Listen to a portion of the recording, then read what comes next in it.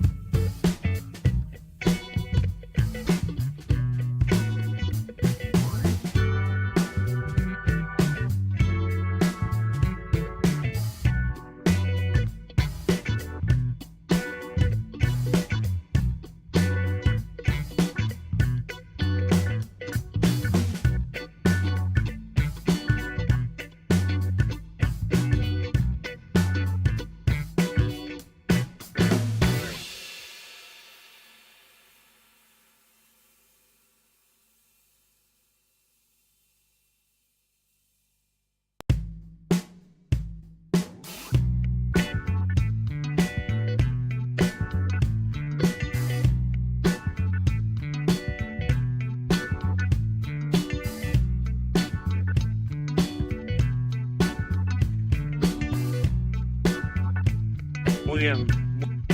Good morning, everyone.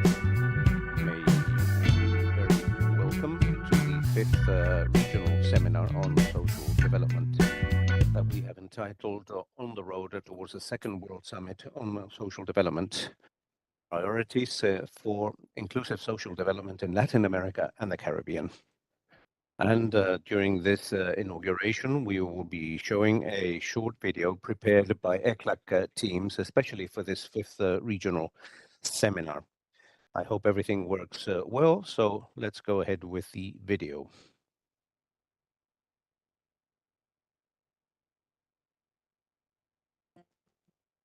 Hace 3 décadas, 3 decades ago in Copenhagen, the first World Summit on Social Development was held. That was a milestone in terms of entering into a global consensus around the need to eradicate poverty, promote full employment and social inclusion. In November of 2025, Qatar will welcome the Second World Summit on Social Development. Latin America and the Caribbean are prepared for this world event whilst it continues to work to achieve sustainable development goals of the 2030 agenda.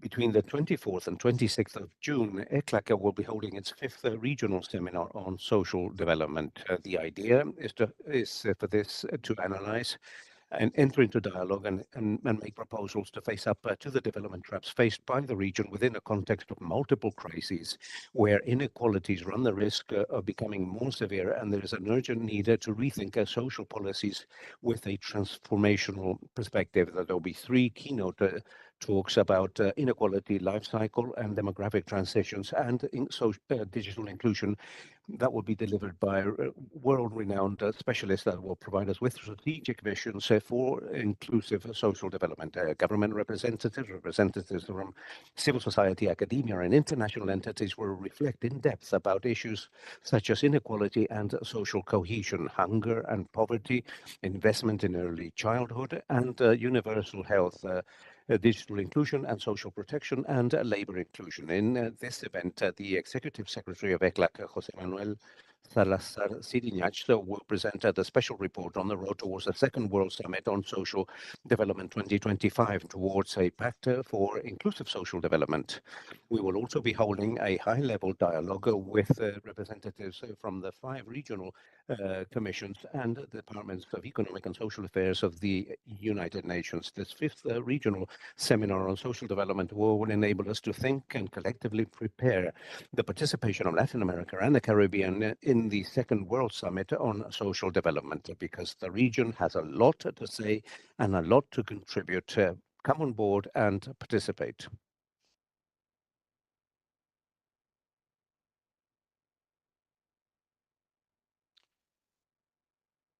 Muy bien. El Seminario Regional de Desarrollo. Very well then, this Social Development Regional Seminar is organized by ECLAC within the framework of collaboration with certain partners, with the German cooperation, Korean cooperation, and with the support of the UN Development Program. And it is a space for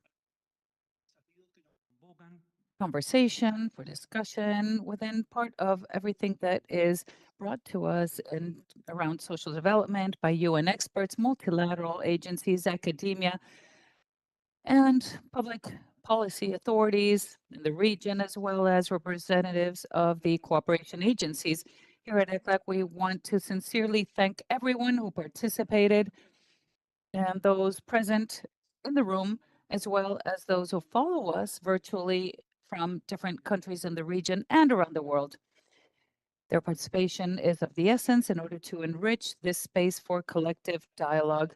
I would like to especially greet all those with us here today in this fifth seminar of social development. Mr. José Manuel Salazar Siriñach, Executive Secretary of ECLAC, Susan Fries-Geyer, Ambassador of the Federal Republic of Germany in Chile, Mr. Hak Hye Kim, Ambassador of the Republic of Korea in Chile, and Ms. Laura Oroz, Director of Cooperation with Latin America and the Caribbean of the Spanish Agency for International Development Cooperation, who will be joining us with a video message. I would also like to greet everyone that is joining us and that will participate on the first day of the Global Summit. And basically the participation of UNDESA and the George Washington University representative, as well as Dr. Ellen Herzberg, professor of digital inequalities from the London School of Economics. In order to open our seminar, I'd like to offer the floor to the Executive Secretary of ECLAC, Jose Manuel Salazar Sirinax. You have the floor. Good morning, everyone. Good morning, Alberto. Welcome all. I'd like to welcome you again to this 5th ECLAC Regional Seminar on Social Development. And I'd like to greet everyone who is with us in the room, as well as those who are joining us remotely. I would especially like to extend a greeting to those participating in the inaugural panel. Suzanne Fries-Geyer, Ambassador of the Federal Republic of Germany in Chile. Mr. Hak Jae Kim, Ambassador of the Republic of Korea in Chile. And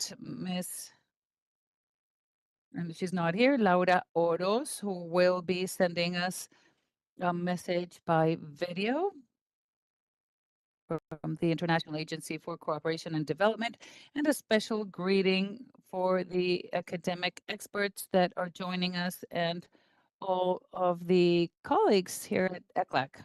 This 5th version of the Social Development Seminar is found within the very different situation after 10 decades ago, the Copenhagen meeting. The world has gone through several situations and different situations in history, as Fukuyama said. After the fall of the Berlin Wall, we've had global convergence towards market economy, where we have enjoyed interdependence in the world, where there are commonly accepted rules. Today, we face a different scenario, a scenario that suspects of interdependence, a world that has several geopolitical rivalries, and energy, food, and supply chain challenges. It is a multipolar world constituted by several centers, industrial situations that do not respect the rules and have a privileged use of unilateral rules. Uncertainty, geopolitical uncertainty, environmental, commercial, and economic and financial challenges are at hand. And as the director of the IMF mentioned, one world where the Latin American region has many opportunities and assets, such as water, strategic aspects, biodiversity. There are many resources that the world needs to feed itself, to decarbonize and to preserve the country. And we have a labor force that is able to participate in these modern industries and sectors, but it will not happen spontaneously. Societies and governments must do their part. A first task is to get out of this short-term aspect that we are working on today, and we need to think about the future. And this future and present and future reflection, we need to think about a reality that is prey to its own weight. In this multipolar world of global instability, social development continues to be more important than ever, not only as a moral imperative and human solidarity, but because the lack of attention to social aspects is perhaps the greatest threat to economic progress, as well as the stability of societies and democracies. Taking care of social matters is of the essence to bring back hope to governments, democracy, and international cooperation. In 1995, the world met in Copenhagen to place social development at the center of the international agenda. And this year, they will be meeting in Doha, Qatar, to update this commitment or reaffirm the commitment in the second Global Summit on Social Development. This historical value of this summit is accentuated with the new international context. This is why the governments and authorities of social policy in Latin America and Caribbean have had diverse preparatory meetings for this summit in Qatar. And ECLAC has accompanied the countries of the region closely, and we thank you for your trust. As part of the process, early in September, the countries of the region will be meeting in Brasilia to celebrate the 6th Regional Conference on Social Development to discuss the role and position of the region as we move towards a second World Summit on Social Development. Of course, with the perspective of the social ministries of the countries. And allow me to frame these discussions with a general diagnosis that ECLAC has carried out to date. These multiple crises and other trends that have impacted the countries of the region, the pandemic and inflation, the international interest rates, the trends of technological revolution and others have deepened the inequalities at hand. They have reduced fiscal spaces and have reduced the wiggle room that markets have. And with this, of course, they have reduced the possibility of creating decent work in the workplace, markets, and all this affecting the social advances that had once been reached. We see three traps here at ECLAC for development. One is the low capacity for growth and transformation. Another has to do with social mobility and cohesion. And a third, it's low institutional capacity and governance. The data on the first trap are quite eloquent, and some of you may know and you've heard me repeat this many times. It's important. In the decade between 2014 and 2023, the average growth rate in the region was only 0.9%, which is under 2% that the region grew in this famous last decade of the 80s. And we have concluded this second lost decade. The question is, what do we do to avoid a third one? Because it's not by chance that the second last decade hindered the reduction of poverty, which we had begun working on since the 90s. And it's also not by chance that we have lost employment creation in 7 decades. And this is because the development traps are interdependent. In other words, the reduction of poverty and inequality should be accompanied by sustained economic growth and institutionality and governance that are robust, because without these elements, public policies seek to reduce gaps or eliminate them, and that is difficult to implement with success. This is why reducing poverty and inequality is an essential task, and another is promoting inclusive social development, such as ECLAC argumented in the social landscape for 2024 and other reports and publications. It is key to strengthen social institutionality. And in this framework, our call is to focus on not what to do, but also how to do it, how to manage these transformations.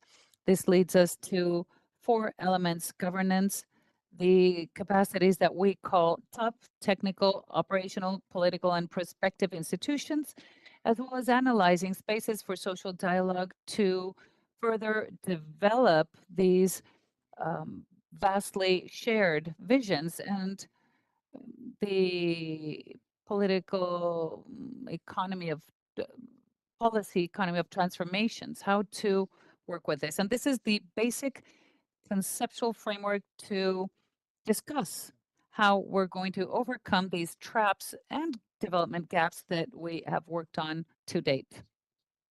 Allow me to summarize the social development challenges that we see in the region. In 2023, poverty in Latin America and the Caribbean was 27.3%, a figure lower but similar to 2014. Extreme poverty was 10.6%, higher than the 8.6% that we had a decade ago. That's why we talk about a second lost decade, not only because of economic growth, but also this deterioration that we see in poverty reduction.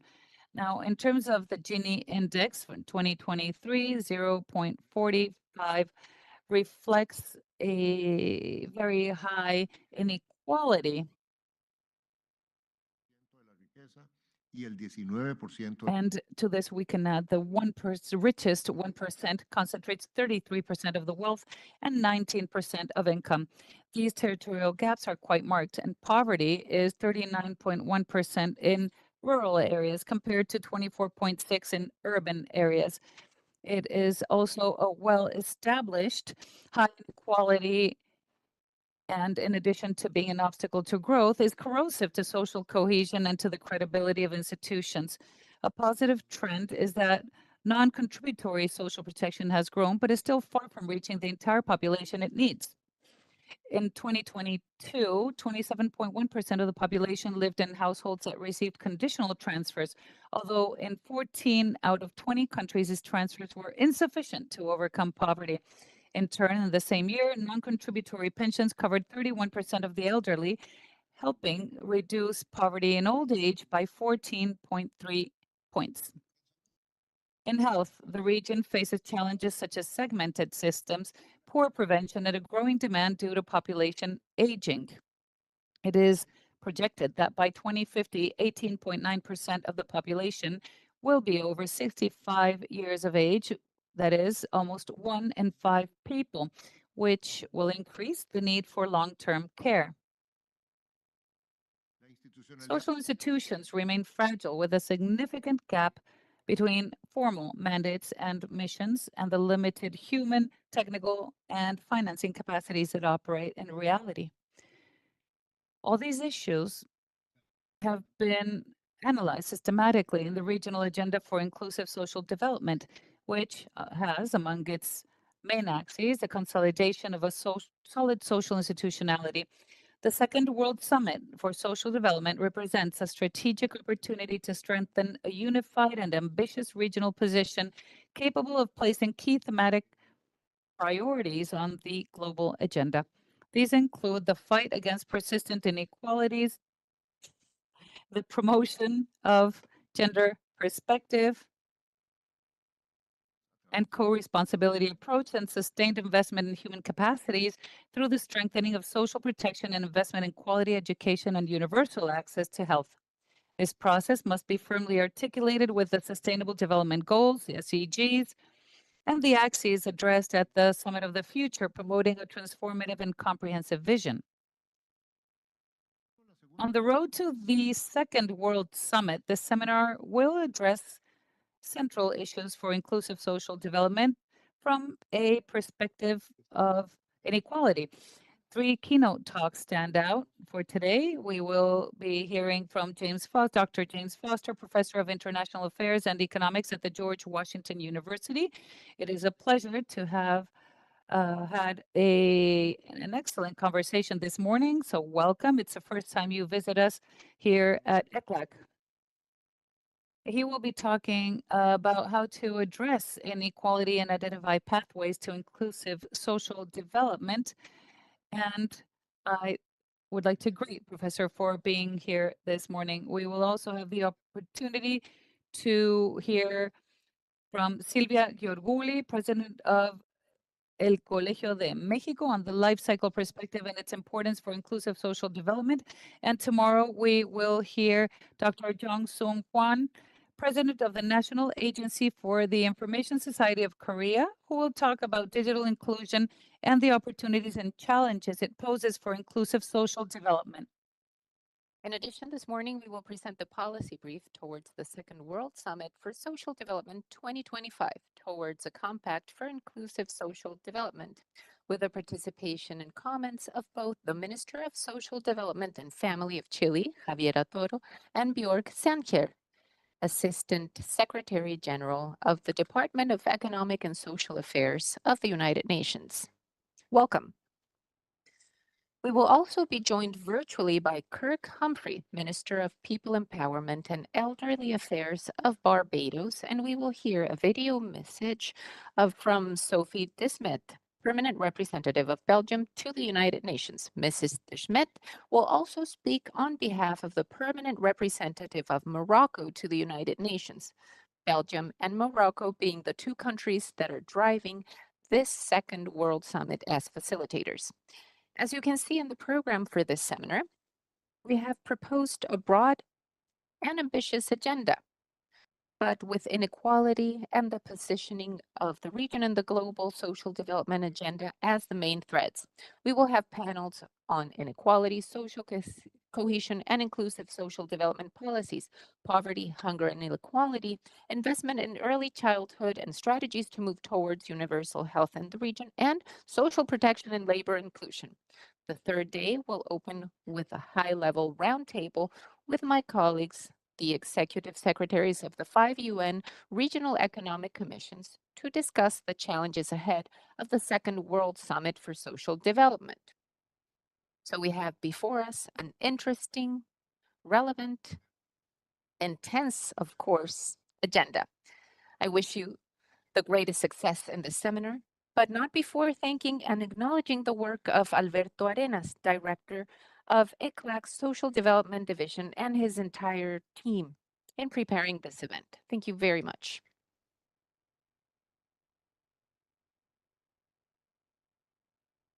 Muchas gracias. Thank you very much for your words, your opening words, Mr. Executive Secretary, and for all your support for conducting this 5th regional seminar on social development on our way or towards the Second World Summit on Social Development by the end of this year in Qatar. Now I would like to leave the floor to Mrs. Susan Fries-Geyer, Ambassador of the Federal Republic of Germany in Chile. Please, Ambassador, the floor is yours.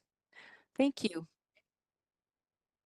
Dear Jose Manuel Salazar Hirinax, dear Laura Oros Ulibarri, dear Ambassador Haki Akim, dear participants also joining us online, good afternoon to all of you.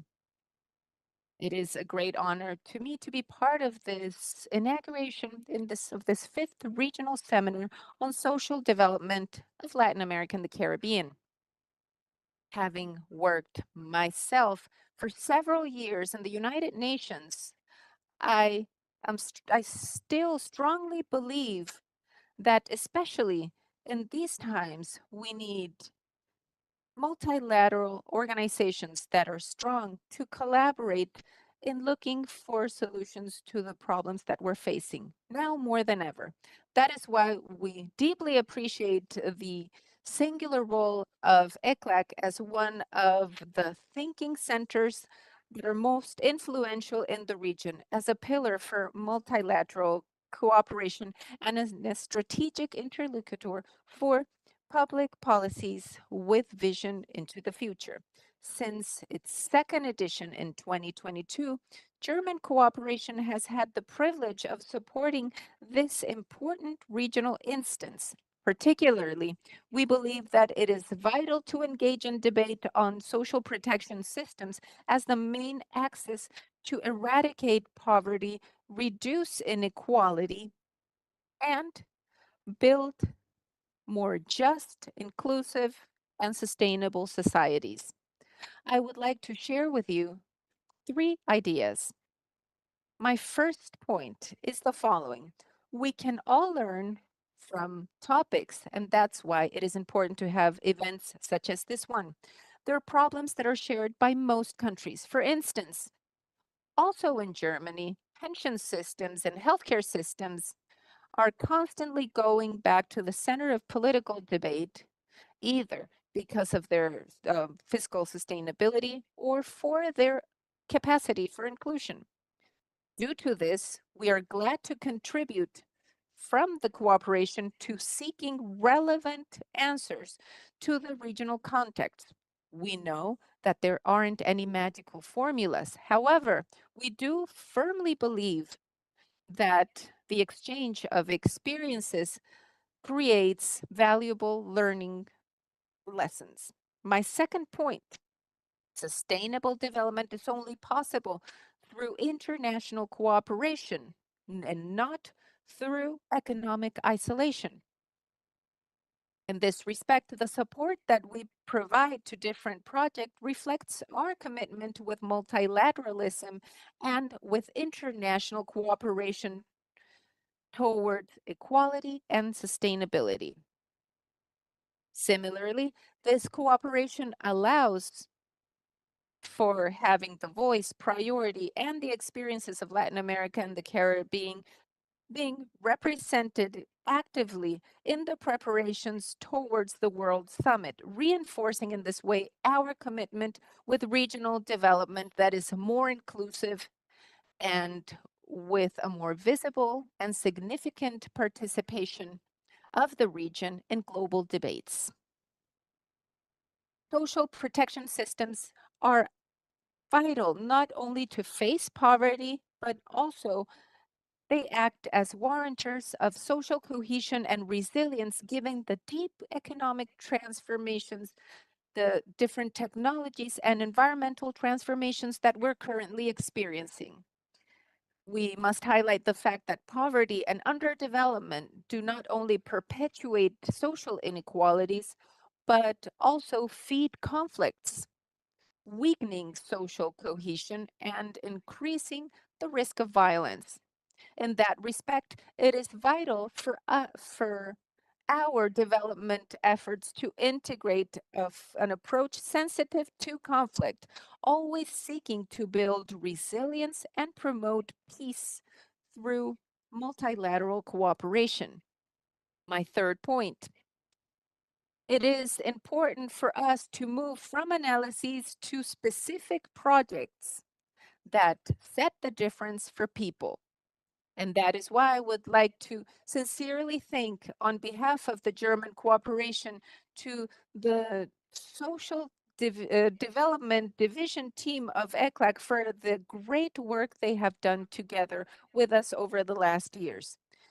Our cooperation has been seen, among others, through the project Productive, Ecologic, and Social Fair Transformative Project in Latin America and the Caribbean. That initiative promotes a comprehensive transformation through three axes: fiscal policy, social policy, and productive and industrial policies. I would like to conclude with an important note. This seminar takes place around a very special date for many indigenous peoples in the region, together with the end of very important festivities such as Huitilpantu of the Mapuche people, the Inti Jaime in the Andean tradition, or the Machacmara from the Aymara people. I hope that this winter solstice, marking the rebirth of the sun and the sky, inspire our conversations and learnings during this seminar. Also, for us, from our different origins and trajectories, can contribute to a more equal, participative, and respectful future with all the ways of life and knowledge in Latin America and the Caribbean. Thank you very much.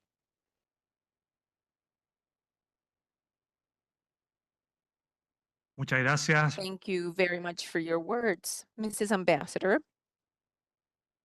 And I cannot stop mentioning and thanking the long-standing support of the German cooperation with ECLAC. German cooperation is a strategic partner in issues on social support and inclusive social development, and this solid cooperation has allowed us to work with several countries in the region in strengthening social protection policies and advancing in social development strategies that are inclusive, especially within the framework of economic, productive, ecological, and socially just transformation.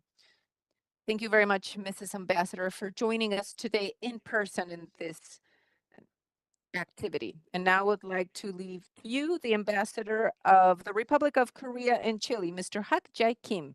Ambassador, the floor is yours.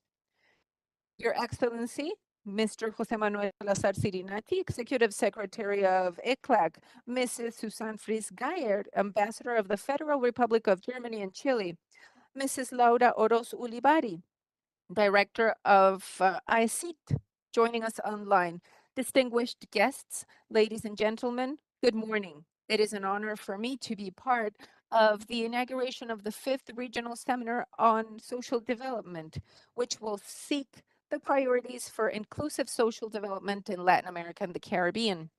As you know well, Korea has been actively participating in the activities of ECLAC with the purpose of contributing in strengthening the bonds between Korea and Latin America and the Caribbean. In this respect, Korea wishes to continue being a strategic partner of ECLAC and in the region that it represents. And of course, in such an important issue that brings us here today, inclusive social development through several means. Inclusivity is not only an aspect of social well-being. The only path towards sustainable economic growth is inclusive growth that distributes equally opportunities and the results of development. Inclusive growth can be considered a synonym of sustainable economic growth. Korea has achieved a rapid economic growth since its independence in the Korean War. However, currently, it is facing a social problem, the lowest birth rate of history, 0.72 in 2024. The main reason for this is the loss of hope. And it is said that the cause of a loss of hope is inequality. When inequality becomes worse, opportunities are reduced. The lack of opportunities only intensifies conflicts between classes and generations. So how can we correct this situation? The answer is reduce inequality and create new opportunities. Equal opportunities means establishing a basis where all people can challenge themselves, where everyone can develop their own capacities through proper education and training, also through access to different opportunities, thanks to the reduction of the digital and computer gap, and not being left aside due to health problems or personal failures that impede them to try it again. Our new government or new administration that started on June 4th is also implementing new policies to promote inclusive growth. We will continue engaging in dialogue and cooperating strongly with our international neighbors and sharing our experience towards a globally inclusive society. En esta Today, Korea is present through the presence of Dr. Juan Tung Song, the president of the National Agency of the Society of Information, and with the acronym in English, who will give a talk on Thursday entitled Detailed Inclusion, the progresses and obstacles for the inclusive social development. And from the inception in 1987, it has worked in different areas, disseminating the experiences of the Korean technology with the countries that require them by offering also the counseling for the different digital platforms, the sending of a specialized staff for the support. We know that the origin of one of the social gaps is the accessibility to information and technology. And in this perspective, Korea would like to be closer to the inclusive social development of the Latin America and the Caribbean through this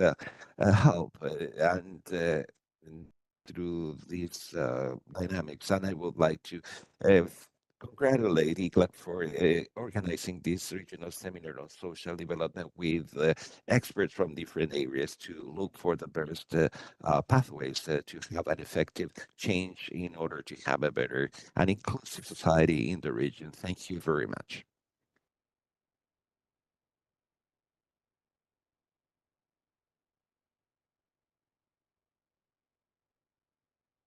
muchas Thank you very much, Mr. Ambassador. We're very thankful for your presence today in the opening of this fifth regional seminar on social development, and we'll celebrate that you are strongly supporting ECLAC for the reflection, analysis, the technical assistance that is provided to the countries vis-a-vis these challenges for the social inclusion and considering the digital transformation in the region, allowing to know your experience closer on these issues. The team from ECLAC lets me know that we have over 120 people or 128 people who are online from 33 countries of the region, and we have people from the United States and Europe. I would like to take this opportunity to greet Mr. Jesus Valdeon, the Vice Minister of Promotion of the Employment and Labor Training in Peru, who is here, and Mr. Chapes Mejias from the INSTA, the Mexican Institute of Social Insurance. You're welcome. Next, we will share with you a message from the director of IC, Mrs. Laura Oros Ulibari. Mrs. Oros, you have the floor. We'll show the video now.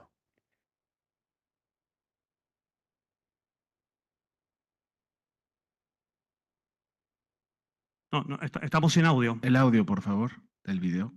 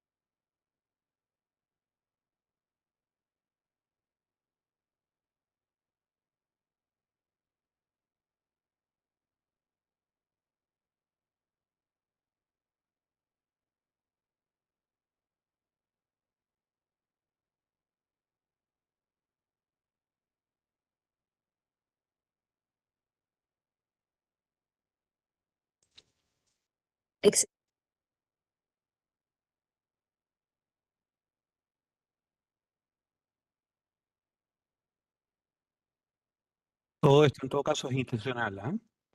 This is on purpose, by the way.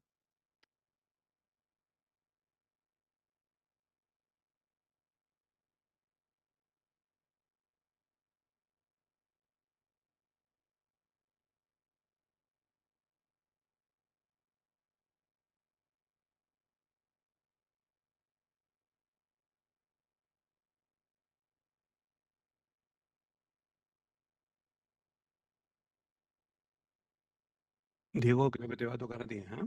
Diego, I think you will have to take the floor now, but we'll wait for an additional second.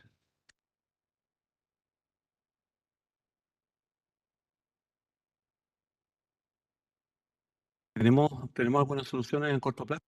Do we have a short-term solution for this, or will continue? Well, En todo caso, digamos, saludamos especialmente. well, would like to greet the representative of the IAC who is here in the room in the 5th Regional Seminar on Social Development, Mr. Escotorno, Diego Escotorno. So a few words from Diego now. Well, thank you very much for this unexpected taking the floor now. So it is a great pleasure for me to be here representing the AC, the director, and Mrs. Laura Oros, who is the director for Latin America and the Caribbean. And I know that she was thanking for her presence here, and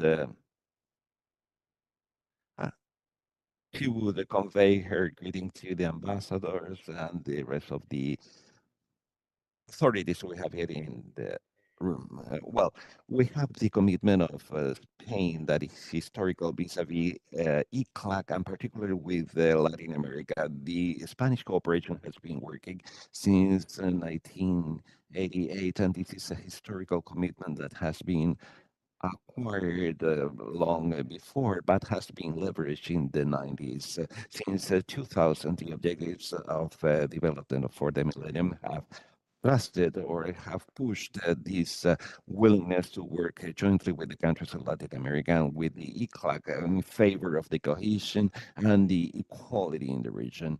And the objective of ACID through the 2000s was increasing the support and the presence of different Spanish entities in the region, allowing to cooperate with international institutions and the nations individually.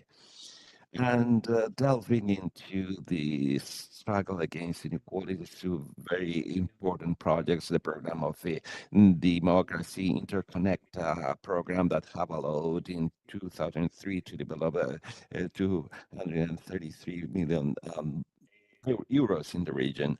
And although Laura is not here, she's specialist and she's particularly committed with the area of inequality and the development of democracy. And I would like to mention particularly this thrusting of democracy in the region and the cooperation with the different institutions that are present here. Hopefully we'll recover the connection with her, but I didn't want to close this comment without thanking ECLAC the possibility to participate here online from Madrid and here on the premises. And it will be a pleasure to debate with all of you vis-a-vis different topics that we'll be delving into during the development of this conference. Thank you very much.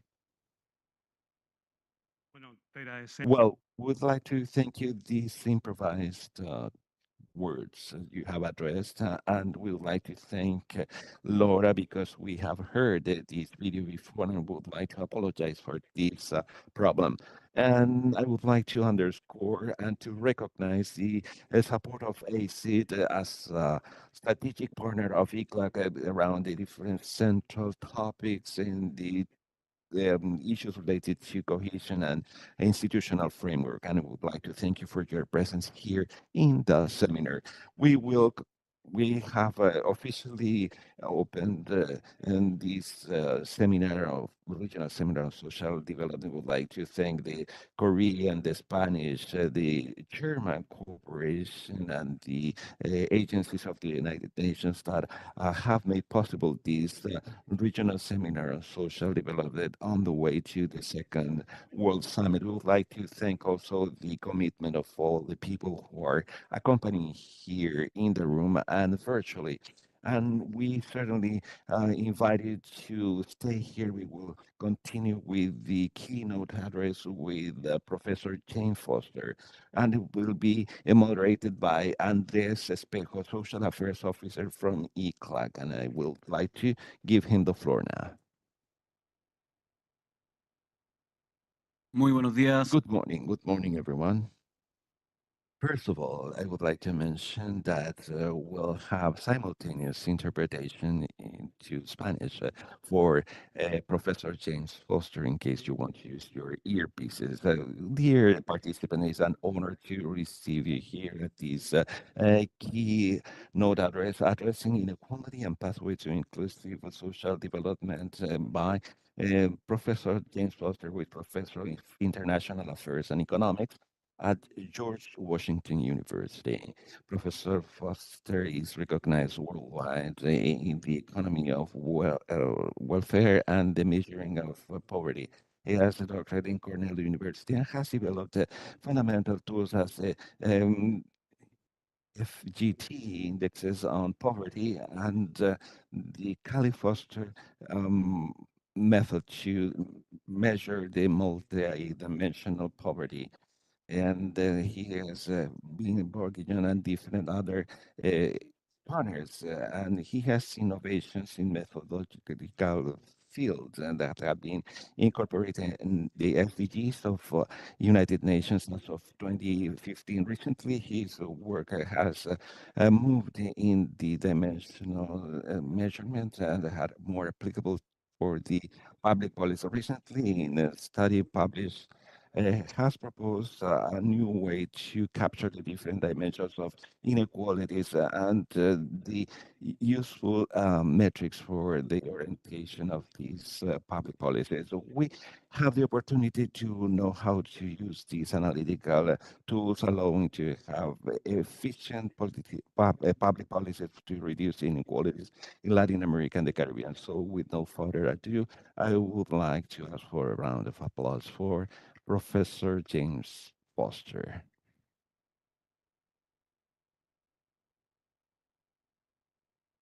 Hello. Well, you're going to see only part of me today because actually I'm quite ill, but managed to make it anyway, and I'm feeling excited by hearing all the discussion. So I think I'll be feeling better as time goes on.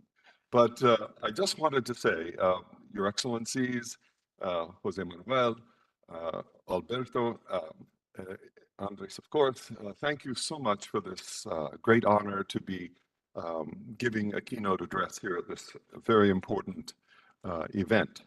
Now, I would like to, if I could, wonder where the slides might show up.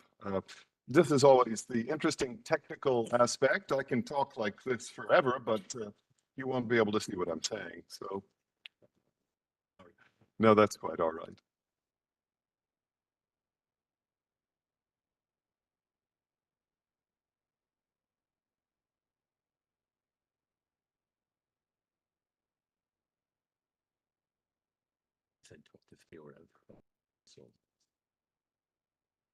Well, you know what? I can't let time go by without saying something. I mean, I must continue. First of all, I was excited to be down here where I have snow in the mountains. What an amazing thing. Hopefully my voice will stay with me for the entire talk. I'm a little bit worried about that.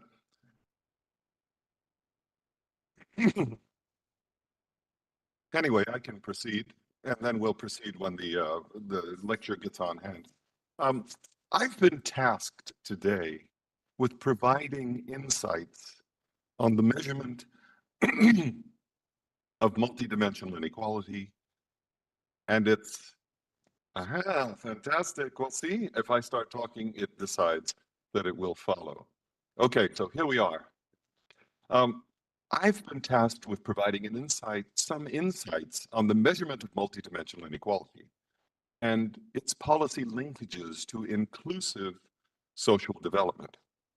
Well, of course, when you mention social development, and especially inclusive social development, you have to go beyond GDP and monetary measures. Hence, we are in the realm of multidimensional measures, which is a dangerous area.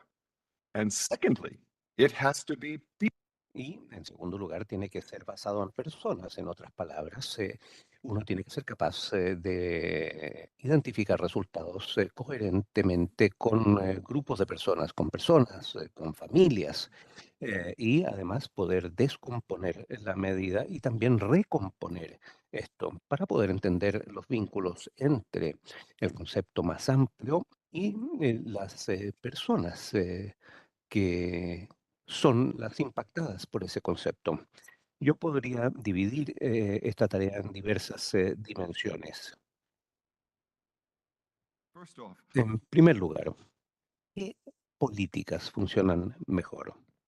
A todos nos interesa esto, a fin de cuentas, pero attribute. Empirical economists need to understand the link between policies and outcomes. And that takes a great deal of work over time and space. RCTs are used often, but there are other ways as well. So I won't be discussing that today. Which dimensions should be included? Well, of course, I'm taking a multidimensional approach. And you know that as soon as you say multidimensional and you're anywhere near UN, it's got to be living standard, health, and education first and foremost in dimensions, and then you go from there. But I won't go into the details of the dimensions because, frankly, it's for the important policymakers to think what is important to them. Particularly, my mind is on the countries that might use this. Because as you use something, you need to make it your own. It must be your own country's approach or your regional approach to achieving an understanding of inequality. not what I might say in terms of the dimensions that are reflective of what's important. I was reminded of an example here when the MPI in Chile came out. They had originally suggested to use social coherence as a dimension, social cohesiveness, I meant. And when I came, I advised you don't have any relevant measure of social cohesiveness. And until you do, I wouldn't include it in the measure. So they didn't. And then 2 years later, they brought me back. And they said, we have put it into the household survey, and we have some great data points in order to understand this additional, and we will now include it in. And I clapped my hands because all the people in the audience with NGOs were clapping their hands. How important it was in Chile to have this as a dimension, if you will, to examine as part of poverty.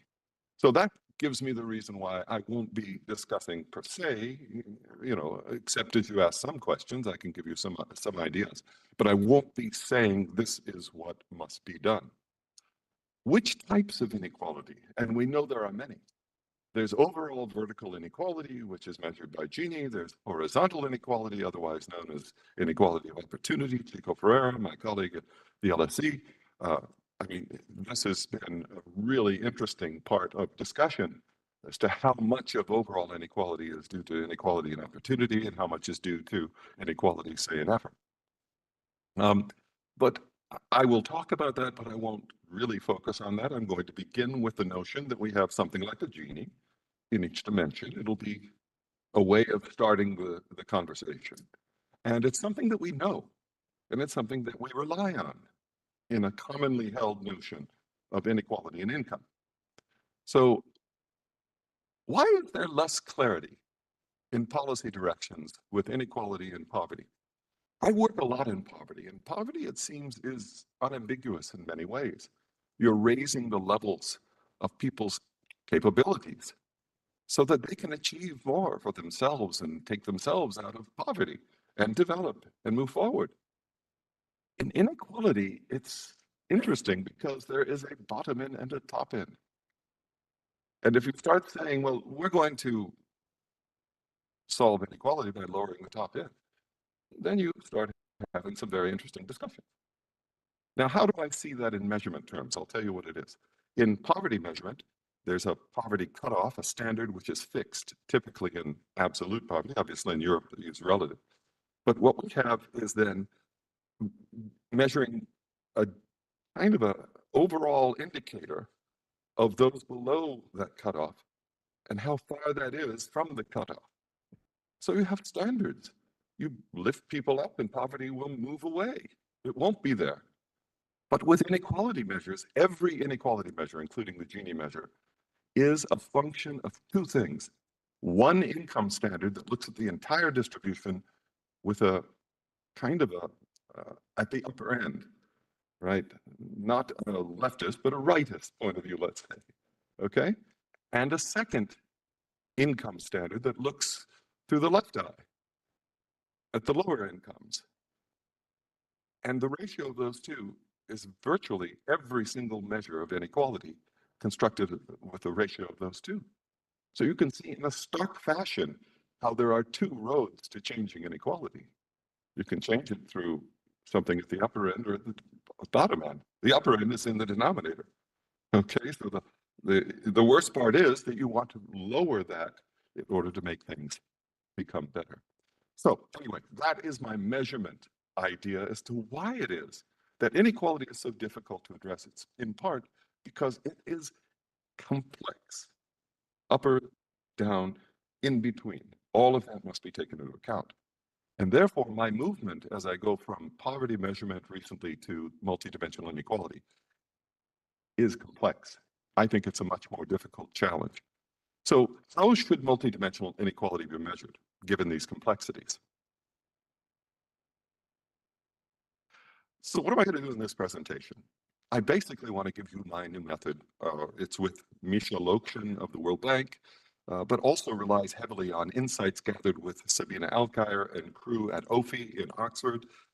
Describe a new method of understanding multidimensional inequality that's simple, grounded in well-known technologies, adheres to the axioms of multidimensional inequality, including a sensitivity of the overlaps across dimensions, can incorporate policymakers' views on the relative importance of income inequality, health inequality, education inequality from the get-go.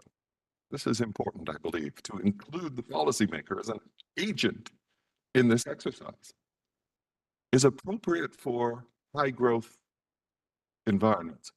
Now, you would be surprised if you take a look at a case where a country grows very fast and they have higher income inequality as compared to the other inequalities of health and education. You might imagine that since income becomes a more important part of the game, that by itself should raise inequality, but actually most technologies don't act that way. They simply divide through and they say, oh, well, inequality and income gone up, but the same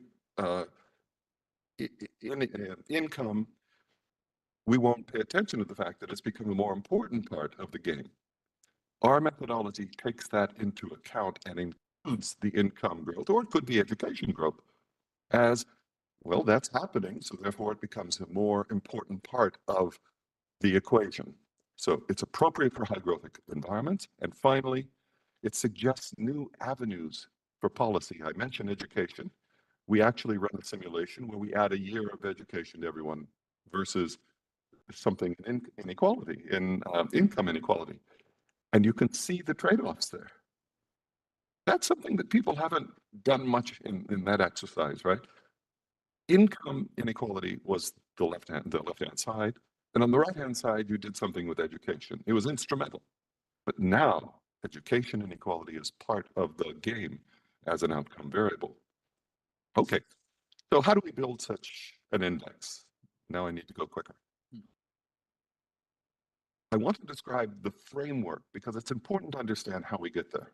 It's based on paper I've recently written in the process of finishing, actually, and lots of extra work with other colleagues over the years. I mentioned Miguel Sekeli from Mexico, Luis Felipe Lopez Calva, currently at the bank.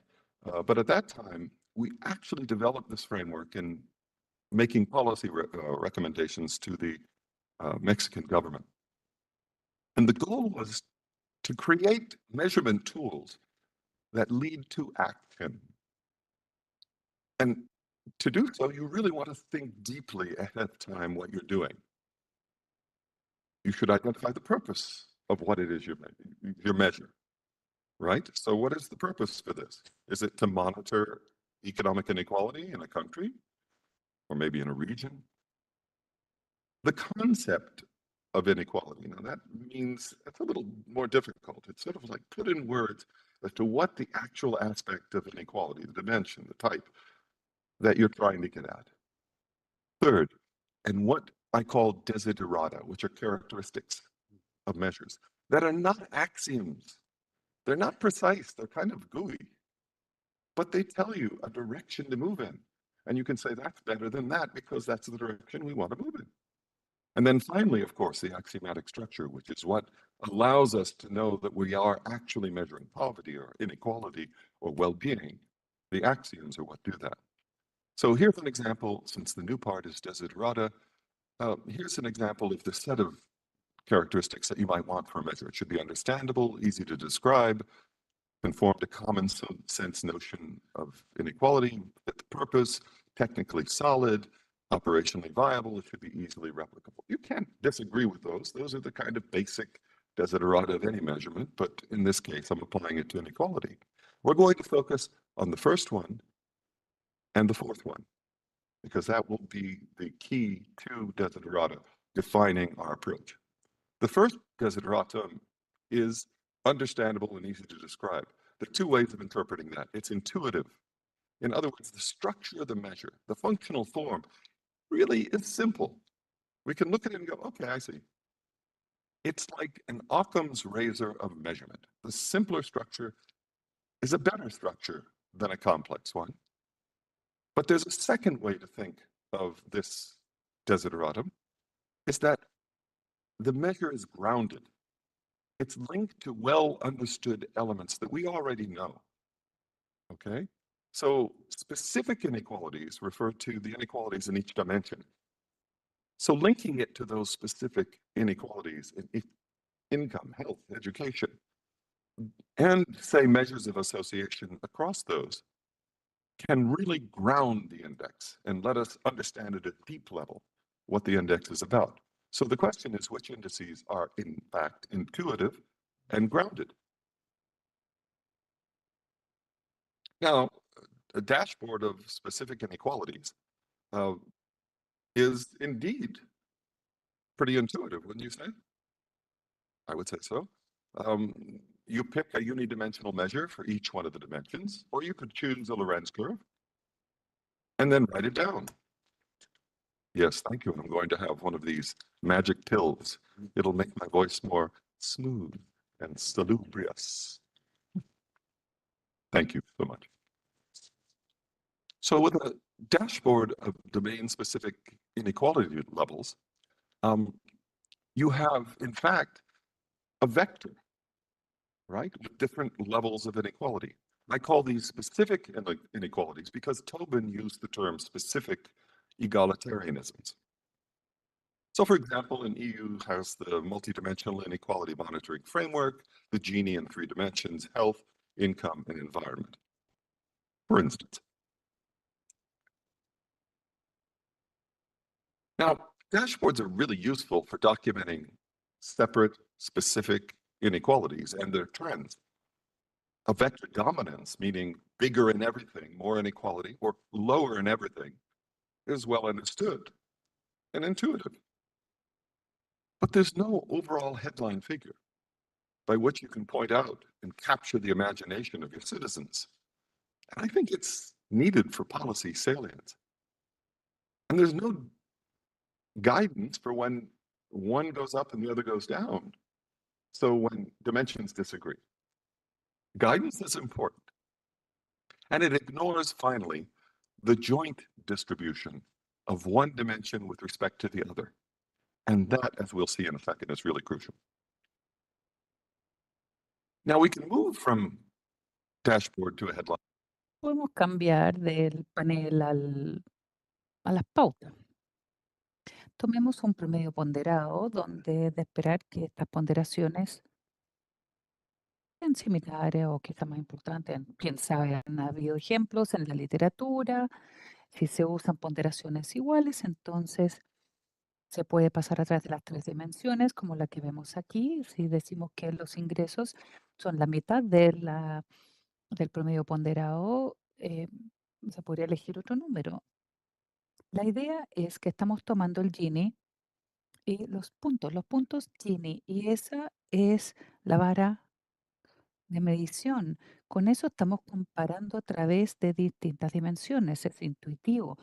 Eso les permite agregar. Entonces tenemos una cifra clara, está basada en ciertas desigualdades específicas y podría satisfacer muchos axiomas, pero se podrían ignora la distribución conjuntiva, la asociación positiva entre dimensiones, porque si estamos en el nivel más alto o más bajo de todo, entonces no hay salida. Y eso pareciera ser la estructura. Well, let me give my example here. I just want to make sure you know why I'm paying attention to that other aspect. So here's 2 persons. In situation A, person 1 has everything. So I call it 1. Of each dimension, choose the dimensions that you would like there. 1, 1. Person 2 has 0, 0. In situation B, person 1 has all of the first, but none of the second. And person 2 has all of the second and none of the first. In those 2 situations, you notice that the inequality per dimension is identical. It's highly unequal, the most unequal. So you have the maximum inequality per dimension. But notice that if you take any way of aggregating up what the situation is in situation A versus B, It's surely the case that it's still maximal in A, but in B, not so. Because of this negative association between dimensions, you've actually brought down multidimensional inequality as compared to the situation A. I mean, it's a stark example, but I'm trying to show you dimension-specific inequalities are not all that you can go with. They're the same, but they mislead. A dashboard wouldn't work. Overall, there's very big structural difference. Situation A is fully unequal. Situation B is less so. The policy responses had better be different because in situation B, a transfer could increase inequality. And you need a multidimensional approach to incorporates this association to know what to do. Now, what tools are available for that type of inequality measurement, multidimensional inequality measurement?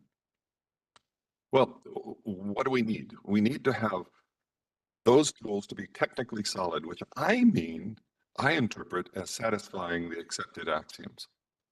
And I want to indicate to you that even though I'm a mathematician by training, and I work heavily in the mathematical realm of axioms, I see axioms as little nuggets of policy that tell us the direction we want to go and tell us directions that don't change. So an invariance axiom says which basic transformations don't change what you're measuring. So if you switch a name of people in inequality, it's anonymous. So there's no change in inequality. But dominance axioms say which basic transforms can change the measure for better or for worse, and how. That's where we work through, is the dominance axioms. There's also decomposition axioms that allow us to do policy analysis and link groups, individuals, and so on. The core axioms for unidimensional inequality measurement are given below: anonymity, replication, invariance, scale, invariance, transfer. The core axioms for multidimensional are almost the same, except the transfer axiom, whereby a progressive transfer lowers inequality, now has to be re-specified because you have many dimensions. And there are two ways of doing so. I'll touch on that in our discussion. So which indices? Well, there's a large theoretical literature, many functional forms satisfying all kinds of axioms, and you can see these summaries. The empirical literature is actually much smaller. Very few people actually employ these indices.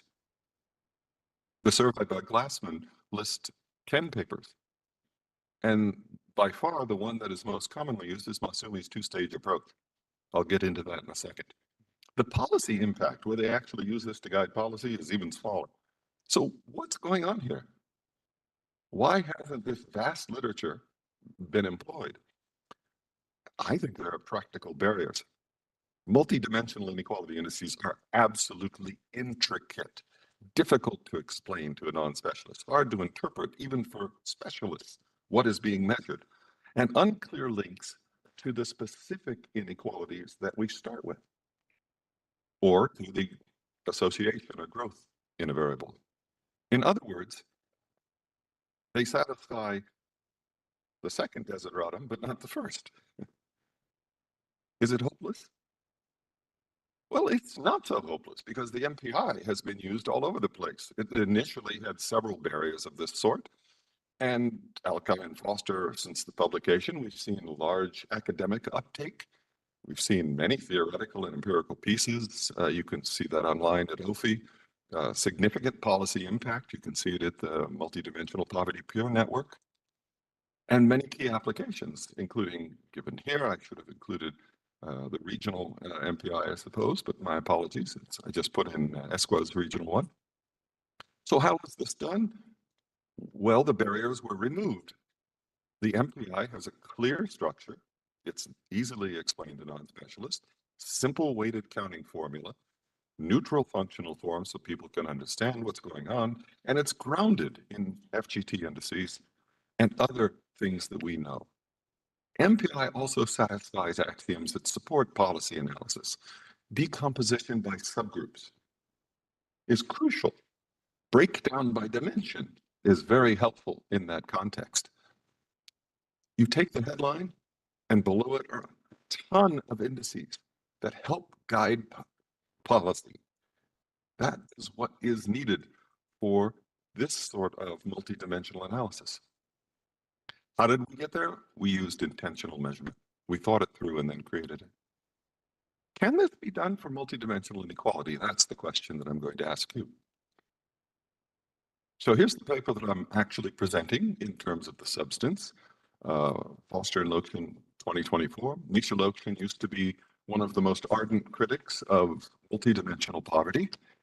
He worked with Martin Revellian. It's a name that, of course, we all revere as being a great mind in the area of poverty. But even though in the early days, Misha was creating many of the critiques of multidimensional poverty, over the years, he got to see how the policy relevance of this approach really forces us to use it. It's compelling, and it compelled him to work with me on this particular project. So what will this be all about? I'm not sure how far I'll get because it depends on how much time I have. We will focus on a two-stage approach, which was that Masumi 1986 paper. You aggregate people's achievements and you apply a unidimensional measure to that aggregate distribution. Do you see? For me, I have an aggregate. He has an aggregate. Okay. You have an aggregate. And then we look at the distribution of the aggregate. What could be simpler? We have a characterization result. That is very technical, but it points us in only one direction. And here's what the result says. The aggregation must be linear to satisfy the core axioms of multidimensional inequality. What? Linear inequality? They seem to be a contradiction in terms. Not so here. You need linearity in that aggregation. Now, just saying linear does not mean that it's linear with equal weights. No, I mean, it could be one is higher and one has, the coefficient could be very low. Much leeway in what these coefficients would be. But this result captures the essence of technical solidness. In other words, if you want to be technically solid, you got to go this way. Okay. The decomposition result that we show next brings us back to that core of the first desideratum. The index is not only simple, as we saw from the characterization result, it can be expressed as the average specific inequality minus a term for association. Now, do you remember that I had that situation A that had so much inequality, but in the second case, there was negative association across dimensions that brings down multidimensional inequality. It's that term that we needed to define and include in order to get the whole index. That is an important part of the term. Finally, you might ask, what coefficients in the linear aggregation? And we provide a kind of simple answer to that based on a calibration approach. You come to me as a policymaker and tell me what specific inequality is more or less important. We then calibrate the appropriate C coefficients in the aggregation methodology, and we obtain a starting value which we use thereafter in a coherent fashion. We illustrate with some examples. I hope we'll have some good examples later on today. My examples are from, I'm afraid, ECA, because that's where my colleague is working in the World Bank. So I'm going to run through some horrifically, tedious definitions and discussions, but I hope I've made it so it's simple enough so you'll see it in a second. That's what my goal is, to just show it to you and then run. Each person in a population has achievements in several dimensions. My example here, 3 persons, 3 dimensions. We have Xij is a typical element. I don't need that really. The important example is showing that the matrix that you need to understand multidimensional inequality is related to but different than specific inequalities. On the bottom right, you see the inequality in each column. That's the distribution of, say, income, of health, of education. Those inequalities would make up a dashboard. But we're going to go beyond dashboard to the left-hand side to a multidimensional inequality index of the entire matrix, including the positive association across the dimensions. So Masumi constructed the index in two stages, as I said before. Apply a function, an aggregation function, to individual I's achievements to get some SI level of their achievement. And then secondly, take that distribution of S1, S2, and so on, and apply an inequality measure to it. Multidimensional inequality is therefore inequality of that one-dimensional inequality measure applied to the distribution of aggregates. Does this make sense? It's pretty straightforward, right? Now, I haven't told you what the aggregation is, so you just got to trust me there. One example would be that H is a geometric mean. Does it sound familiar? Human Development Index? Oh, yeah, I know. Is it really the right one? Maybe we should go back to the mean. I've been debating that over the years. But in any case, it could be the geometric mean, and the inequality measure could be the tile's second measure. That's an example that would work with his approach. Both steps are understandable. It's defined all over the place as intuitive, but does it yield a coherent multidimensional inequality index? That's the question. The original paper claimed that M would satisfy the multidimensional transfer axiom of Combe, but Dardolini gave a counterexample that led some people to dismiss the method and others to question the axiom. Empirical folks just kept using it, not paying any attention to any of that. Okay? But is this violation really a problem? You recall the desideratum, yes. Index must be technically solid. It's got to satisfy the core axioms of multidimensional inequality indices. Now, I'm going to just run through a couple of those axioms because it's crucial to know what they're getting at. First one is invariance axiom. Notice all I'm doing is shifting who has what. No change in inequality. Does that make sense? Okay. You can see it through the colors. I'm just rotating. Next, replication invariance. You can see I've replicated. I've made a clone of everyone in this room. And that shouldn't change overall inequality. Scale invariance. I've doubled or halved the amounts of each of the achievements. And that should lead to no change. Dominance axioms are where the core is. Those invariance axioms are great, but where the real policy comes from is here.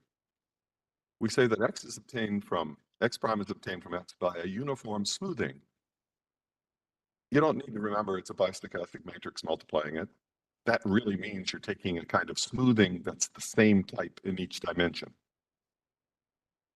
You can see the example here. I take a particular matrix, multiply it times X, and I get that smoother X prime.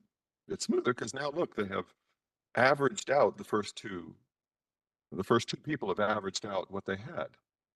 So it's kind of a smoothing or a transfer, progressive transfer between the two. Uniform smoothing creates progressive transfers in each dimension that are linked in a particular way. Serge Combe put together the so-called weak uniform majorization axiom, which said that if you do this and smooth things out, the inequality measure should not go up. That seems reasonable. It also has a strict version. I won't go into it. If M violates this, you're not measuring multidimensional inequality. The second dominance axiom is associated with Atkinson and Bourguignon, 1982 paper, very influential. We say that X prime is obtained from X by an unfair rearrangement if, for all dimensions, X prime reorders all achievements from highest to lowest. In other words, X prime is a completely aligned version, which I denote with those two things on the top, of X. Better look at the example. In the example, we've taken, and person one is the highest in the first two already, but lowest in the third, or middle in the third. Give that person the highest. The second person has the intermediary, the third one has. So you see, X prime is completely aligned and ordered in the same way. You have increased the structural inequality in my way of looking at it here. So the one with the highest in one has the highest in all. If you undo an unfair rearrangement, that's a form of progressive transfer because you're mixing it up, okay? And therefore, the second weak unfair rearrangement axiom says that when you do this and you go backwards, smooth it out, inequality should not go up. And there are strict versions that we could talk about. If M violates this, you're not measuring multidimensional inequality. I'm sorry. So I want to make the two-stage method technically solid. How do I do it? I'm going to put some assumptions down that the inequality measure satisfies the core axioms of unidimensional measures, and the aggregation approach satisfies some technical assumptions that I could describe with you. They're from a paper by Boesmans. When would the two-stage method yield a coherent index? Here's our answer. Let M be a two-stage measure with components H and I.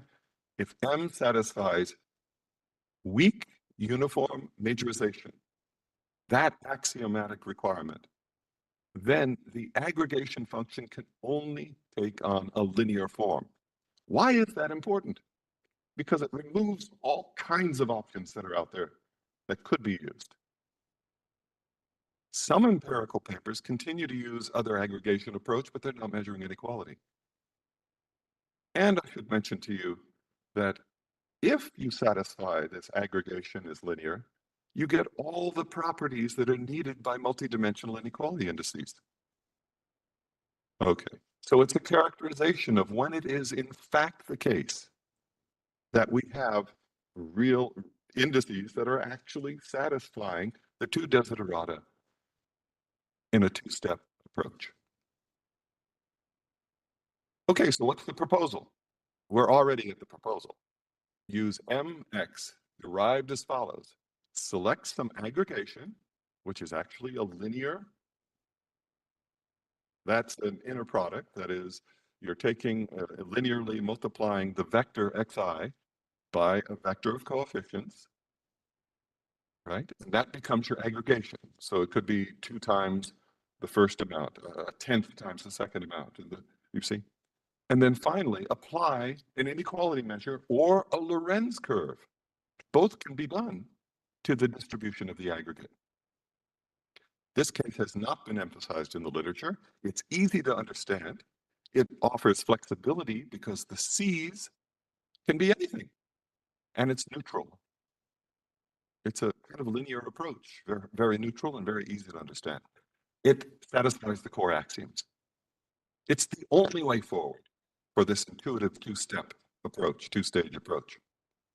Now, if you were to interpret H as a utility function, you might say, well, linear utility may not be the way I want to go. No problem, but I'm not interpreting this as a utility function. Far from it. I'm using this as Atkinson and Bourguignon talked about, making no use of information on individual relative valuations of dimensional variables. These are policy variables. This is being set to kind of figure out what has priority. Okay, so that's where the action is going to come from. Okay. The index is linked to average specific inequalities. And here is the magic. Because Tony Shorrocks in 1978, in one of his first papers, described mobility as the difference between an average between adding up incomes over many periods and looking at the inequality of that aggregate distribution, and taking the average period-wise inequality. The difference between those two he called mobility. Because you can have a lot of inequality in each dimension, but if it smooths out because some who was high and one is low, mobility lowers inequality. That's exactly what I use for that last term. It's Tony Charlotte's mobility measure. Very simple. So if mg is the aggregate index where g is the Gini coefficient, then average inequality, specific inequality, is just the weighted average of the Gini of income, of health, of education, where the weights have that specific form. It's essentially a mean weighting. And the second term is essentially the difference in this measure between when you realign everyone so that they have maximal structural inequality minus the actual situation. And so mg is just the average specific minus this kind of structural measure, saying, it's been smooth, so we have to lower inequality as a result. So the interpretation, multidimensional inequality is the average of specific inequalities minus a mobility term reflecting the pure impact of realignment, and hence we have an intuitively grounded index.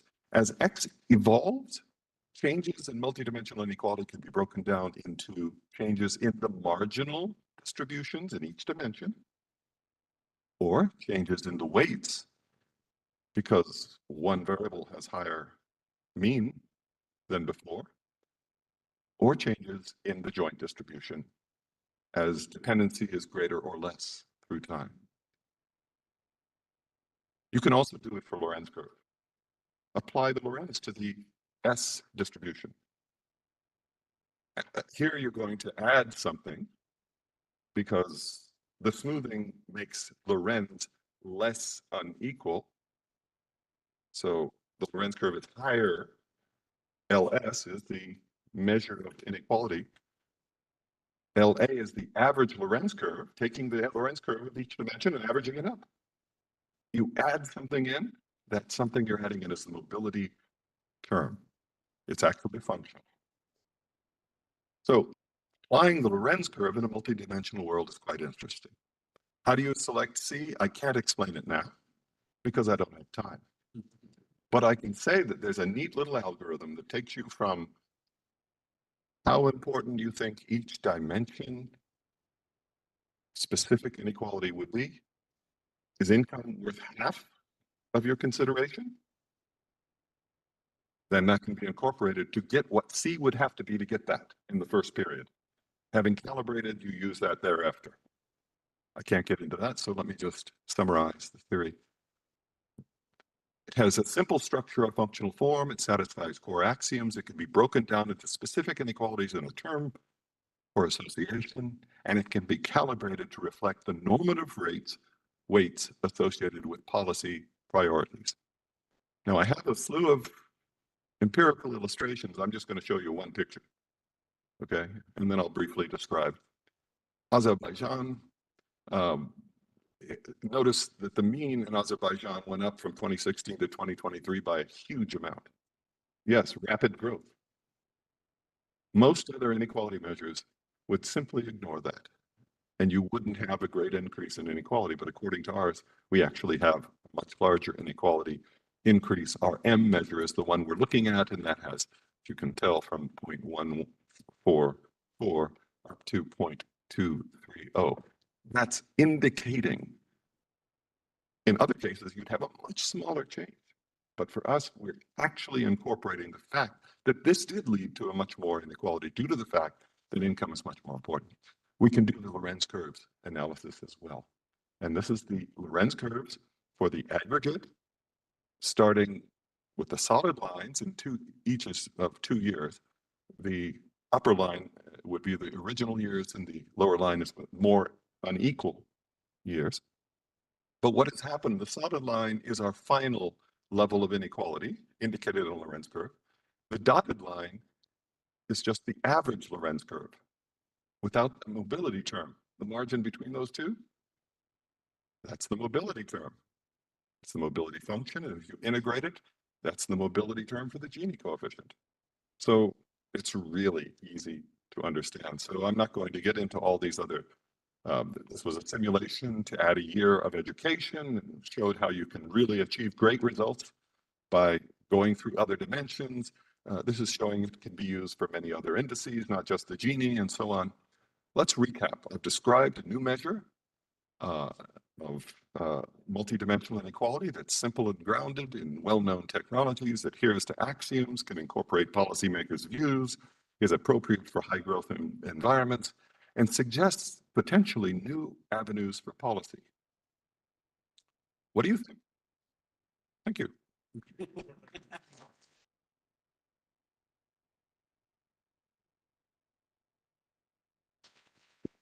Muchas gracias, Profesor Foster. Much, Professor Foster. Your presentation has been quite inspiring. I would like to say that you mentioned that in general, there is a large amount of theoretical literature, however, not much empirical, and certainly the impact on policies is even lower. We would like to thank you for those efforts on innovating in statistical and methodologic views that allow us to increase the wealth of information for measurement that can then allow us to have comprehensive policies. This is our aim at ECLAC.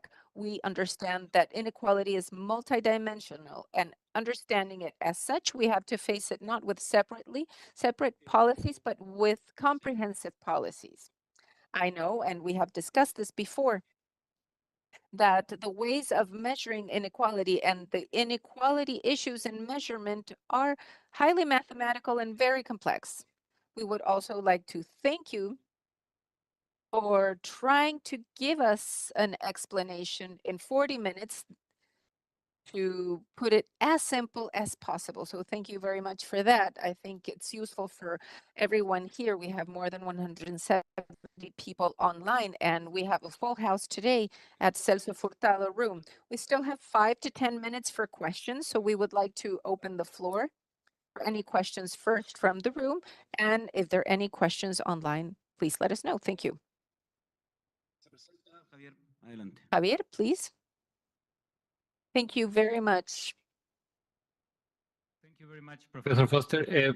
I have two quick questions. The first one is, when you mentioned the lack of take-up, I think that one thing that doesn't happen with multidimensional poverty versus income poverty, but does happen with inequality, is that with any index or with any other dimension different from income, you won't get higher inequality levels. So one of the problems for take-up is that when you say, I will consider the multiple dimensions of inequality, you always get a lower value than when you just consider income inequality. I don't know if you have some thoughts on that. And a second comment is related to the limits imposed by the information sources, because in general, when you calculate the index with a household survey, you would require having, like, for example, for health or for housing, indicators that where you can show the inequality. Usually you just have zeros and ones or something like that.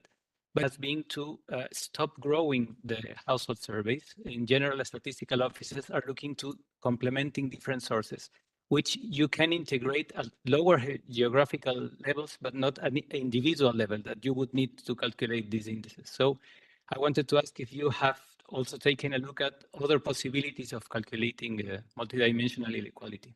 Thank you. Great questions. In fact, this is where I usually start putting some caveats in. Caveats have to be made in terms of, I'll start with the second one. You need cardinal information in order to measure inequality.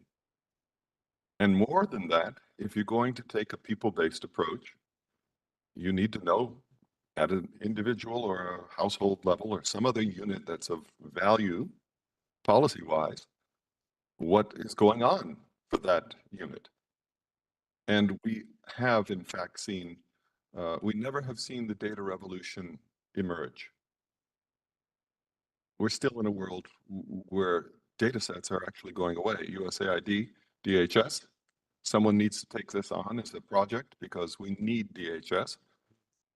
And USAID is not funding it anymore. So what do we do? Okay, so I share your qualms in that sense. But you know what? Countries themselves create wonderful data sets for purposes that they need. And they can build off of other data sets. They did it with the multidimensional poverty here. The question, however, is how do you work on multidimensional indices with cardinal data? And it is tough. One approach, and I'll only say this, there is now a large literature on ordinal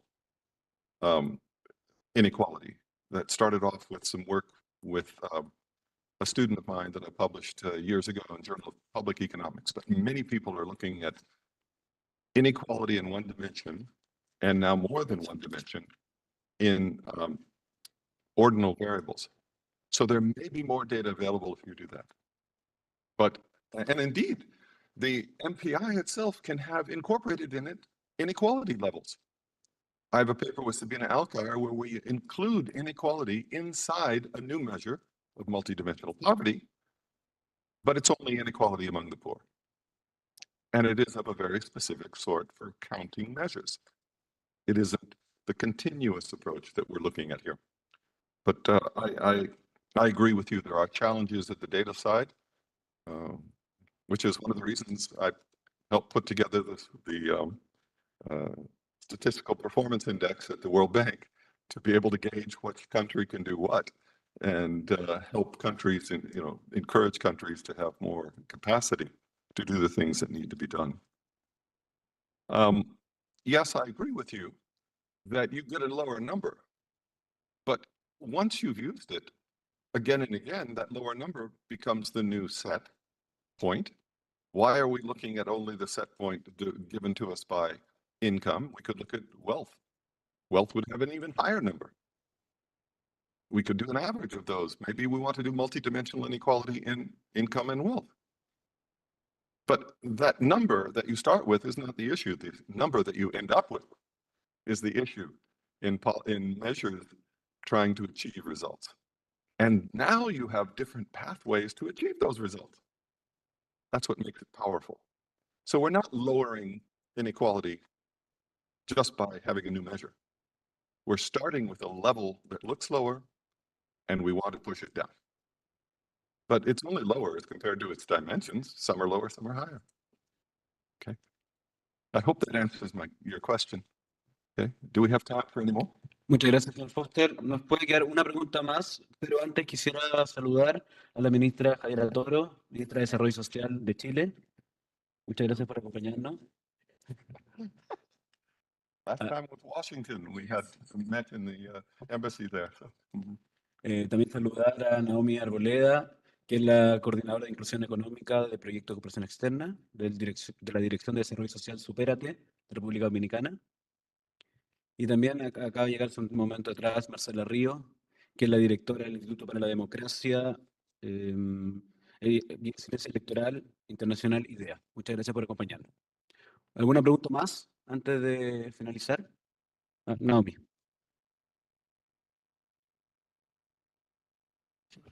Sí, muy buenos días. Agradecer al doctor James Foster y un poco hacerle una pregunta. Desde la República Dominicana, nosotros hemos estado trabajando, nosotros trabajamos desde el registro social de la República Dominicana, el SUBEN, Sistema Único de Beneficiarios, trabajamos con el índice multidimensional y con el ICB. Sin embargo, hace ya 2 años hemos empezado a trabajar con la base de la teoría de las aspiraciones. Quiero saber si conoce un poco sobre eso, quisiera que me reflexionara y por qué la teoría, ¿me escucha? Can you hear me? Okay. Okay, of course. I could say it in English, but I would rather say it in Spanish. In English? I would rather say it to be sure that I don't miss anything. Is it solved? No? No? Oh. Try in English. Okay. Well, in the Dominican Republic, we work, as you have expressed, with the multidimensional index and with ICB. From the social registry, which is called SUBEN in the Dominican Republic. But recently, like 2 years ago, we started working with the aspirational theory, which expresses that there's some other elements, more qualitative, like desires, ideals, and other elements that, as policymakers, we have not always taken into consideration, and are elements that may derive in the individual that we impact on becoming more active in his social progress process. So I would like to understand if part of the investigations that you're making recently, what are the thoughts around those ideas? And in general, what could you bring to the table in terms of the aspirational theory? Thank you very much. Well, it's interesting. I have a student right now who's investigating the non-material dimensions of poverty and well-being, and has drawn upon aspirations, drawn upon hope, drawn upon the other aspects of life that actually feed back and create greater success, or create, unfortunately, traps if you don't have them. I am absolutely willing to talk about those issues. And in fact, I would love to have that as a conversation point sometime, because I've been giving that talk for the last 20 years, that one of the key aspects of life is hope. And without hope, people will not work to achieve. They can't. If you have a goal and there's no hope, so you need to find a way of measuring some distance or the gap, and then how we can get there, the pathway to get there. So I spent a lot of time thinking about that, because ironically, it was Intel Corporation that asked me to think about its aspirations 20 years ago. And I did a report for them on that. So I'm very willing to explore that. And the technology of MPI can include that directly, because there it's a matter of cutoff. If you are below or above. For inequality, it's a little more dicey, because you don't have a cardinal measure typically, unless it's been forced to become cardinal by saying, okay, 1, 2, 3, 4, but what do those 1, 2, 3, 4 really mean? Okay, so that's where I'm at on that. Great, thank you so much. Muchas gracias a todos. Quisiera agradecer. Thank you very much, and I would like to thank you once again for the important presentation by Dr. James Foster. We'll go to the coffee break now, and we would like to give you a last round of applause. Thank you. Retomamos a la We'll resume at 11:15. Thank you.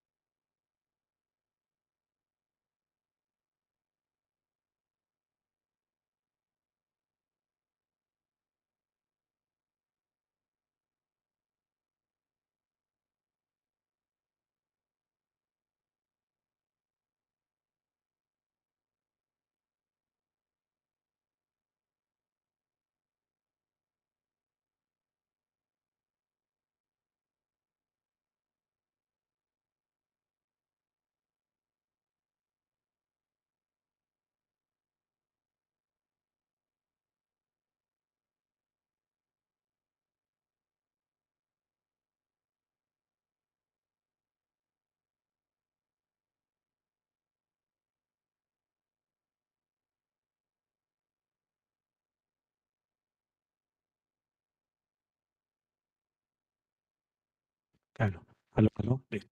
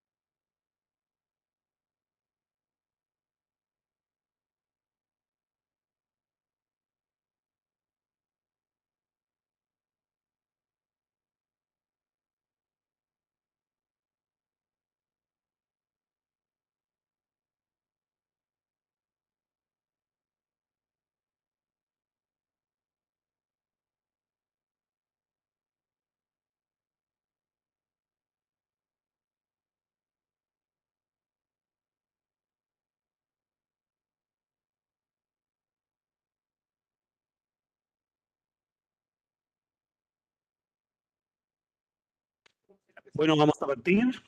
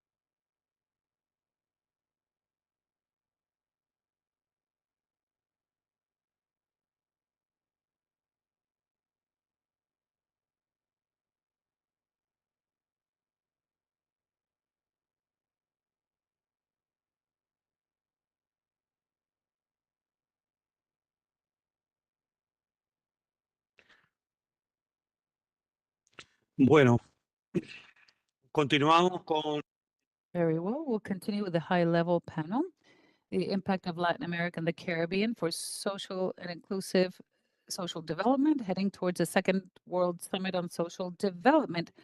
Again, we'd like to greet the authorities of Latin America and the Caribbean that are present with us and the representatives of the panel and their interest and commitment with inclusive social development, which is part of the shared agenda. Thank you very much. And we are joined by 30 countries in the region that are connected today to this panel.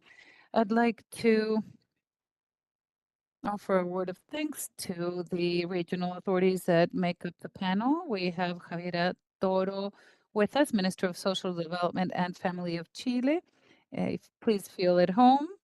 We have Björg Sanker, Assistant Secretary General, Department of Economic and Social Affairs of UNDSA. And we also is with us for this seminar. We also have online Mr. Mark Franklin, Permanent Secretary for the Ministry for Empowerment of People and Elderly Affairs of Barbados, who is with us online, and the permanent representatives and facilitators of the Second World Summit for Social Development, representatives of Morocco and Belgium, Sophie de Smet and Omar Ilale, who are co-facilitating the work of the countries to reach the Second World Summit for Social Development. And as I mentioned, Ambassador Sophie de Smet will be joining us by video and will speak on behalf of both facilitating countries for the Second World Summit on Social Development. I'd like to also greet Ms. Ana Maria Luisa Mendez, Director of the Center for Studies and Social Cohesion, COES, and Mariana Itago in health, who is coordinating the health agenda from the Social Affairs Division.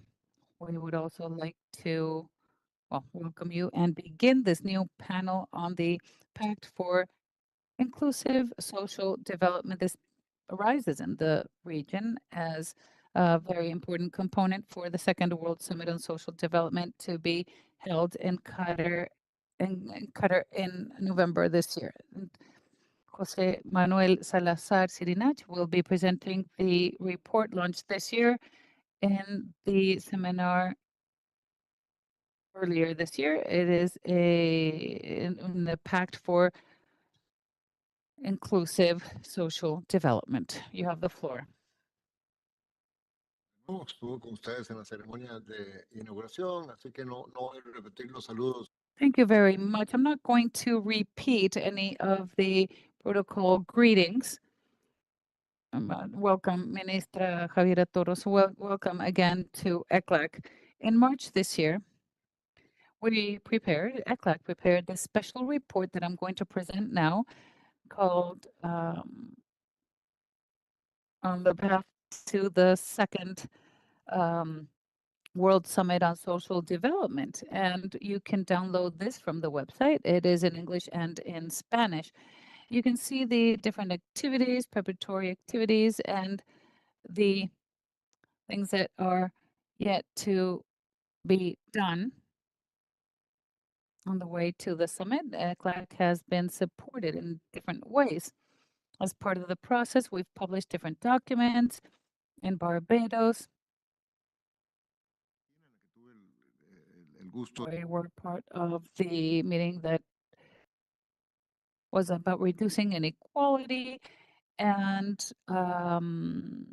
the challenges, priorities, and messages for the second World Summit on Social Development. This document provided a brief overview of the history of the international and regional social development agenda over the past 30 years, highlighting the progressive evolution of public policies for inclusive social development from the technical and analytical perspectives.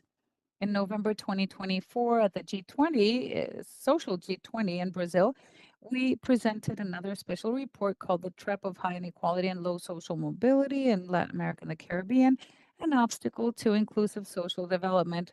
This meant to address the first priority of the G20 Development Working Group on the fight against inequalities.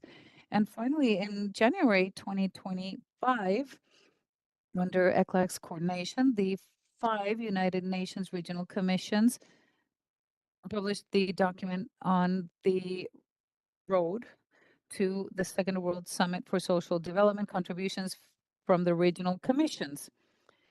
And this one it's a lengthier document and contained a brief on the main social challenges for the respective regions. Así que ese también, además en marzo. In March, we also carried out the second extraordinary meeting of the presiding officers of the Regional Conference on Social Development, where we presented and approved the document of the Ministries of Social Development of the countries of the region, presented by the Minister of Chile, Javiera Toro, at the Sustainable Development Forum organized by ECLAC. We're going to hold 2 more events this year that are here on the graph, an international seminar on inequality held and organized together with the IDB in Guatemala from July 28th to 29th, and the 6th meeting of the Regional Conference on Social Development in Latin America and the Caribbean to be held in Brasilia, Brazil between September 2nd and 4th.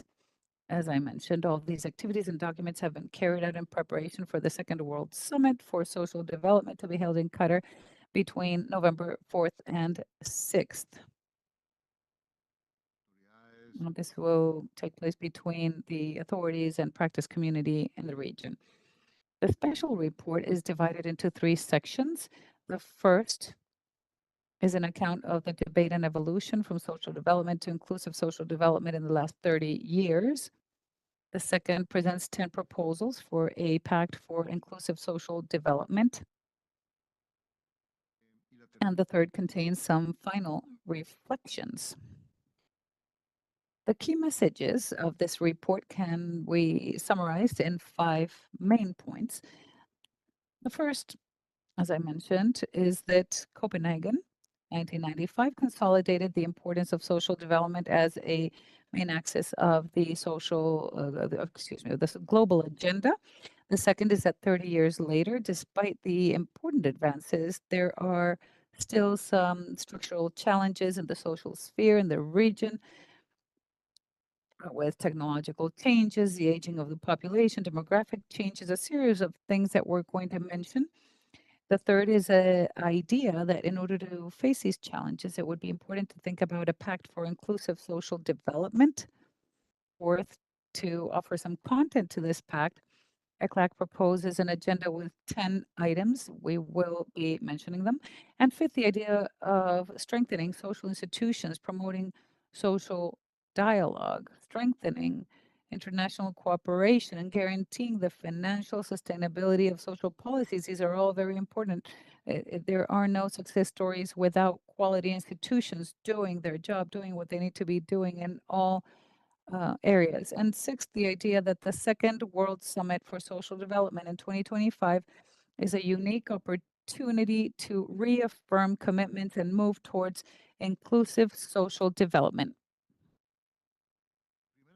The first section of the report, as I said, has to do with the evolution and discussion on ideas from the Universal Declaration on Human Rights in 1948 up until the 2030 Agenda. Social development has been present in all international agreements. Some milestones are shown here on the slide: Copenhagen 2095, the Summit of the Millennium 2000, the 2030 Agenda in 2015, and a regional milestone in 2019, which is an agreement reached by the countries of the region on the regional agenda on inclusive social development. These multilateral instances have allowed to agree on social development priorities, also define implementation, promote international cooperation and multilateralism, and review and adapt goals and strategies.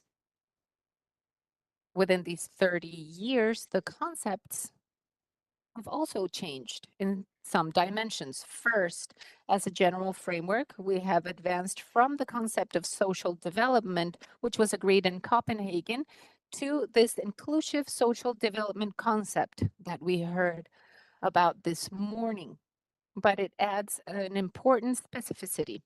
Second, as a specific framework, we have moved from social integration to social and labor inclusion. And I led the labor aspect with economic issues in ILO for 10 years globally. So there is a lot of discussion regarding those topics there and now at ECLAC. And I believe that the relationship between one view of the labor market and inclusion is important, but the labor market has a demand aspect, productive development. Therefore, if there isn't any demand, even if you have supply with vocational training or place a lot of efforts in work intermediation, productive development is very important because we need to have a considerable demand and a considerable growth. Third, regarding commitments and objectives, we have moved from Copenhagen, which is eradicate poverty and eliminate hunger, to one that includes a very important aspect, and we saw this with the great speech of Professor Foster, the issue on inequalities, not only poverty and hunger, but also inequality. So we have a broader concept right now by doing more efficient policies, which is the most important thing. Fourth, regarding the ambition level of public policies, we have moved from universal social protection, which was already ambitious and broad, to a greater and broader concept, which is sustainable, resilient, comprehensive, universal social protection. That includes financial sustainability, which is vital. And regarding means of implementation, Copenhagen Declaration talks about funding and effectivity of expenses. And it has moved towards a broader approach that includes sustainability of social expenditure, the reform of international financial architecture, and all of those topics that are the center of the meeting in Spain in Seville that starts next week. The document addresses debates in detail regarding these 5 dimensions. First, as a concept of social development, we have seen that it has evolved significantly over the last years. Currently, at ECLAC, we say that inclusive social development seeks to guarantee a life free of poverty and inequality, and it implies the implementation of social public policies that respond to the needs of several groups. We also say that it is important to abandon the strict separation between growth and productive transformation on one side and social policies on the other. We require a high, inclusive, sustainable growth to create decent labor, greater growth and generation of employment that strongly contribute to social development and reduces the financial burden of transference social policies. I remember this at ILO, but you may have heard about this before, saying that the best social policies are a good employment policy. This is a dynamic labor market. That is an exaggeration, but it is a way to underscore the importance of labor market dynamism that comes in an accelerated productive transformation pace. Second, social interaction is a way to build more just societies. We know that social and labor inclusion are vital for this. This means guaranteeing rights, reducing inequalities, promoting full participation, and labor inclusion refers to the creation of better conditions in terms of labor. Regarding commitments and objectives, currently we know that poverty and inequality are related explicitly and that structural inequalities perpetuate poverty.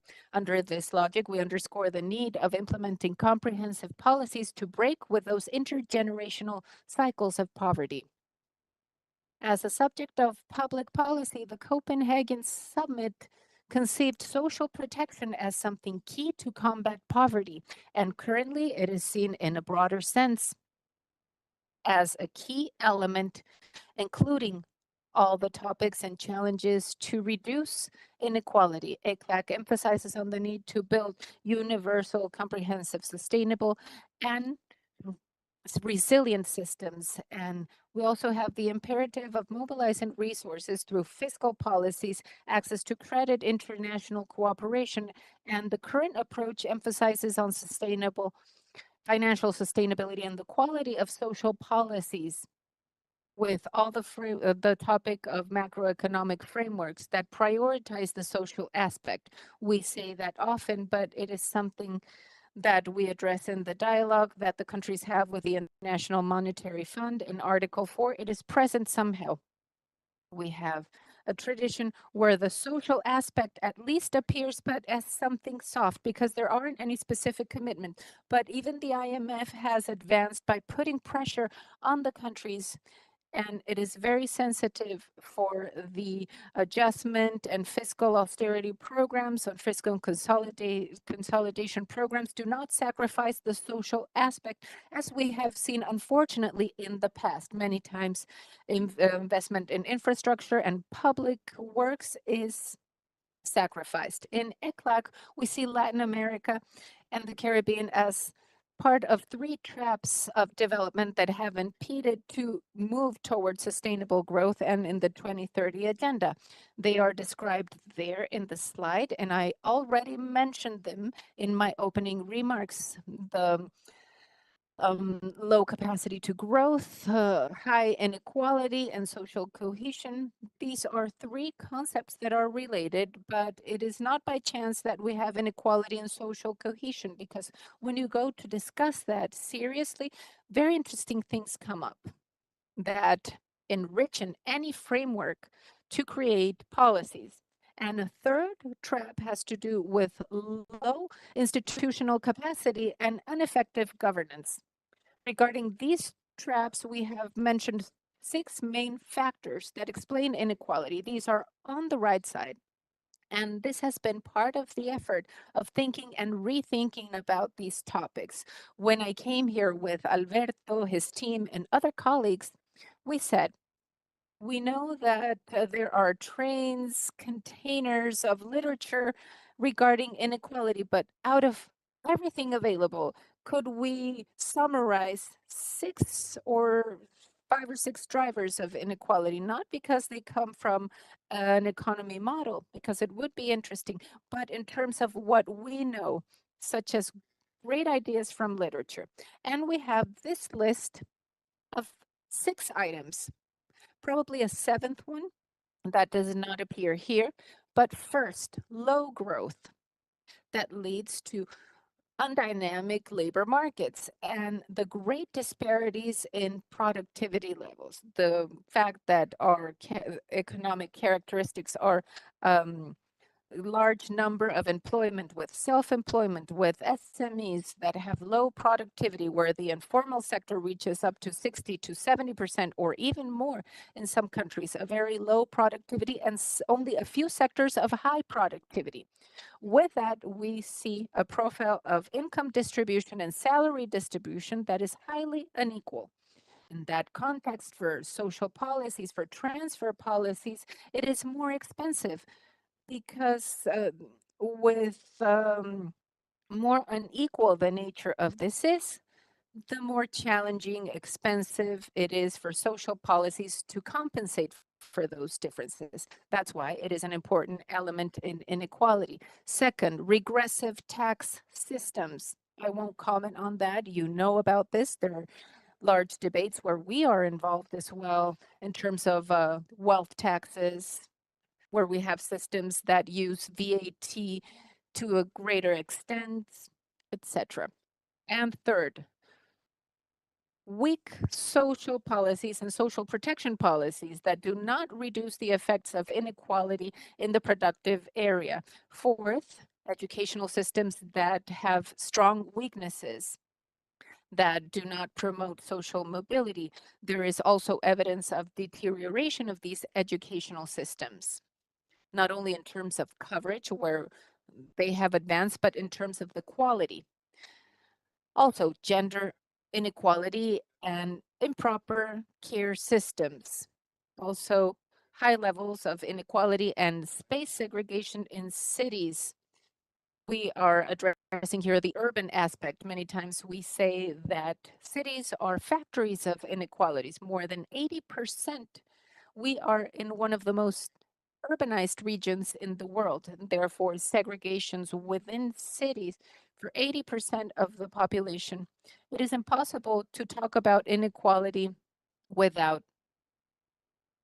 understanding how cities and certain characteristics reproduce inequalities. And the 7th, that is not in the slide, has to do with discrimination, with the lack of respect for human rights, discriminations of certain groups such as indigenous peoples, Afro-descendants, etc. We have also argued that if countries want to move the lines in terms of inequality, we require an integrated approach that includes all of these drivers, policies that work without considering this as a whole. This is easily said, but we are aware of the fact that it is difficult to do because we're talking about several different areas here. But the fact is that we continue being historically the most unequal region in the world. If we do not do things differently, we will continue being so. If we want to advance, we need to make this effort of thinking about this in a more comprehensive manner. As I said, we believe that agreeing on a compact for inclusive social development is an important step to accelerate the commitments of the social commitments of the 2030 agenda and close social gaps. In the first summit of social development in 1995 in Copenhagen, this topic was brought to the table, and the experience obtained from the 2030 agenda with the different treaties and international agreements showed that it is possible to reach important agreements that lead to common commitments and make regional, sub-regional, and worldwide cooperation. And that is why it is important. Well, this is reinforced with the adoption of the Pact for the Future, which is very important considering how the world is currently. The adoption of that pact is a great milestone. That's why we call the international community so that in the Second World Summit that will take place in Qatar, there is a compact for inclusive social development is agreed to address the commitments of the 2030 agenda that can provide a guideline in terms of the future and also incorporating all of the new topics. The key topics from the 2030 agenda are eradication of poverty and hunger, reduction of inequalities, promotion of labor inclusion of the most vulnerable populations through decent labor, and the commitments of the 2030 agenda. And that eighth objective, because we always mention decent labor, but we tend to forget that the first part is promoting growth, better and more sustained growth. So objective number 8 has to do with where the demand for work comes from. This special report, we're proposing 10 proposals. We have the listing defining the north direction to follow for this compact that is proposed and that are in line with the social inclusion of 2030 agenda. And the 10 proposals, as you can see here, eradication of poverty or hunger, reduction of inequality, moving towards these universal comprehensive sustainable and resilient social protection system, also the digital transformation, acknowledging the digital transformation and the main challenges that we have, and also more transparency, eliminating the barriers, a promotion of the employment inclusion, labor inclusion, investment in education as a tool for youth mobility, and for more competitiveness in order to develop certain sector transformation of the health systems to move towards universal health, strengthening pension systems in face of the accelerated population aging, resource mobilization, and multilateral cooperation for the financial sustainability of all of this. So very briefly, on each one of these points, in the case of the eradication of poverty and hunger, this continues to be a fundamental structural challenge in order to achieve these. To move forward, we need to accelerate the growth and the productive transformation of the country, and strengthening the non-contributory social protection, including non-contributory pension system, monetary transfer, and in-kind transfers to reduce poverty levels and guarantee the food security. Because the data related to hunger are incredibly amazing. To this end, it is proposed to establish a public investment standard in the region of between 1.5 and 2.5% of the GDP, or 5 to 10% of the total public expenditure earmarked for the non-contributory social protection. And we think that having a target of this nature is important as a benchmark. We know that it's not easy to do. It's one of the set points. It requires a lot of money, but this is a way to engage in a conversation that will give a comparative image that is very important as well. The second proposal, in terms of reducing inequalities, it is imperative to adopt a multidimensional approach of inequality. We saw these as these 5 or 6 factors I pointed out. We had a conference or a discussion with Professor Foster, and we saw that there are major progress gains with the methodologies to measure these different dimensions for the inequality, and to sum them up in just one single index. The idea is that this will enrich the set of policies and all the discussions we have to work in the issues related to inequality. It's fundamental to strengthen the systems of social protection, improve the quality of education, and to focus on vulnerable populations, and to have this multi-dimensional measurement. So this is a very wide area for this process. Then we have the social protection system that are the backbone of the welfare states, and we need to strengthen them in this context as well of uncertainty and the configuration of the risks involved. And it is very important to have, therefore, the universal, comprehensive, sustainable, and resilient social protection system. The fourth proposal, we know that the future will be increasingly digital, so the vis-a-vis trend, we have to see all the issues related to social protection, to have digitalized services and promotion of digital identity. This is a very wide area too, where we need a lot of investment as well as opportunities lie there. That we should consider also the gender gaps in employment, income, and social protection that continue to be significant. So we need to strengthen and promote the comprehensive care system with co-responsibility between the state, the family, and the private sector, and to reduce the non-paid work on women. I would like to recall you that in August this year in Mexico City, we will hold the 16th Regional Conference of Women, where all the countries will be reviewing the progress and the pending tasks to continue reducing gender inequality and to continue promoting this very powerful concept of the new paradigm that is the social care, the society of care, rather. And the results of this conference will also be very relevant for the second summit in Qatar. The access to formal sector and decent employment is fundamental for social mobility and poverty reduction. To this end, labor inclusion must be promoted in a context of a strengthened productive development policies, as we have been promoting from ECLAC. This implies designing comprehensive strategies for labor inclusion, especially for vulnerable groups, coordinating labor market and social protection policies, promoting technical training, educational leveling, and employment programs. In the region, many people want to go to the university, but with the vocational careers, we can achieve a lot in a low-cost manner. And reevaluating what these technical careers mean in day, the world today, this is the best way to keep updated in the digital skills and others. The investment in education is a fundamental instrument for the upward social mobility of young people, as well as a fundamental condition for the productive development of countries.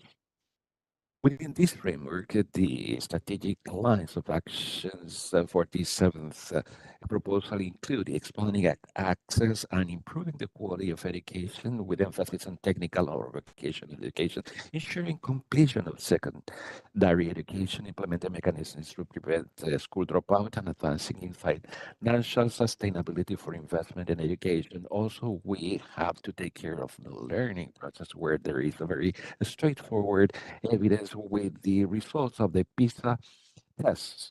When there is a certain increase in schooling, the learning of the students graduating do not really have the learning experience that should have gained. The proposal number 8 is the transformation of health systems is necessary to move forward the universal health. And this is fundamental to this end. It is proposed to guarantee the right to universal health, eliminating economic and social cultural barriers, strengthening also the primary health care, ensuring preventing coverage, and ensure financial sustainability. And the goal is 6% of the GDP. I repeat, it's important to have quantitative goals, but at the same time, it is important not believing that just by getting there we are solving the problem, because there are many problems, including mine, Costa Rica, that for many years have fought for having 7% of the GDP, and the results of the education is a disaster. So the goals should be substituted, but we need to have the evaluation, very careful evaluation of educational and the healthcare systems. Proposal number 9, the countries of the country are facing a process of accelerated population aging. And well, the data are amazing. We have here that this number of people over 65 years of age will triple. And this is means that there will have many people over 80 years of age. Many of us in the room will contribute to these statistics. Well, as we know, the care of the elderly is much more complicated, it's costly. We need to have nurses, doctors, and many other stuff. And therefore, we need to think of the future. And the good thing about all of this is that if we do the right investments for the care we need, this will be, however, one of the occupational groups that will be growing faster if we do all the investments. This means that will be a creation of quality jobs. This happened in Europe. I remember a study back in 2010 that had three groups of different occupations that should be increased in Europe, and one of them was everything related to the skills related to the care of the elderly. Finally, we have the proposal number 10 with the need to increase resource mobilization and multilateral cooperation for the financial sustainability of inclusive social development. And here we come back to the theme of the fourth International Conference of Financing for Development to be held in Seville, Spain, that will take place next week, where we'll have very important topics. Well, statement will be produced, but we'll need to see all the concrete things and the follow-ups that will come from this meeting that are highly desirable. It will be very important for the ministries, not only of finance, but of social policies, for the authorities related to the health systems, and to draw conclusions on what was or was not achieved in this conference, where we'll be able to identify the important points, so the international community will continue to work on these issues. Additionally to these 10 proposals, there are many of them that are sectoral, and the document recommends three cross-cutting measures to implement the Pact for the social development. First of all, should focus on the expansion of the welfare state and its financing. This is indispensable transformation in order to face the new risk structures created by the demographic changes, climate impacts, and changes in the world of work induced by the technological revolution. Among other factors, this is therefore an essential policy direction to support the dynamics of growth and productive transformation and development employment structures to achieve the inclusive social and productive development. Secondly, we have the promotion of social dialogue, not only in relation to the labor work, but the kind of social dialogue we need for the social policies, production, development policies, tax reforms, and other indispensable transformation. At ECLAC, we're doing a more systematic effort in order to draw the lessons from the different kinds of discussions that are taking place, that are key not only to agree on a plan, but later on to do all these accounts on and then accountability on this. So then we need to consider the top capabilities, and we need to reinforce these four pillars in order to have institutions, social institutions, that are able to manage these difficult transformations. Due to these transformations, we have the top capabilities of the institutions. In this case, the institutions, the examples are about the top capability of the institutions in charge of the social policy, the conceptual framework to answer the questions of what we call the indispensable transformation, was presented in the position paper of ECLAC session held in Peru in October last year. Well, very quickly, I will congratulate you if you can read that fine print from distance.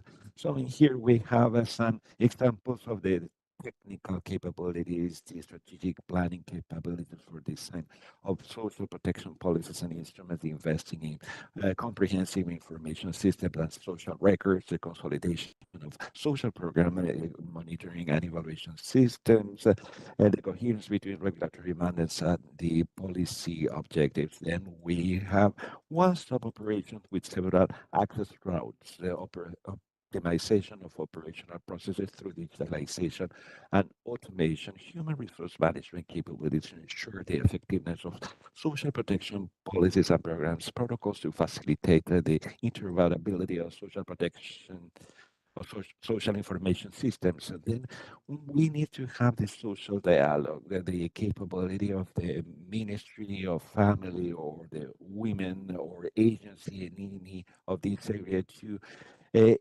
invite the key stakeholders and to convince them about a certain vision and to put it forward with the different coordination mechanisms between sectors and the various levels of government, which is the most difficult things. And an example of the prospective initiative, the new configurations of risk, allowing to strengthen the resilience of social protection policies. This is a huge issue, particularly related to the social protection, the analysis and monitoring of the existing social protection gaps and prospective mechanisms that contribute to closing gaps and envisaging the cost of the associated policies. And for the final reflections, now 30 years after the first World Summit for Social Development in Copenhagen, we invite all the leaders of the world to discuss the social development. In this context, the second World Summit of Qatar offers a unique and highly appropriate opportunity to reach a compact for inclusive social development that would have obviously several benefits, also to fulfill the 2030 Agenda for Sustainable Development, to um, do the path of future for achieve the SDGs, and to promote dialogue of social cohesion. And I think that now there is an intangible value for this meeting. Want to have a major compact on the values, importance of non-discrimination, reducing the inequalities to give the equality of opportunity, the right of health, and so on. And I think that all of that will be an intangible that is fundamental. El pacto The pact for inclusive social development is closely linked to other multilateral initiatives. Just like the Pact for the Future, it would be a strategic component to advance in the fulfillment of the 2030 Agenda and to continue to strengthen the multilateral system, which is urgent given the situation that the UN faces and the dialogue on international cooperation. Creo que con esto terminamos. I think that we conclude here. All this is in the report, of course, available in both English and Spanish, and you can access it using the QR code. We invite you to read it, to share it, and to use it as a tool for reflection and decision making in the face of the challenges ahead of us. Thank you very much. Thank you, Executive Secretary, for this comprehensive presentation that, among other aspects, establishes that any successful strategy for development requires investing in inclusive social development. And what is important right now is to put forward this pact for inclusive social development on the road to the second World Summit on Social Development that will be held in Qatar.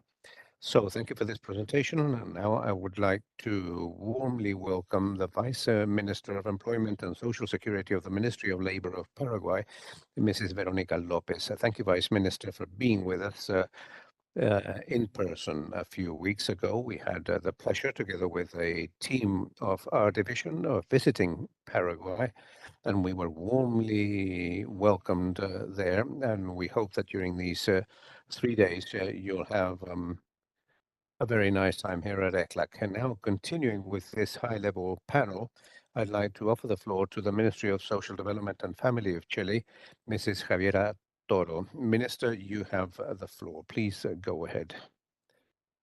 Thank you. Good afternoon, everyone.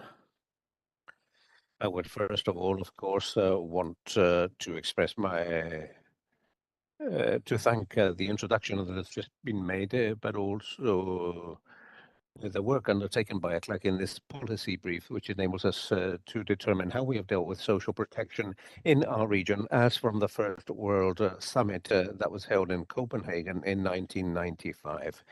And that for Chile is a very relevant milestone because we played a very active role both during the preparation and during the summit itself with the initiative of Ambassador Juan Somavia.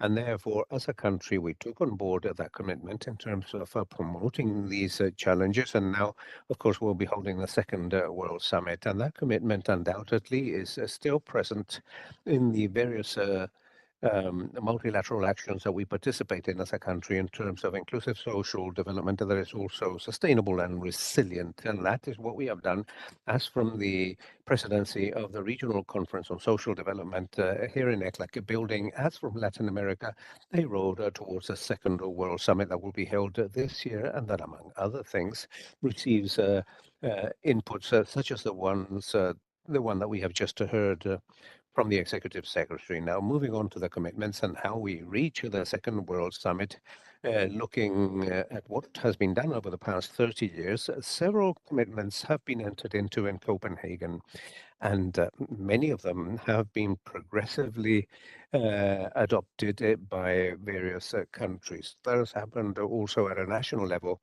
where together with the recovery of democracy, we took on board the challenge of building a social protection system and dealing with the issues that were most urgent: poverty and disease, increasing inequality, and the right of social rights for our population. And undoubtedly, institutional efforts in this sense are tangible up to until the present day. And 30 years after, and just before we hold the Second World Summit, we must review this experience, and we must do this considering the progress that has been made, but also establishing goals, commitments, and not only declarations looking at the future. We have discussed this in other multilateral entities. If we look at sustainable development goals, we must have a critical perspective of what we have done as a country and how we not only continue to take those commitments on board, but also establishing new ways to achieve them, and also catering for the challenges and the new aspects that have come up. For example, when we speak of social protection policies in the different multilateral events, new challenges have come up, challenges that were not fully taken into consideration in the past, and yet today they're understood as multipliers of social aspects, such as poverty and inequality, such as the gender gap. And Jose Manuel has already talked about that in labor, in education, and so on, together with external shocks that are especially relevant in the region associated to catastrophes resulting or intensified rather by the climate crisis that makes us more vulnerable, and that also requires resilient social policies. In general, we live in an era where we face different crises that shake the foundations of our social coexistence. In Chile, we have seen that the strengthening of social protection is an imperative in order to build resilience vis-a-vis these crises that are not exceptional situations, but that rather become endemic. And Chile, and this, and accounting for the national achievements, has built a social protection system that, without acknowledging its limitations, has made progress incorporating the idea of universality, which is something that has come up in recent discussions. And in that sense, and advancing towards a strengthening of our institutional framework, the Ministry of Social Development and Family has implemented a whole series of uh, progress that are state commitments, and that has overcome hyper-targeted programs vis-a-vis cross-cutting needs. We refer especially to childhood protection policies, which began with Chile Crece Contigo in the decade of 2000, and that was the way that the state responded to early childhood needs, providing universal benefits for boys and girls that receive health benefits. And recently, since 2002, we're implementing the law of guarantees and the comprehensive protection of children and teenagers that changes the paradigm that we had used to date to deal with public policies for childhood to a paradigm of universal protection. And during President Boric's administration, the task of our ministry has continued with this work, and I would like to highlight two important public policies that we're implementing. On the one hand, we have promoted care as a fourth pillar of social protection, together with education, health, and social security. We believe that this is as important as this, and when we have made progress with recognition policies, after that with an action plan that involves 14 ministries and then significant expansion of public programs in terms of care aimed at carers and those that are cared for. And that has meant advancing towards a territorial consolidation and expansion. And when it comes to the system, and thirdly, a bill so that this may become a state policy and not only the initiative of a specific administration.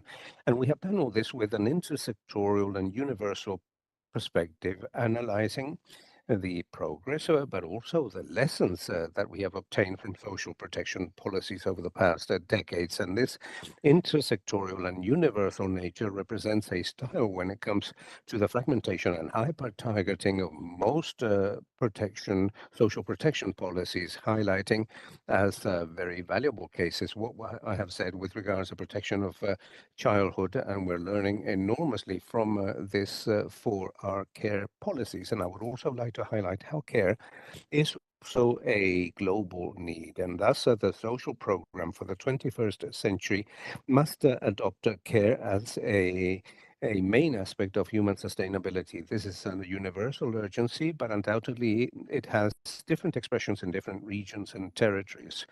And just to mention a few examples, whilst in India, the network of women in rural areas uphold community systems for childcare in the absence of public services. In Nordic countries in Europe, the state guarantees geriatric services via progressive taxes. In Latin America, we're advancing towards the construction of national care systems, but also facing challenges when it comes to the financing of these systems. So whilst Japan, for example, struggles with pensions, with an insurance system facing an accelerated aging of the population. Therefore, there is no single recipe. Countries must have solutions adapted to their own specificities, but considering that care is essential to uphold life, society, and the economy. Now, going back to the policies that we're promoting with in President Boric's administration, the second example that I would like to highlight is the construction of a digital ecosystem that deals with the high fragmentation of the state when it comes to benefits and social policies, seeking to improve access and coverage, centralizing information via coordination between different sectors and levels of government.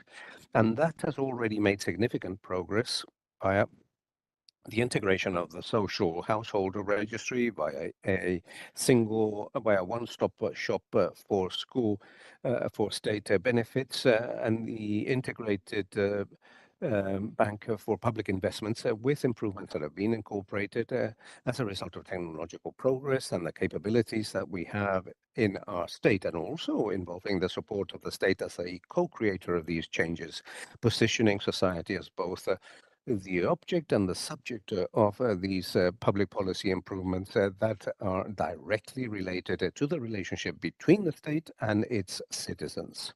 And thus we overcome bureaucratic barriers. We guarantee the effective exercise of people's rights when it comes to social security and social protection. And undoubtedly, the exercise of rights and the strengthening of social protection requires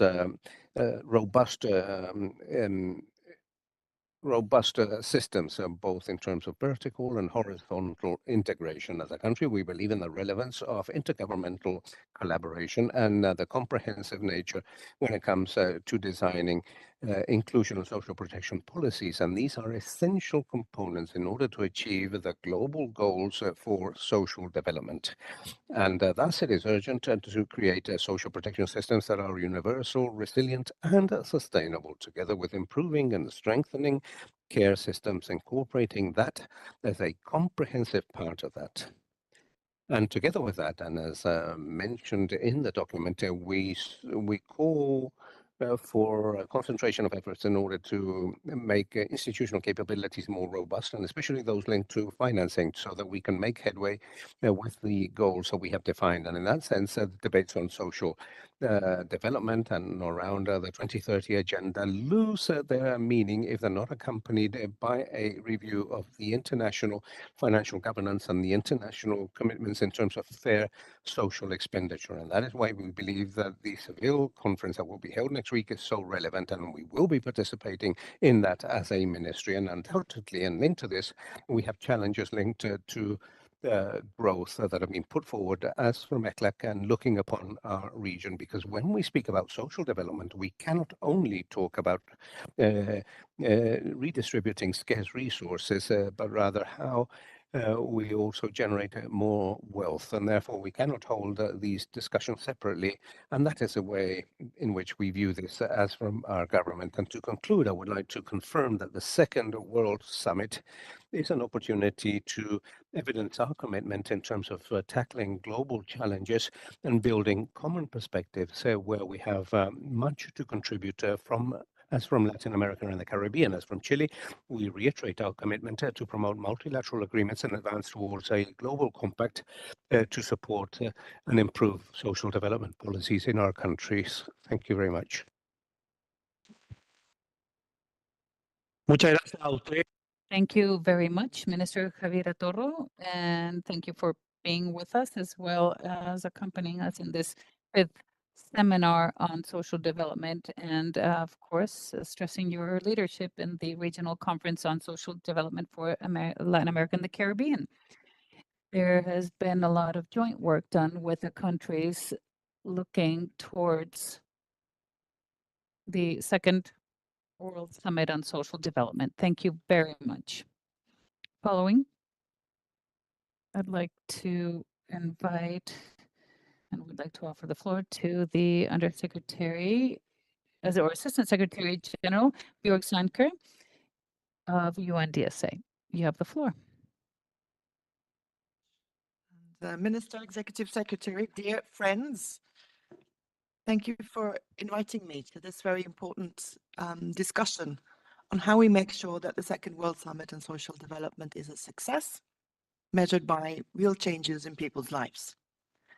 So I was very fortunate that I was at the first World Summit of Social Development in Copenhagen in 1995 as a young activist and student, as part of the very large civil society side of the conference. We hope to see that in Qatar as well.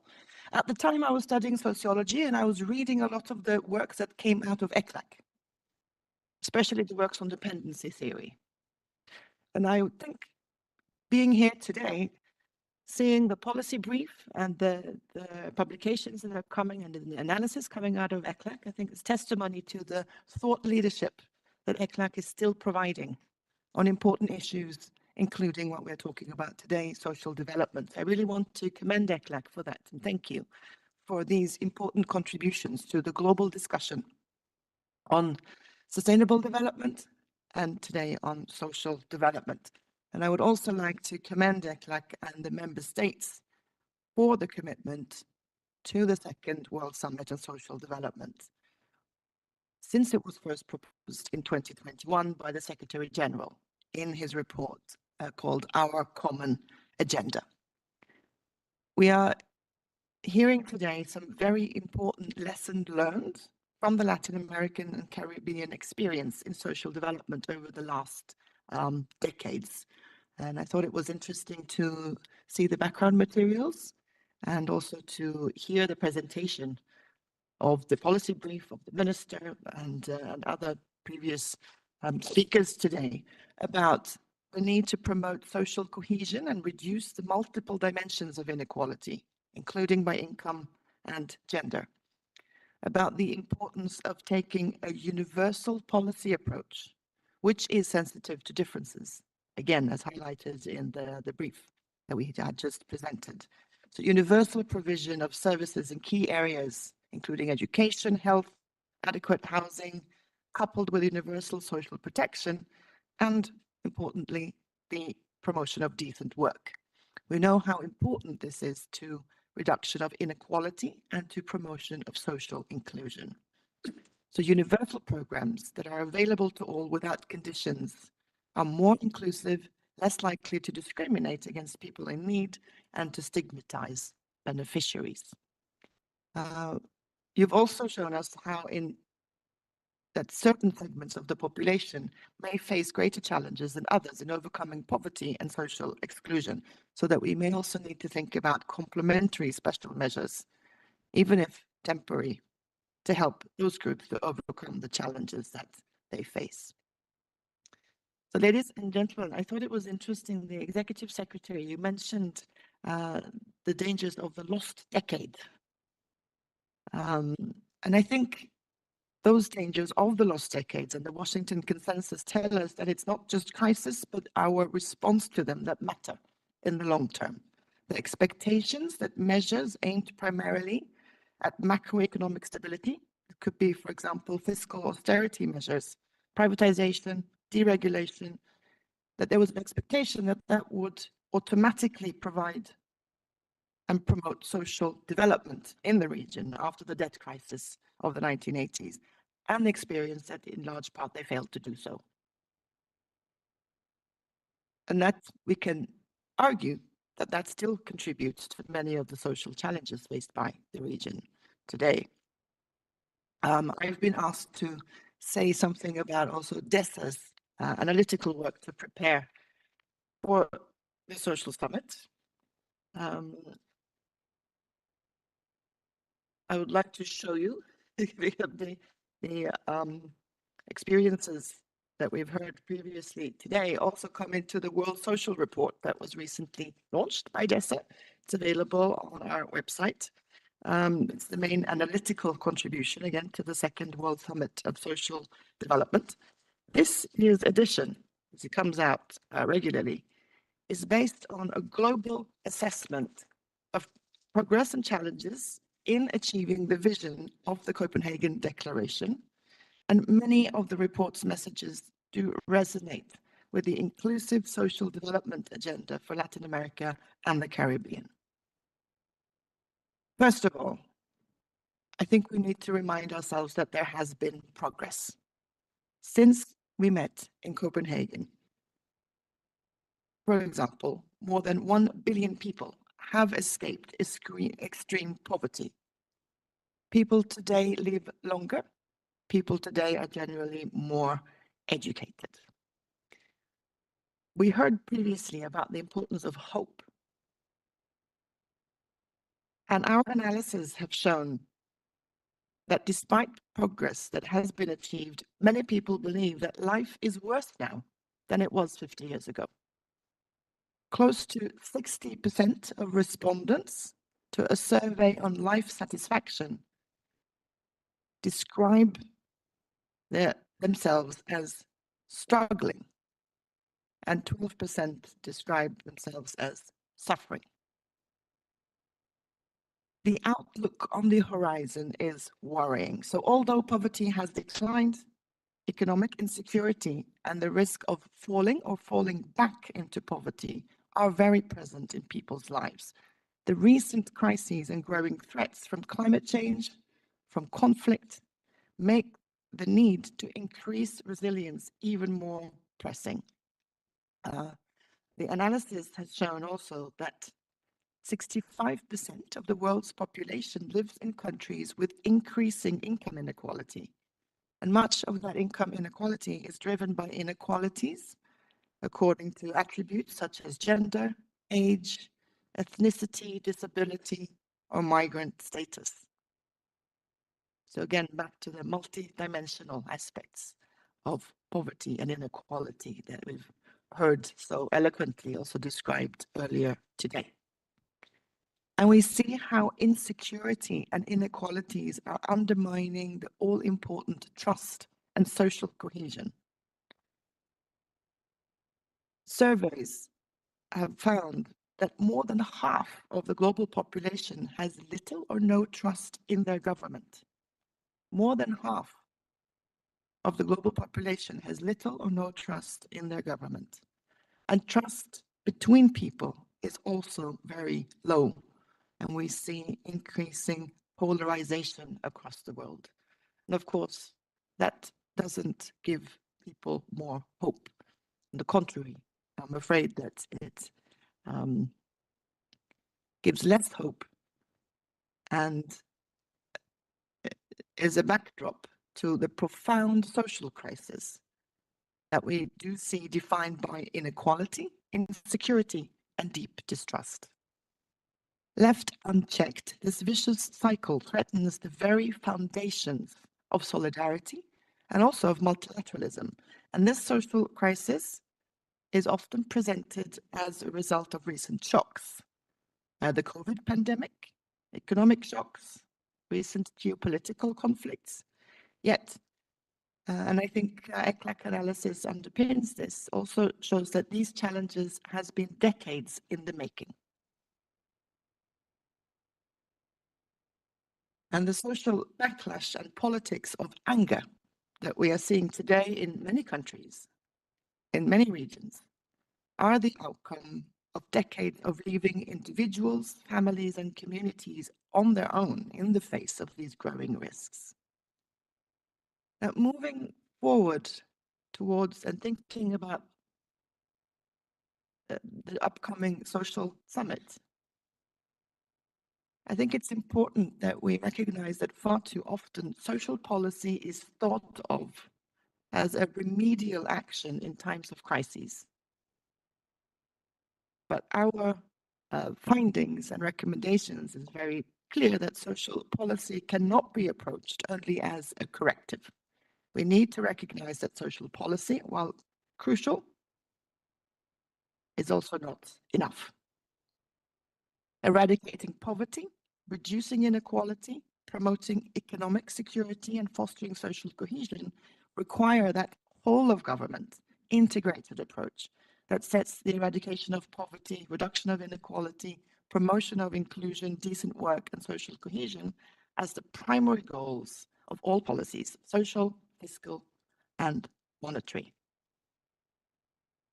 Previous speakers have mentioned the Financing for Development conference. It's coming up next week in Sevilla. And it's been very interesting in the discussions in the leading up to the agreement, because there is an agreement already in advance of a conference in Sevilla. It's called the Compromiso de Sevilla. In those discussions, it's been actually quite heartening to see a recognition of how more progressive fiscal policies and tax systems, including higher taxation of high net worth individuals, should play a stronger redistributive role to reduce poverty and inequality. Coupled with recognition that people living in or at the margins of poverty should not be paying more into the fiscal system than they receive. So we need not to pursue measures to improve fiscal sustainability without considering the impact that these measures could have on poverty or inequality. And that's why also in the World Social Report that I mentioned, we highlight the need to promote fiscal sustainability with equity. Now, fostering deeper multilateral cooperation and opening spaces for deliberation at the global, regional, and national levels are key building blocks of a new policy consensus for social progress. Now, what we need to accomplish is already outlined. We know very well the 2030 agenda.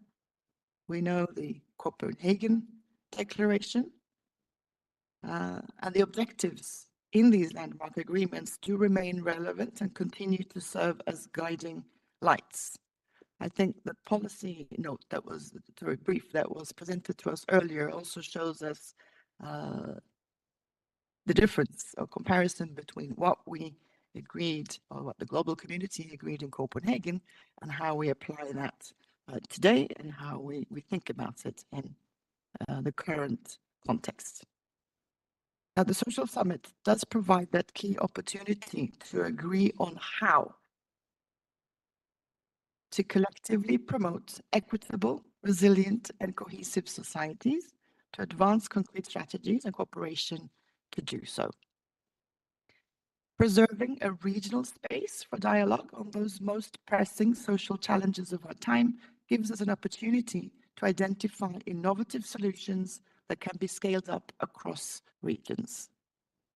And I think ECLAC's proposal of an inclusive social development compact or pact, based on those three cross-cutting recommendations that we had presented, expanding social protection systems, fostering social dialogue, and investing in institution building is an important contribution to that discussion.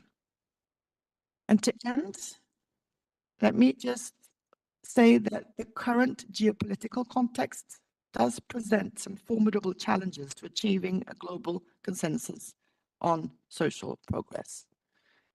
It's difficult in the different forums, processes, and discussions that are happening at the global level in New York at the moment to come to consensus. And that undermines multilateral cooperation at a time when global solidarity is most needed. But it's important that these obstacles not lead us to capitulate. And let me bring some good news. The outcome document, the Compromiso de Sevilla of the Financing for Development Conference, was agreed by consensus. And it does include some quite progressive language. It includes quite progressive language on improving tax to GDP ratio. So basically more progressive taxation. It includes language on debt. Many countries are struggling to invest in social development because of increased debt distress. And in the in the Compromiso de Sevilla Financing for Development outcome document, for the first time, there is some quite interesting language around that. So I think we should take that with us. It shows us opportunities in the current landscape and encourages me, at least, and I hope people around this table and in this room, to keep pushing for a good outcome when we meet in November at the Second World Summit for Social Development, and to step up and defend the aims of social development as was laid out in the Copenhagen Declaration: social justice, solidarity, harmony, and equality. Thank you.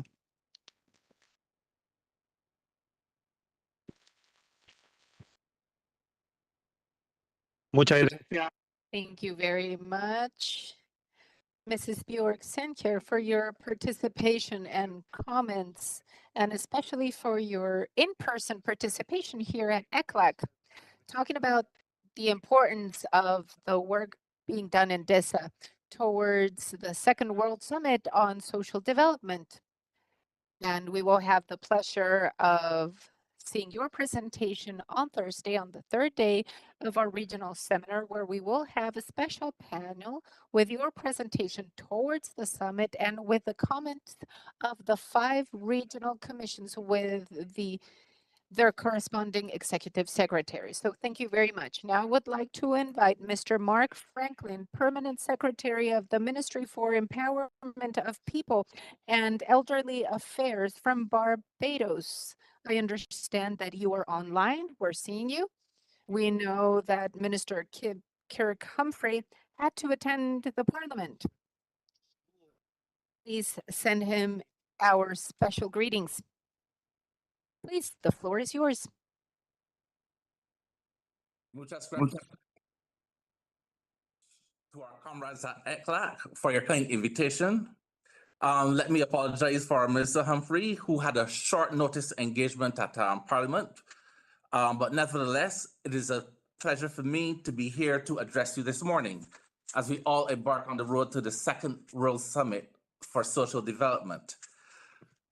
The document, which was so eloquently introduced by our presenter, articulates in detail the arc of progress from what was seen as ambitious international development goals at the time, as enshrined by the Copenhagen Declaration.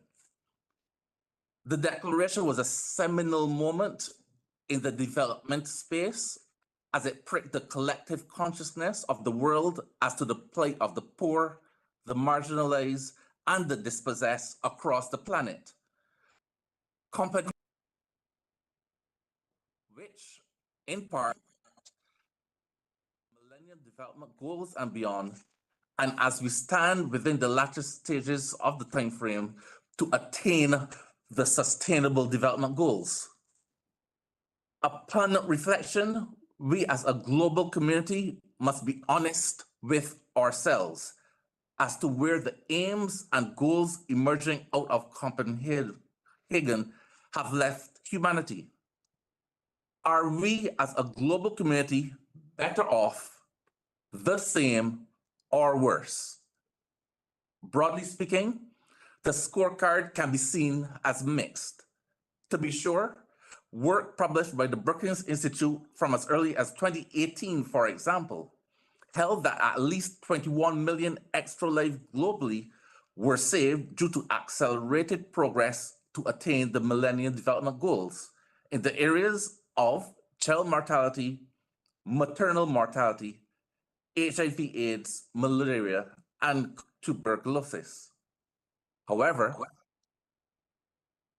was noted that the rate of acceleration towards the achievement of these goals were more challenging for lower income countries than for middle income countries, such as us in the Latin America and Caribbean region. This region too experienced uneven progress. As a practical example, it was found reduced by half the proportion of persons suffering from hunger.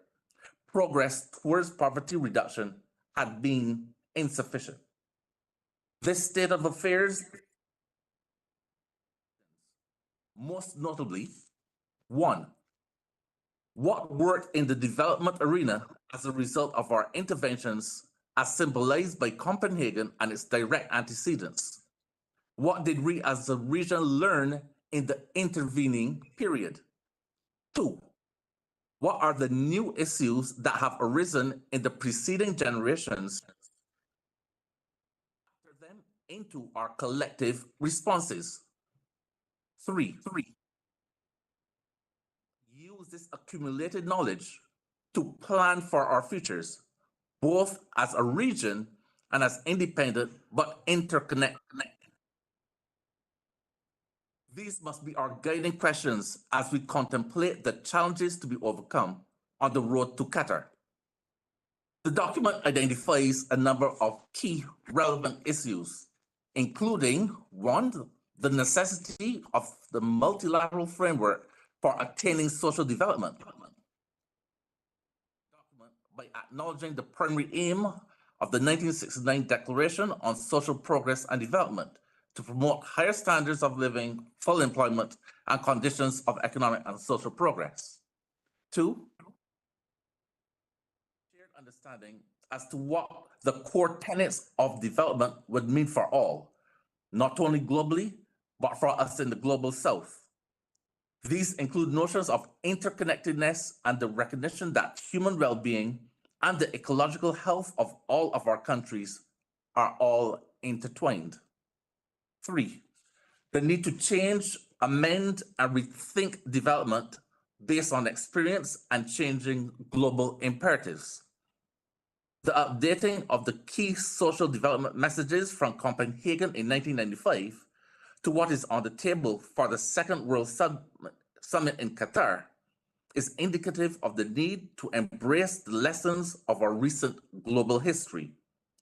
The pivot towards inclusivity is critical, as well as the understanding that in order to eradicate poverty and hunger, we must reduce inequality. We must also take into active consideration the understanding that employment, labor market participation, decent jobs, and labor rights, as well as full access to social protection mechanisms, are essential elements of inclusive social development. Colleagues, as we discuss the situation in Latin America and the Caribbean as it relates to our shared path to development, let me categorically recommend that we must look at what binds us and not what separates us. This need was captured in the 2024 Declaration of Bridgetown, where we were reminded that we must acknowledge and embrace However, we do need to note that while there are sources of commonality and strength, they also contain the seeds of the challenges that we face as a region. We must also realize that in order to address these challenges, we must cast an eye to the existing realities that the region faces. We are at the forefront of climate change, and as such, we have at the heart of our concerns our abilities to cope with the impact of climate change and its consequences for our people. Issues of adaptation and the building of resilience for our economies, societies, individuals, and families are our major concern. We are constrained, more obviously than many, along our path to social development by example, global instability, growing global tendencies towards insularity, and right-wing authoritarianism, which we can clearly see are already impacting the established international development order. It is increasingly evident turmoil to address. Indeed, the traditional historical patterns of assistance are under severe duress. Nevertheless, even in these most perilous of times, we must reiterate to the international financial institutions the need. The document justifiably speaks to innovation and unlocking new national and foreign investment funding sources. We in Barbados have begun leveraging our ocean resources to fund the preservation of our marine ecosystem.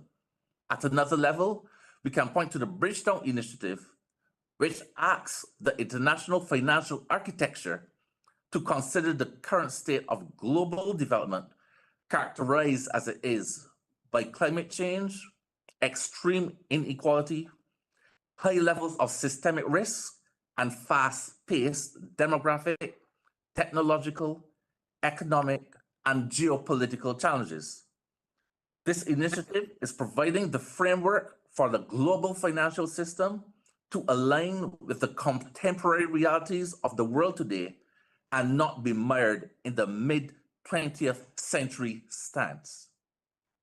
It is also recognized that small island developing states, like most of those in the Caribbean, must continue to frontally address the historical legacies of the institutions of their colonial past.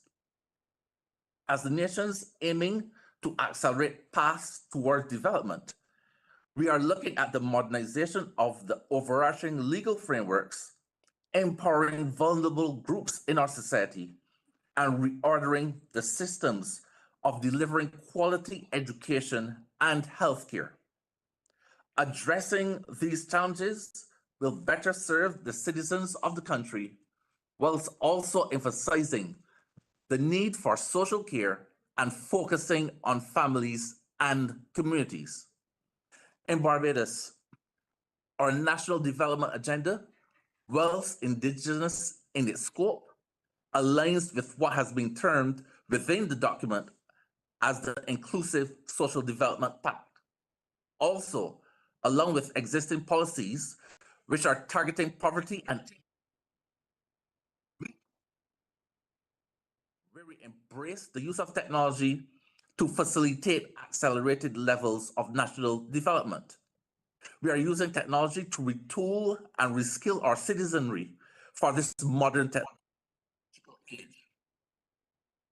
Undertaking pension reforms, which in a country that is just on the threshold of being considered as a super age society, it is an urgent matter for our national consideration. In conclusion, it should be acknowledged that as the region moves steadfastly towards the honing of its messaging for the Second World Social Summit, there are a number of core challenges that we must place firmly on the table in fora such as this.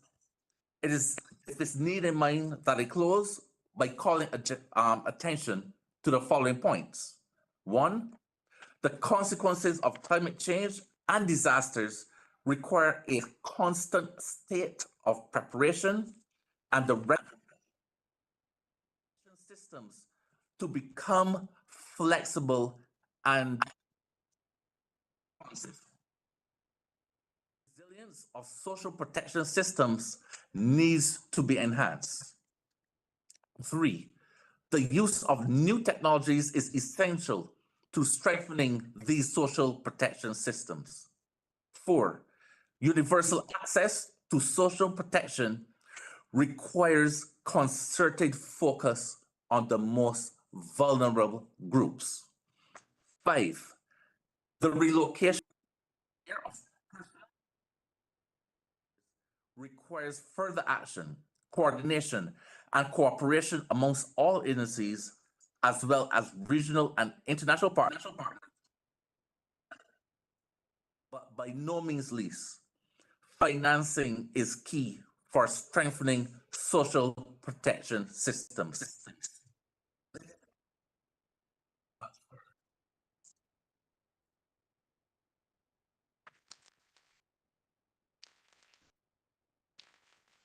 Muchas gracias, señor Mark.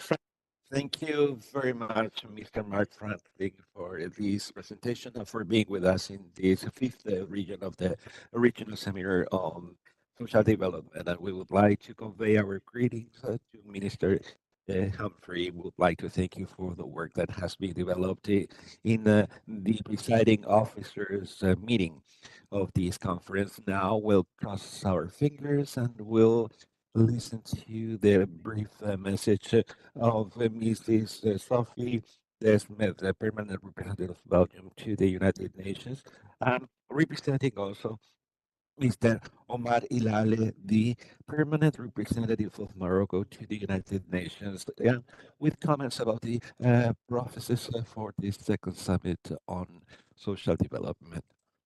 Y señoras, Ladies and gentlemen,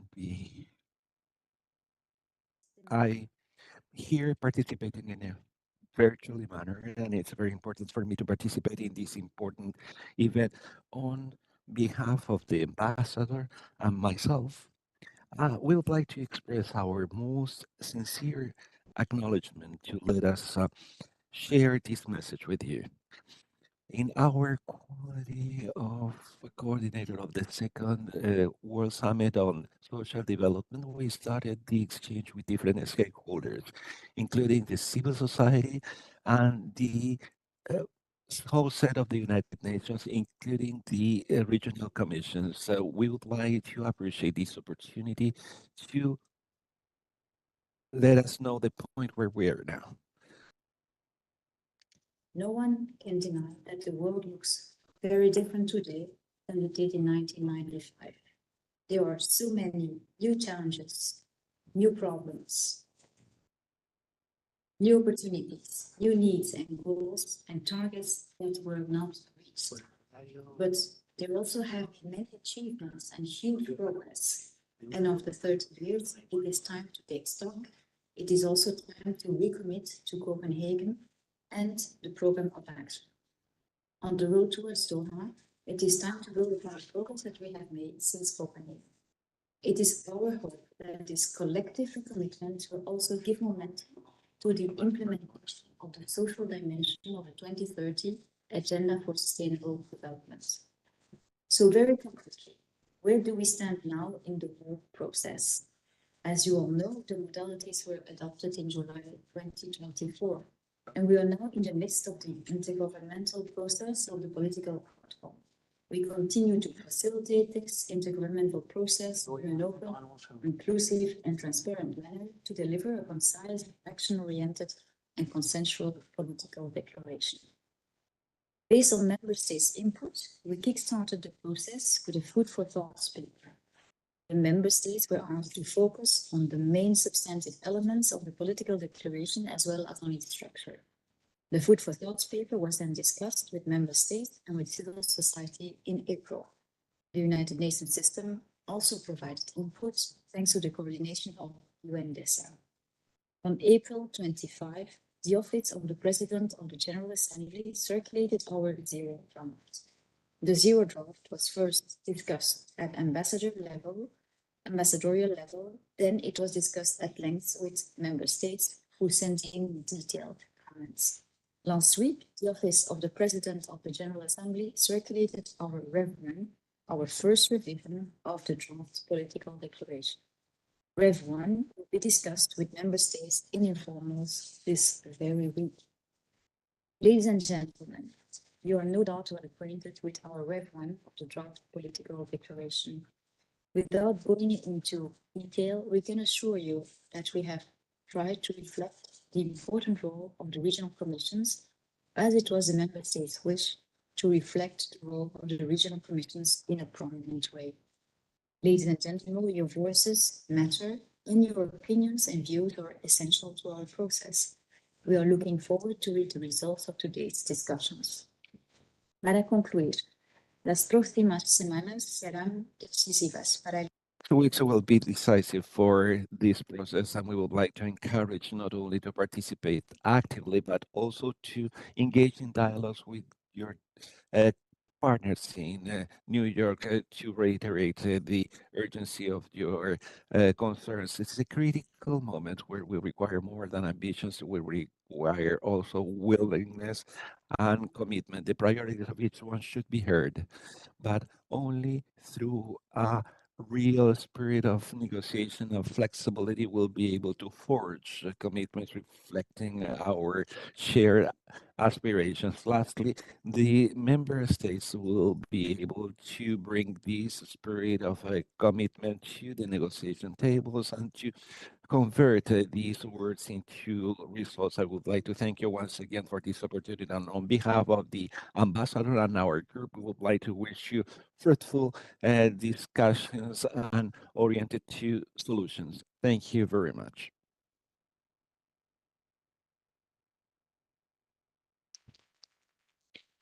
Bueno, agradecemos. We would like to thank the facilitators countries for the second summit for the social development, including Belgium and Morocco for this video. They sent to this fifth regional seminar on social development. Would like to thank the executive secretary for the thorough presentation. He was with us today, and all the panelists for their valuable statements and sharing your views with us. Thank you very much. Would like to give you this round of applause. I would like to give you some announcements when closing this panel. First of all, I would like to greet everyone who has been following us in the room and the over 250 people connected from different or from 33 countries in Latin America and the Caribbean. I don't remember any other seminar that had all these number of participants, and I would like to make two announcements. So first of all, we would like to invite you to participate in a side event that is a proposal for the multi-dimensional measurement of the social development, and it will be starting in 10 more minutes at Enrique Iglesias' room.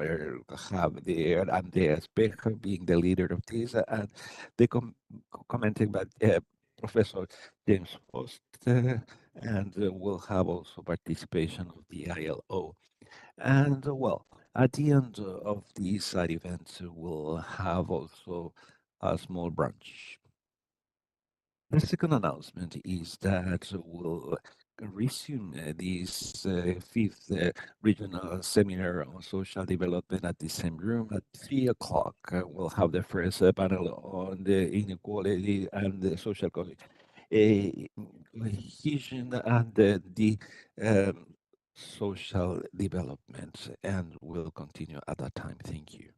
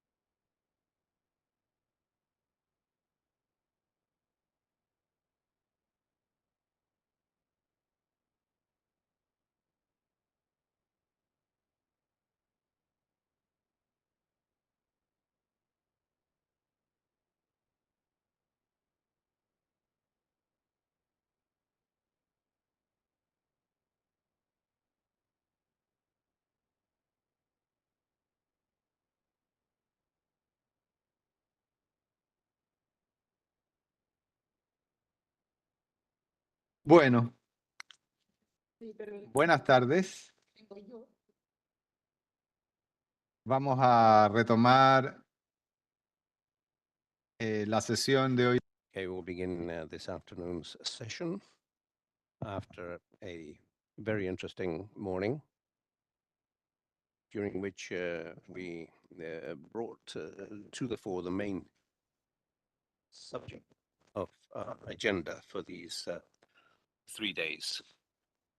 We indeed wish to focus on inclusive social development and also looking at inequality, analyzing how we can both best measure it and also how we can incorporate that into our public policies. And also how this idea of social inclusive development and the Pact for Inclusive Social Development can become an opportunity for public policies, thinking about the second World Summit on Social Development. And for that purpose, we have been working hard over the past few years, and the idea is to continue with this discussion. Now, we have a very interesting session, considering the issues that we will discuss. Today's panel is inequality, social cohesion, and inclusive social development policies. We will listen to a first presentation that will be delivered by Carlos Maldonado, Social Affairs Officer at ECLAC, who will talk to us about the high inequality and low social cohesion trap, policy priorities for an inclusive social development pact. And after that, following what Carlos will share with us, because he has a long experience on this subject. In fact, I would like to greet here our ex-colleague and director who worked on these issues for some years, who worked for some years here in our division, and we'll listen to the comments by Diego Spotorno from the Spanish Agency for International Development Cooperation, Marcela Rios, who is Director for Latin America and the Caribbean of the International Institute for Democracy and Electoral Assistance, and Maria Luisa Mendes, who is Director of the Center for the Study of Conflict and Social Cohesion. And therefore, we will listen to their comments, and after that, we will open up the floor for questions so that we can discuss these ideas in greater depth. So I'd now like to offer the floor to Carlos for his, so that he can share his presentation with us, entitled The Trap of High Inequality and Low Social Cohesion, Policy Priorities for an Inclusive Social Development Pact.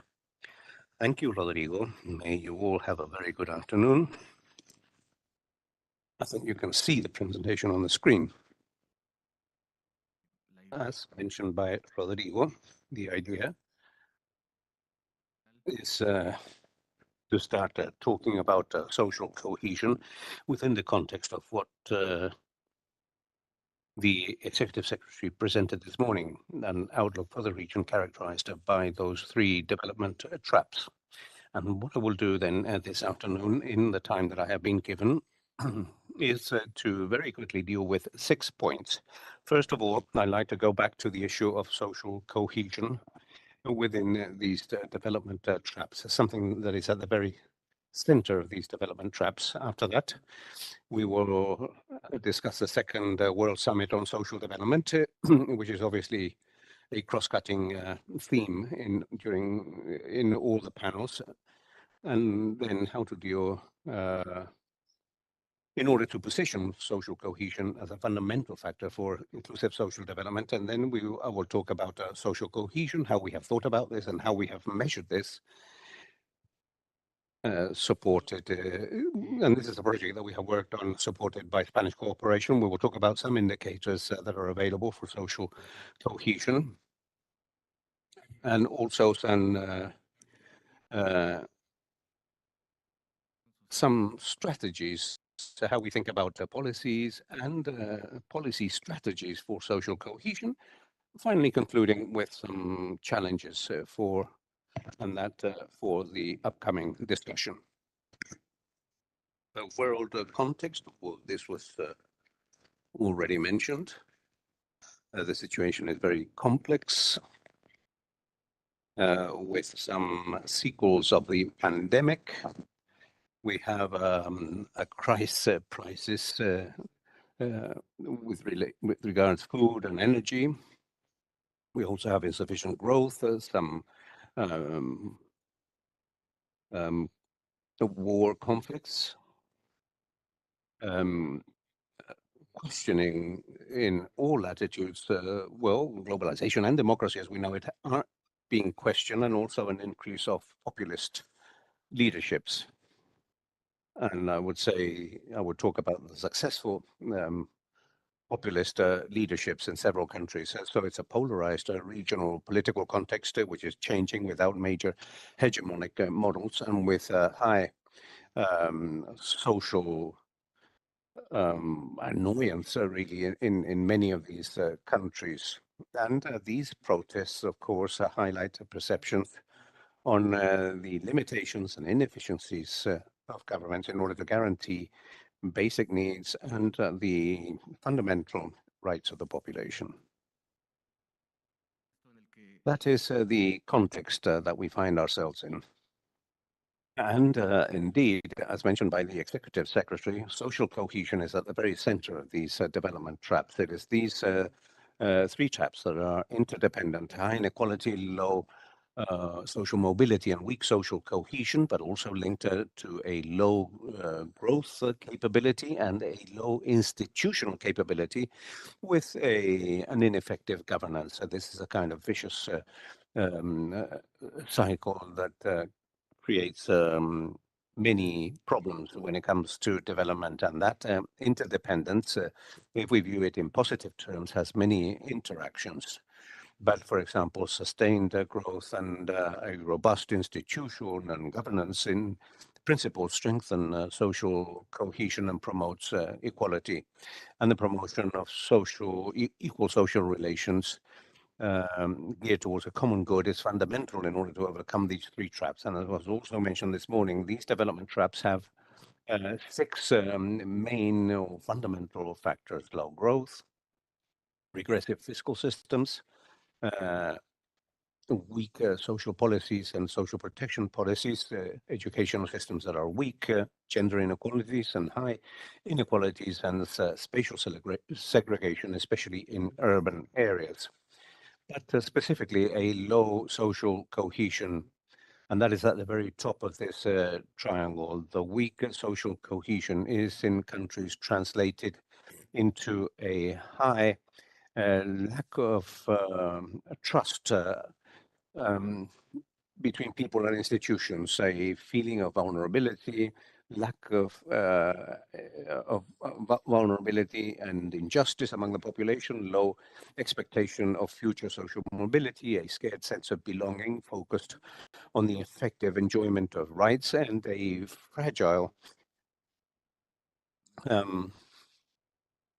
fragile acceptance of democracy as the best form of government. And therefore, overcoming these traps requires an integrated approach that could have a simultaneous impact upon these 6 fundamental factors. Now, I mentioned the global context at the beginning, and we have said that this year in late November, we will be holding the second World Summit for Social Development and Social Cohesion, has been present within that debate in Copenhagen during the first summit. In its declaration, the idea was to promote social cohesion via the promotion of human rights and gender equality, the protection of children and young people, and the strengthening of civil society. And since then, violence was already envisaged or viewed as a major global problem, and called upon governments to strengthen social cohesion as a way to counteract or to withstand this violence. Last year, in the Summit of the Future, again, social cohesion appeared in the agreements and in the consensus that was established. Action 6 of that summit talks about investing on people in order to end poverty and reinforce trust and social cohesion. Action 11 talks about protecting and promoting culture and sport as comprehensive components of sustainable development in order to promote social cohesion. And likewise, social cohesion together with solidarity and an intergenerational dialogue are all viewed as fundamental for future prosperity and must be supported via policies. And the summit talks about policies that strengthen families. Now, on the road towards the second World Summit, as you well know, the discussion is underway. In the documents that are presently being negotiated by countries in there, we find social cohesion, and especially in the zero draft that is presently being distributed, this does not yet form part of a world consensus. It is something that is still being discussed, and what it says there that among the commitments that will be brought to the discussion is the promotion of inclusive and equitable societies. And this is based on intergenerational solidarity, recognizing the role of culture, the promotion of diversity and intercultural dialogue, and especially education is viewed as a stepping stone for social development and social cohesion. The Second World Summit is therefore an opportunity to reposition social cohesion as a fundamental aspect for inclusive social development. And it is expected that this summit will confirm the 10 commitments of the Copenhagen Declaration, but with a new updated perspective, and certainly aligned with the 2030 agenda, with the SDGs, and with a renewed perspective about inequality and about inclusive social development. I am not going to dwell at length on this, but ECLAC suggests 10 elements in order to think about a pact for inclusive social development, a global pact for social inclusive development. And here you find these three issues that were mentioned by the Executive Secretary this morning. He touched upon this very quickly: the eradication of poverty, the reduction of inequalities, the expansion of social protection systems that are universal, comprehensive, sustainable, and resilient, as we have explained them here in ECLAC.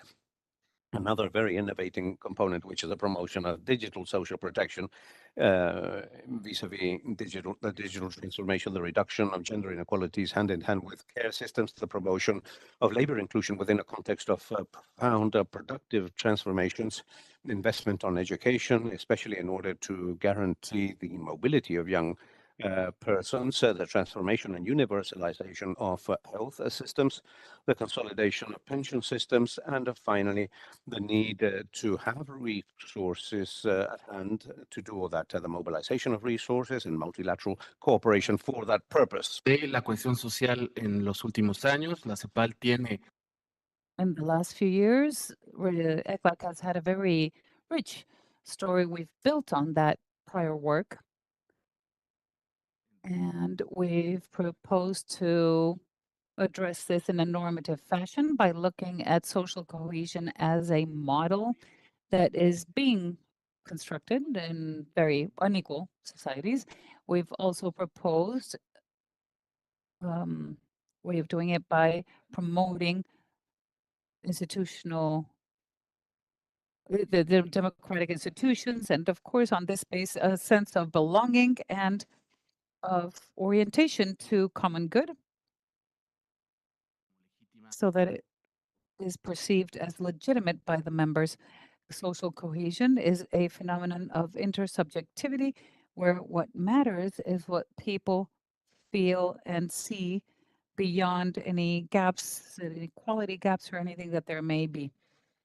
So social cohesion has been understood in different frameworks with the idea of shared values, trust, cooperation, but also the promotion of well-being for all of the members.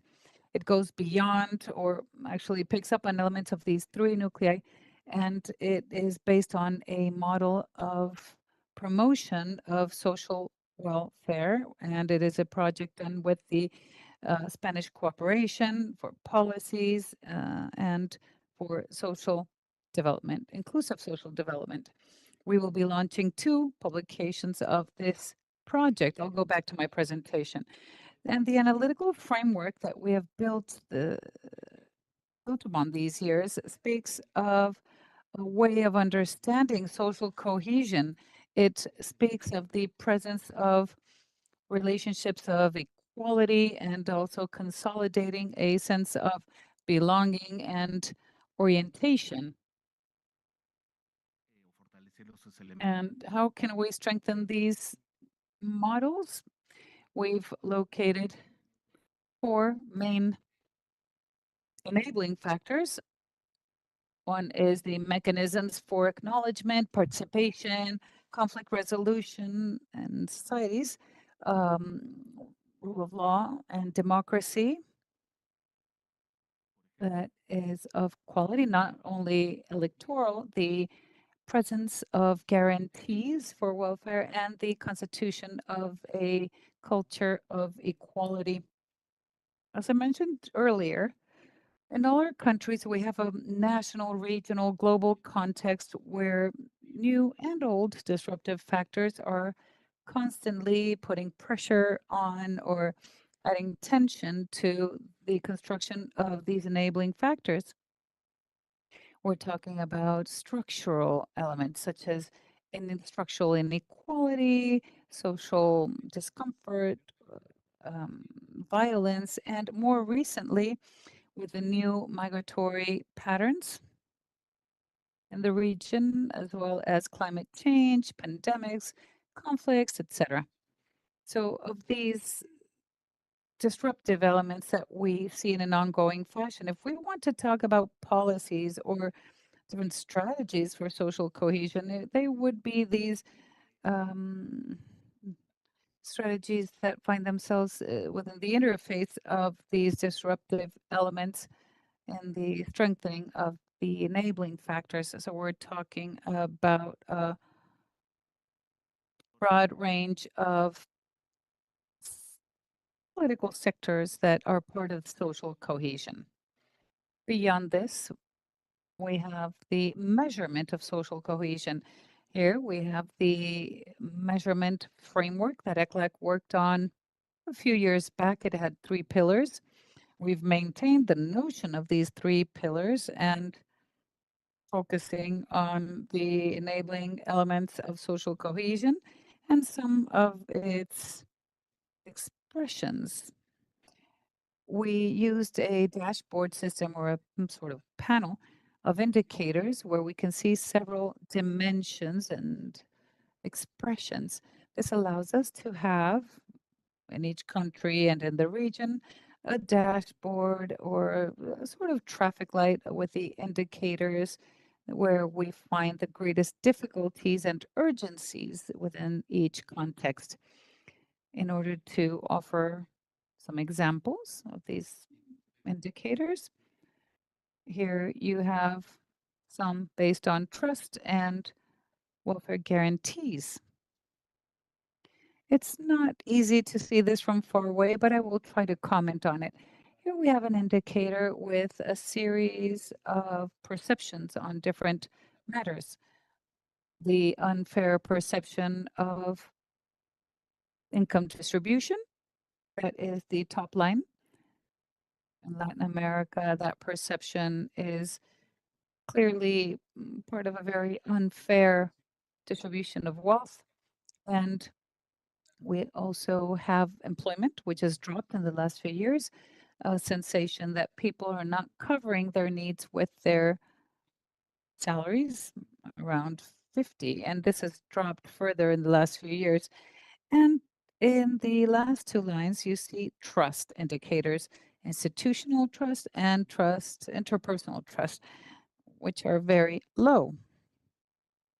Another example, in this case, this is the trust or lack thereof towards key institutions in 1995 until 2023. We see that the levels of trust in around the government, political parties, the judiciary have tended to drop.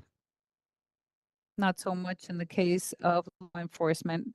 We don't have institutions such as electoral institutions. They are also suffering from this mistrust. Another important indicator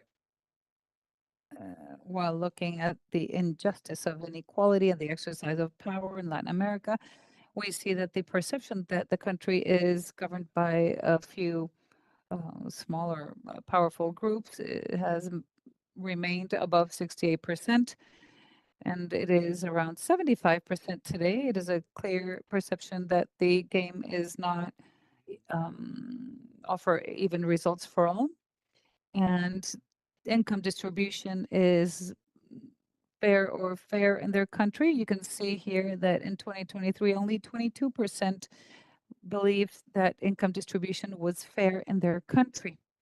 If we look at other dimensions more related to the advancement of sexual diversity, we see the approval of equal matrimony. It's low, or began very low in 2010, and has made progress very quickly until 2023. It began around 14% and reached 37% in 2023. These are same-sex marriages. We could look at all the dimensions and sub-dimensions. We will do it at the end of the year when we are able to present the second social cohesion perspective at the end of the year. Now, I would like to look at the policies. If we look at these from the perspective of the enabling elements or enabling factors of social cohesion, we have different sectors of public policy. If we look at the welfare guarantees, we must speak of universal systems, comprehensive, sustainable, and resilient systems for social protection and the development of human capacities, for example, health and education. And if we look at the state of democracy, in our policies, we're also talking about an open government, participative government, with the presence of mechanisms for accountability and transparency, but also mechanisms that offer institutional frameworks that can strengthen the efficiency of the states and public policies. And of course, with a very important agenda around information and public debate, and at times where misinformation tends to poison public debate. So if we're talking about social cohesion policies at a country level, where each country has its own profile and challenges, what we are inviting countries to do is how to put together strategies that can mobilize the different sectors of policies, thinking that social cohesion has two pillars, one pillar focused on welfare and the other focused on governance and institutionality. And the challenge is to define what these strategies would be in each context and seeing how to mobilize resources. To conclude, I'd like to present some challenges for the conversation we'll have today. These are challenges that we also feel are of concern, because in thinking of the next perspective on social cohesion, for many of you, it may not be a novelty, but we have seen a downward curve in the region, not only in Latino Barometro, but also LAPOP and other sources of information.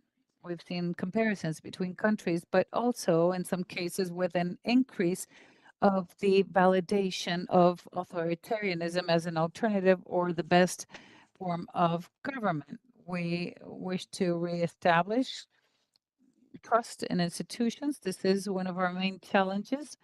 We're talking about a serious lack of trust towards all powers.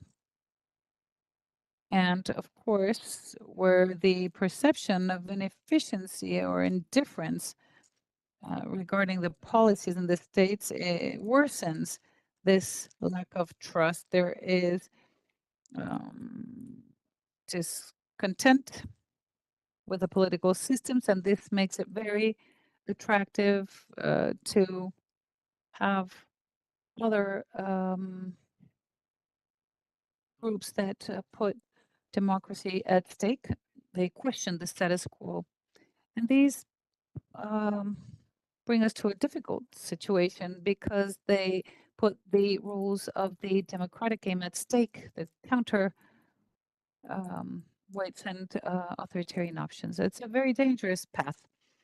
We find ourselves in a situation or a feeling of being defenseless towards corruption, violence, and organized crime. And it also erodes trust in democracy and their ability to offer solutions. So governments continue to be corrupt. There is no solutions presented to the people. So people are looking for other options to see how they can find solutions. And of course, we are looking towards the second World Summit on Social Development. We believe that this level of debate at a regional and world level, it's important to take advantage of these opportunities to recognize the contributions of social cohesion and, of course, for the sustainability of inclusive social development, which is part of the pact that we're analyzing here at ECLAC. I'd like to leave you with this. These are the ideas that we have for this afternoon's conversation. Thank you. Muchas gracias. Thank you very much, Carlos, for that detailed presentation. Siguiendo la conversación de la mañana sobre Following this morning's discussion on inequality, it gives us a more subjective aspect in terms of what is happening to people and communities in the context in which we currently are. Following what Naomi was saying with the work in the Dominican Republic, how we perceive inequality and how this makes us relate to each other differently. And the data that you showed in terms of income distribution, the unfair perception of income distribution, unemployment, etc., that beyond any figures reveal what people comment on or talk about in the streets with that hard data. And it complements the quote unquote objective approach with the subjective approach of people that allows us to see that reality in a better way. And this goes along with what you have said with a conception and an orientation of policies. Therefore, the challenge is, given the opportunity of the Second World Summit, and from that point on, those enabling elements and those policy proposals are articulated. And here comes the challenge with the following question that I would like to raise to our panel, of linking that proposal with each one of our work in terms of how we can take action. Because diagnoses are very good, we're quite interested on them, but we need to take action. And for that, I would like to invite Diego Spotorno, Technical Advisor of the Department of Cooperation with Andean countries of the Spanish Agency of Cooperation for Development, to talk about the work history and how this topic has to do with, I think, your institution. Thank you very much. It's basically with South America. That is the axis of our action in the department that I work in. It is with South America, and we will focus the answer to your question for the entire continent, Latin America and the Caribbean. First, I would like to start by thanking Carlos for his presentation because it helps answer the questions that you have stated, to go beyond the fact of stating the problem and take action. I would like to comment on the view of Spain and the Spanish Agency of Cooperation for Development and what brings us here today: social cohesion and differences, especially in this continent. Second, for the agency, which are the main problems that we should respond to. And third, I will explain a series of programs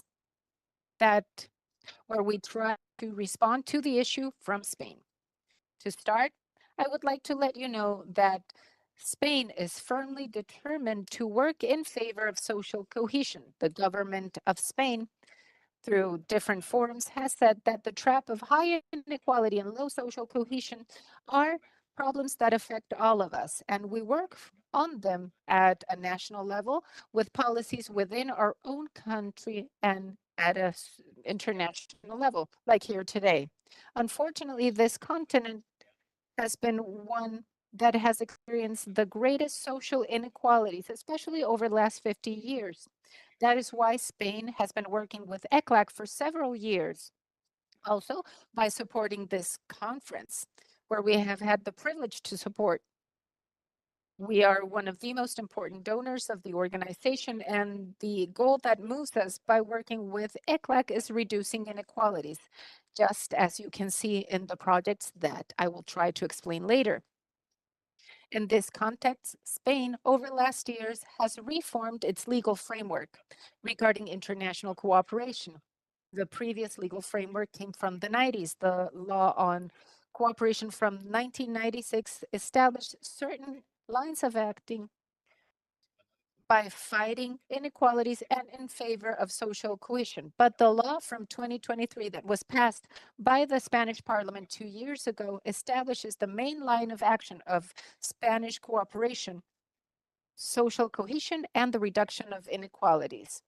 The sixth director establishes Latin America as a priority region for action to reduce inequalities, with which the entire legal framework in which we move refers to the need of reducing inequalities through social cohesion.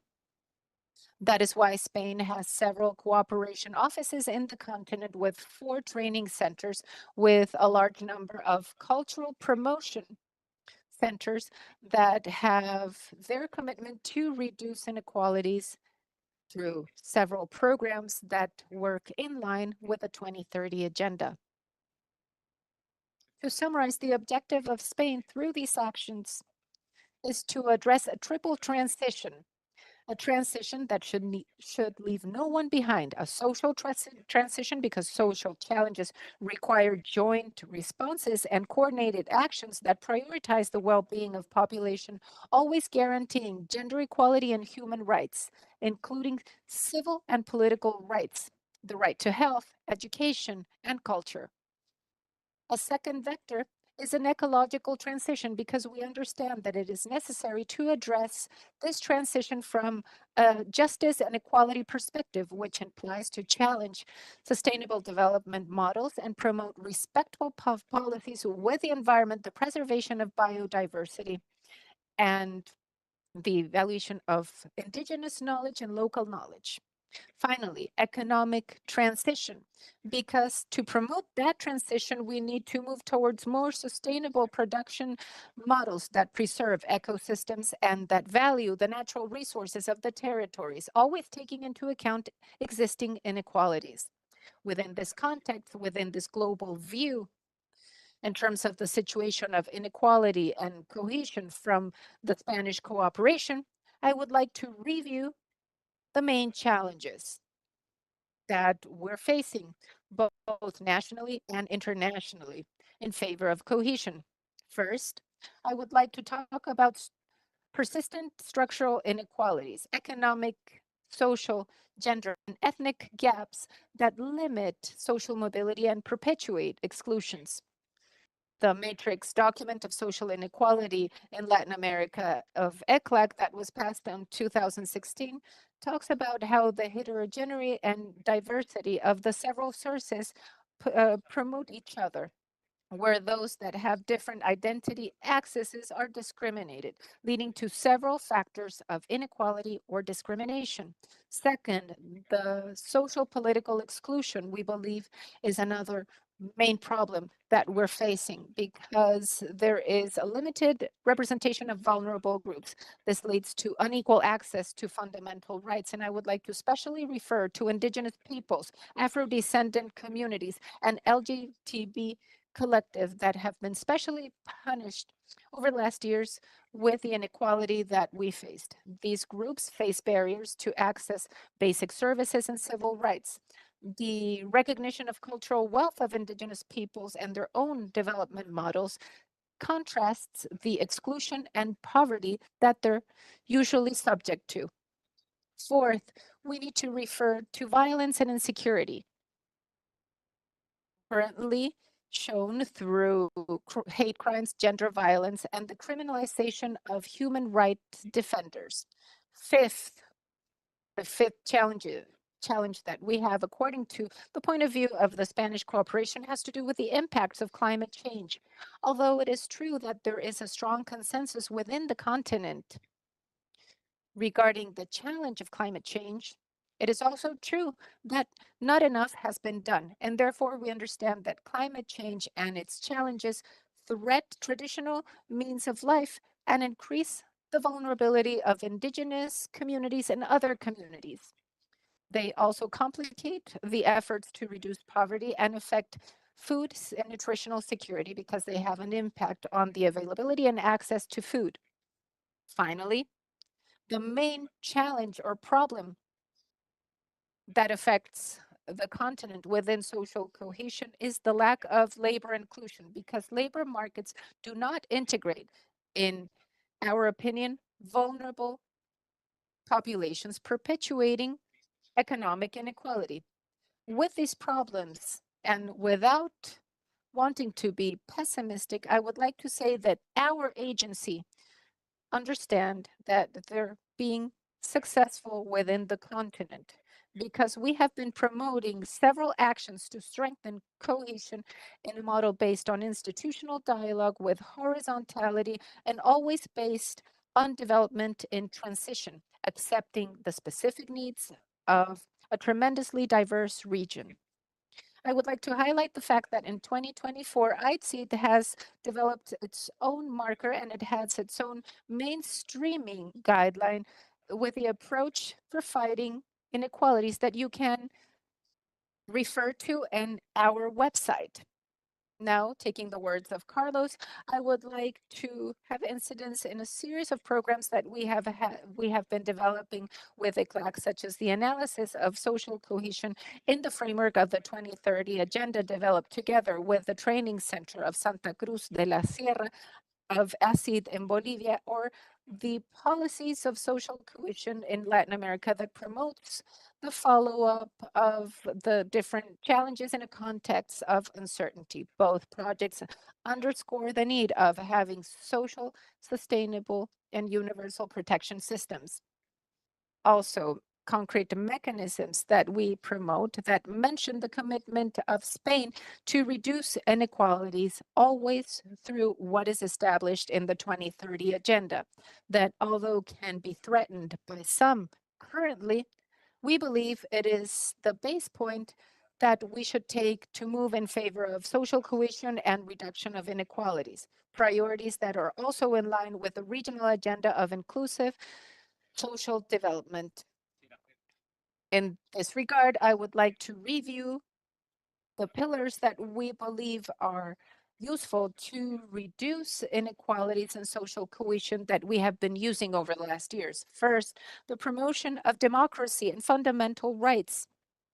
The democracy program has invested more than 12 million euros in initiatives that promote dialogue instances on social and civil pacts, as well as the protection of basic rights, such as the freedom of speech. Also, specific mechanisms for human rights defenders, including early alert platforms and emergency platforms. Also, the promotion of equality and participation with programs dedicated to gender equality, the fight against violence, gender-based violence. Also, public policies for indigenous peoples and Afro-descendant communities strengthen leaderships through ECLAC and international cooperations.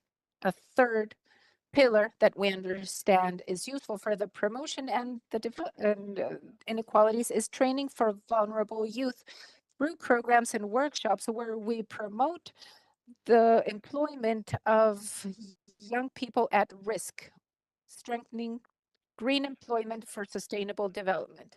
The fifth pillar of all of these axes has to do with fair transition through drinking water and Euroclima, leading climate change initiatives and guaranteeing the access to basic resources such as drinking water.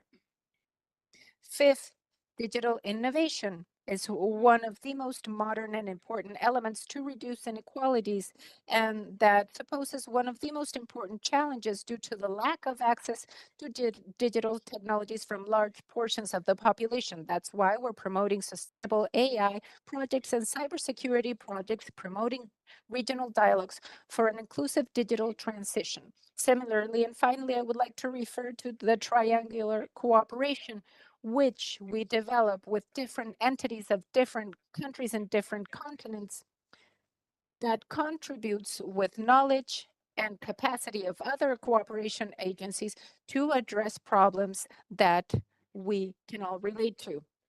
And finally, I would like to talk about initiatives in terms of equal and inclusive societies, because several countries of the European Union, together with the European Commission, are developing an initiative to improve the access to social services and rights. To conclude, social cohesion for us is not only an objective, it is a need to guarantee more equal and sustainable societies. Therefore, it is key to promote cooperation programs whose objective is strengthening social cohesion in the region. We are living in a complex reality where important actors are moving away from our shared goal, even from cooperation. But in our opinion, this should encourage the rest of the actors to work firmly and jointly. Thank you very much to all of you.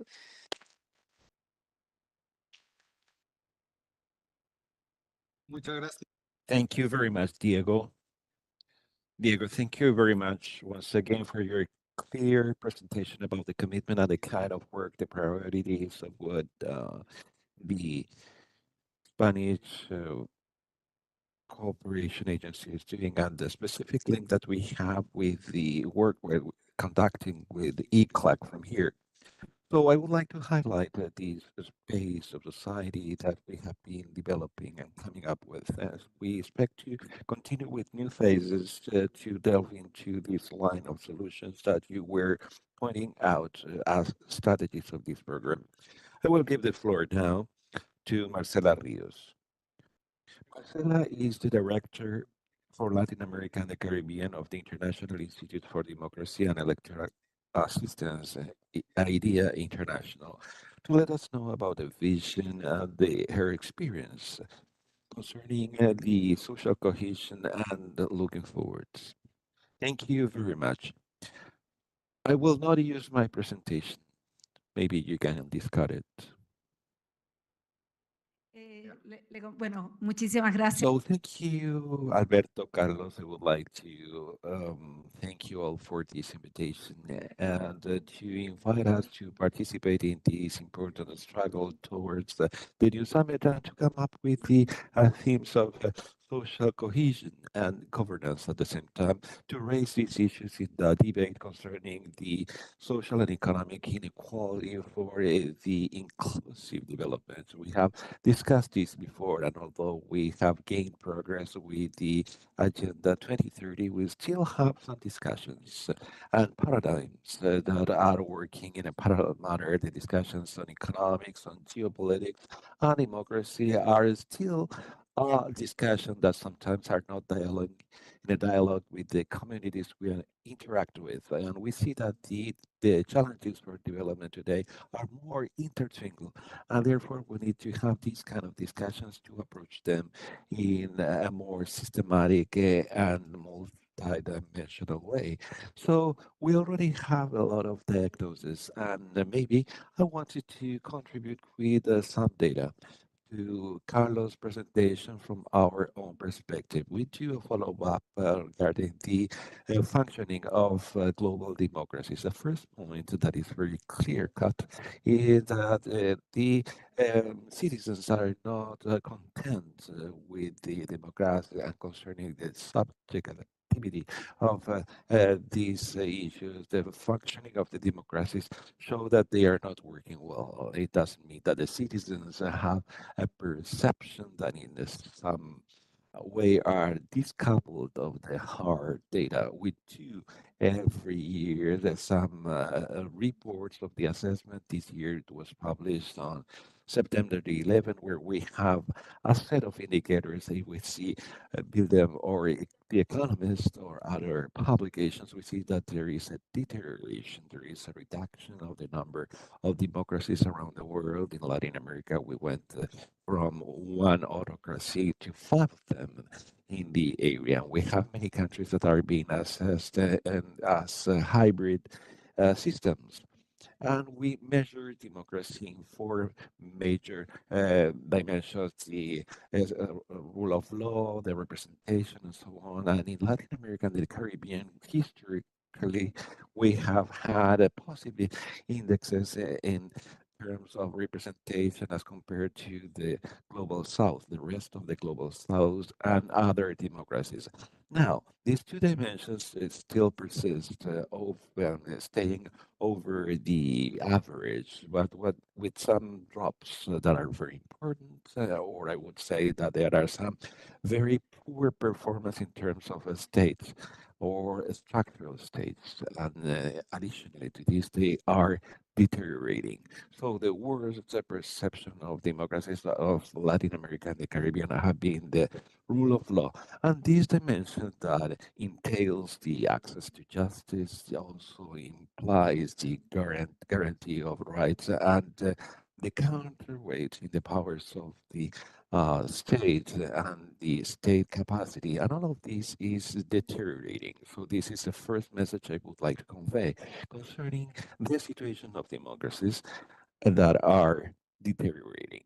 Another important thing to point out is that democracies in Latin America have been extremely resilient in the context of inequality. In theory, we can say, or 20 or 30 years ago, we had this discussion on how much inequality democracies could undergo to continue to be considered as democracies or have this ability of functioning.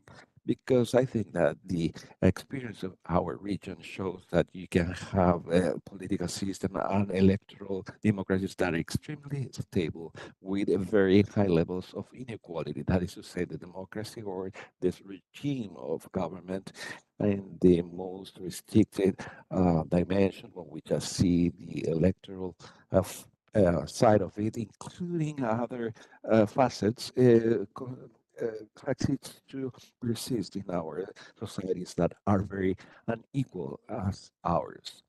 I think that we still need to try to understand how they interact these democracies with inequality and how they are reinforced or how they go in opposite directions. And this is still part of a work that is underway. In this particular context, there is a deterioration, that is to say, democracies that still persist with a very low level of performances in terms of state and rule of law. And this landscape maybe was the structure for the region, and today is aggravated and more complex because of different elements. Carlos was already saying that, for example, the insecurity, crisis of security, and all that insecurity implies in terms of the functioning of policies or politics in general, and also some feeble states. That is to say, the states are penetrated by the organized and non-organized crime, the illegal economies of the local governments, the police corps, and the judiciary corps, the prosecutor's office, and the customs departments. And therefore, this is a problem in impact from the organized crime that is restricted to some areas of our continent and now is expanding in the region, including the southern cone of Latin America and also the Andean countries. And this is translated into an impact that is brutal in the day-to-day life of the people in terms of social cohesion in politics and the cohesion, because on one hand the states require the security to guarantee the rights, and therefore the states are undermined, and on the other hand, because the demand for security is pushing widely the support to liberal regimes or autocratic leaders, and this discontent is therefore nurtured by this crisis of insecurity with states that are not efficiently facing the problem. Another second important point that is changing the scenario is the geopolitical situation prevailing.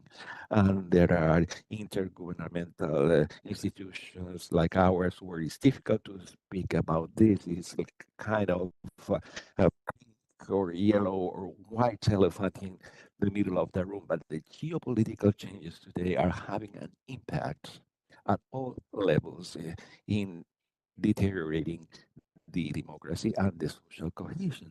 They are producing the growth of illegal movements globally, and they are legitimating the attack to multilateralism, the cooperation for development, also the Agenda 2030 or of human rights, the attack of all people who are around the table for what we believe and we work for. And we are convinced that we can build a better future for people with inclusive perspectives, with equality, and observing the rights. This agenda is today lacking of funding, is attacked.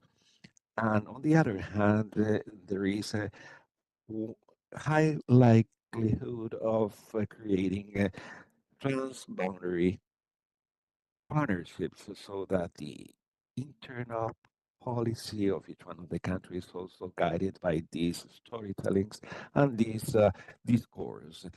When we have to make decisions, the decision makers are also affected by this new scenario, this new geopolitical scenario, not only with the rise of warlike events, which translate into a problem for democracy, for development and cohesion, but these liberal discourses also translate into these continuous attacks for the multilateralism and the development of democracy. I don't intend to be extremely negative, but we need to recognize that although we have these complex scenarios, it is possible, however, to find some virtuous examples of improvement with lower levels of inequality inequalities and the more inclusive government systems. One of the things we have done is the publication of a document with the uh, UNDP, and where we see this combination of inequality, the governance, and some other factors in Latin America, and how we can unpack this from uh, the democracy. And although this is a dialectic relationship, the high levels of inequality also affects the governance. The governance also has an impact on inequality, and we observe that this impact is materialized at two phases.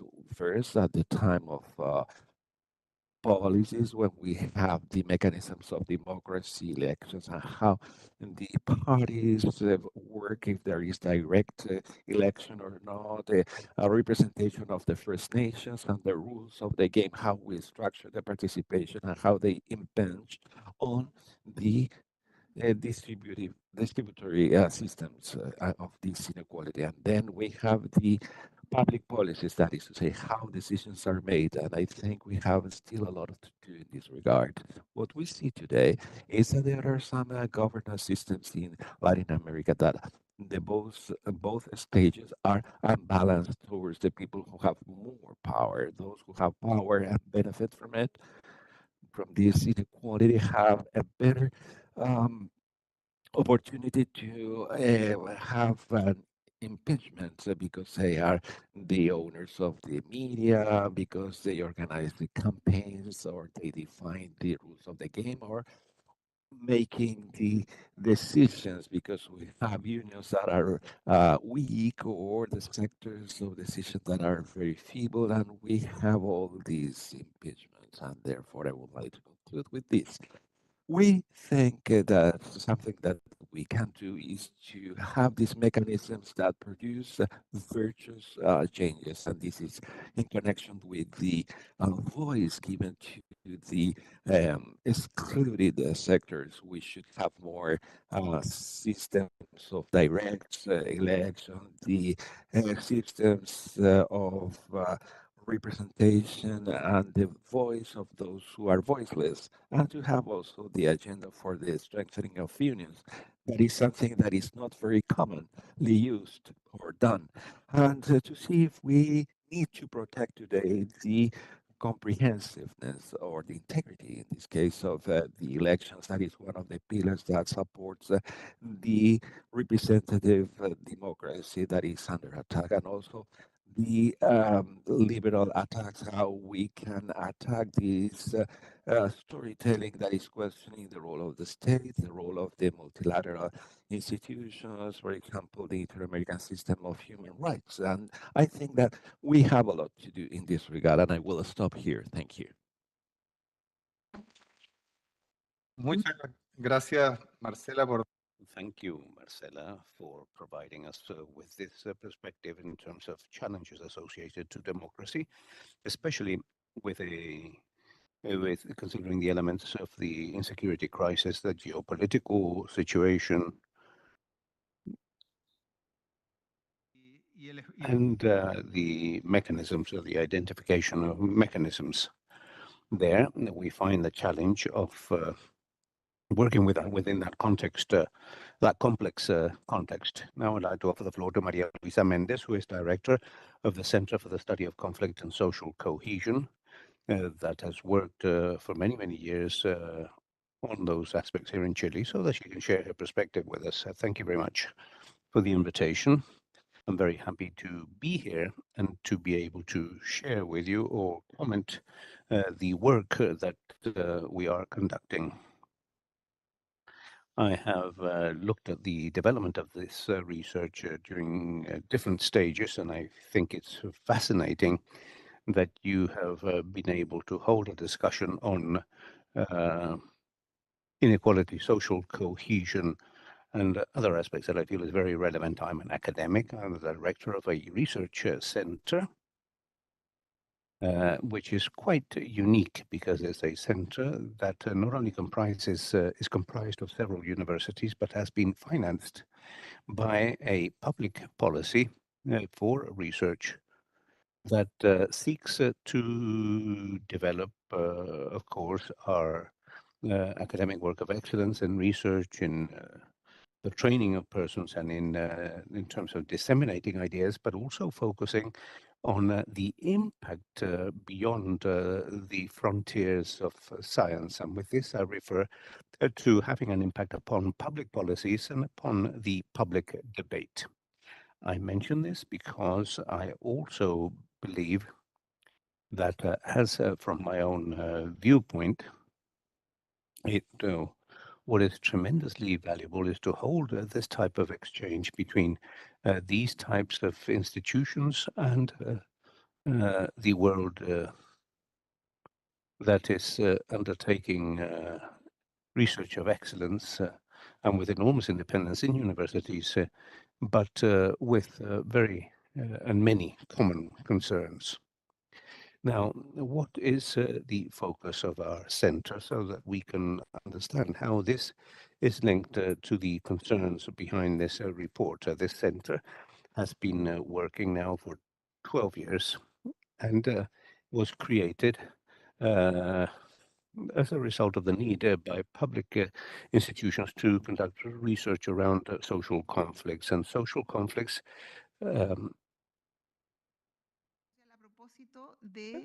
related to the issue of inequality in our country.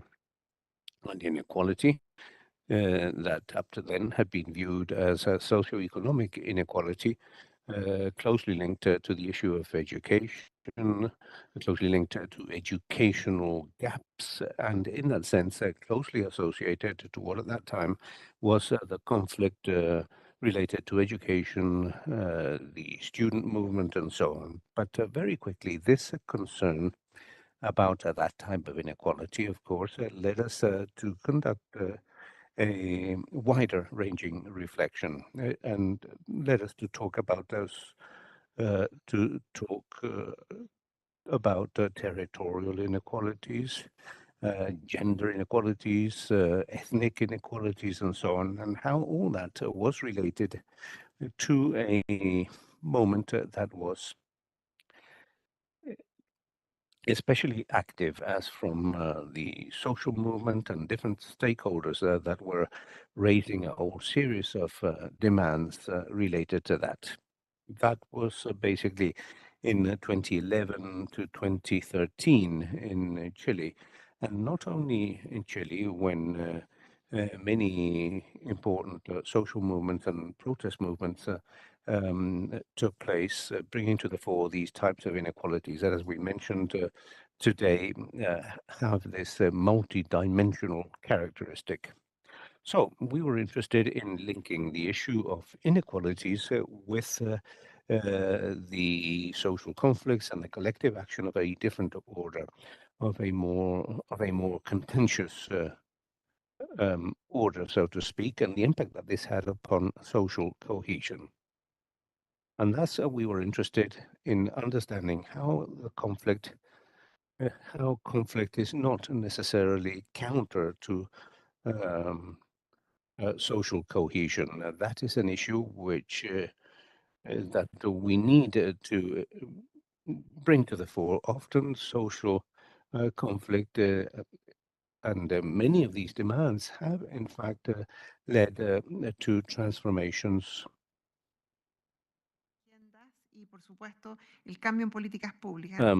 driving agendas forward and changes in public policies, and therefore we were interested in understanding that relationship, and at the same time how these high inequality contexts possessed or had on the one hand an expression in terms of the deterioration of social cohesion, but at the same time a reformulation of other types of social bonds that perhaps we were not viewing with sufficient clarity. That in order to, as a context to the way in which I view what Carlos has shared with us this afternoon.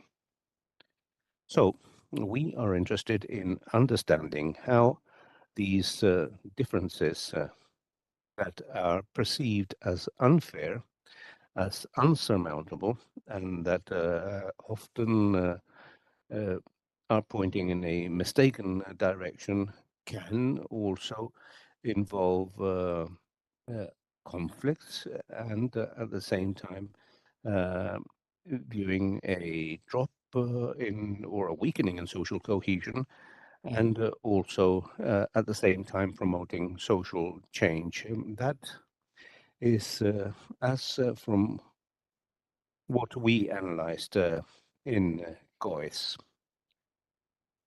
So inequality is a difference that is perceived as unfair. This is something that we mentioned this morning when we talked about the more subjective dimension of inequality, the hope, the expectations around this. And inequality possesses a moral aspect that has been extremely critical during this period.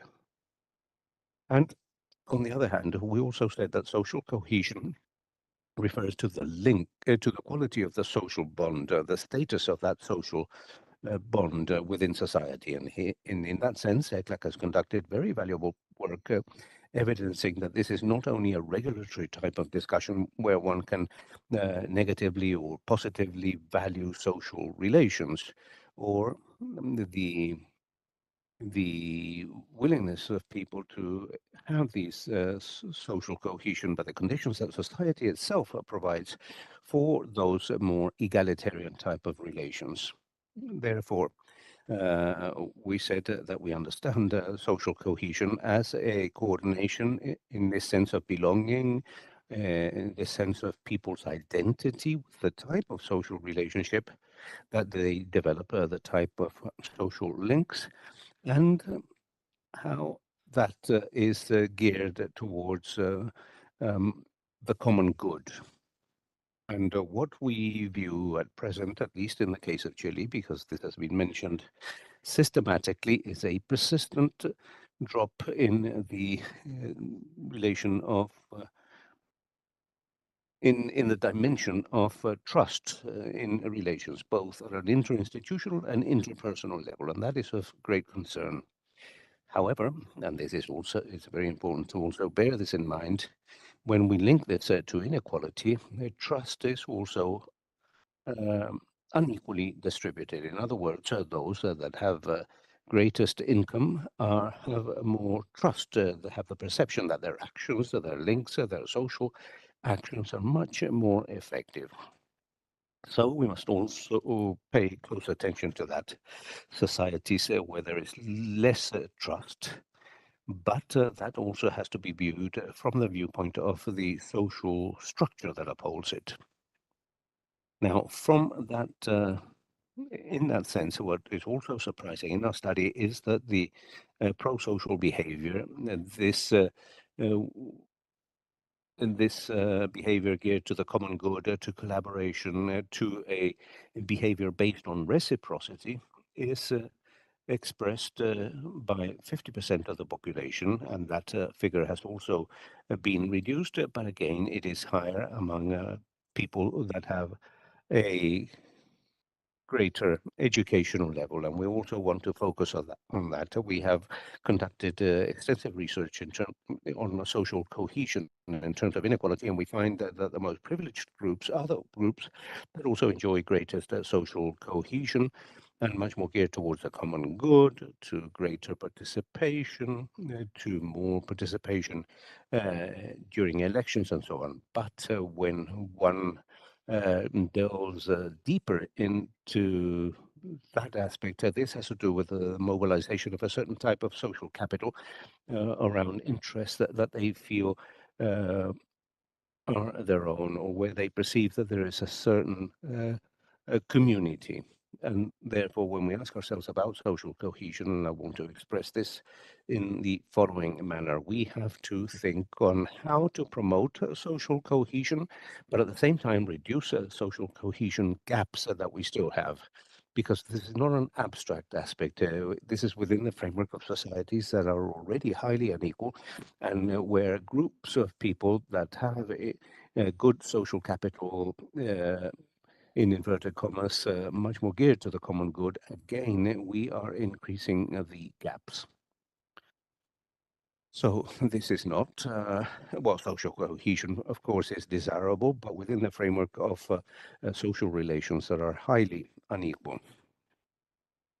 The second point that I would like to make today, and I think I have a little time available, is something that Marcela referred to, and that is the issue of insecurity or lack of security. After 12 years, we are convinced that insecurity is not only an external variable capable of impacting social cohesion, but rather the perception of insecurity in a wide range of people. Of course, we have to conceptualize this. This is a very ontological type of thing related to physical and emotional integrity of people, must be a dimension that has to be considered within the conception of social cohesion, and therefore when it comes to the measurement of social cohesion.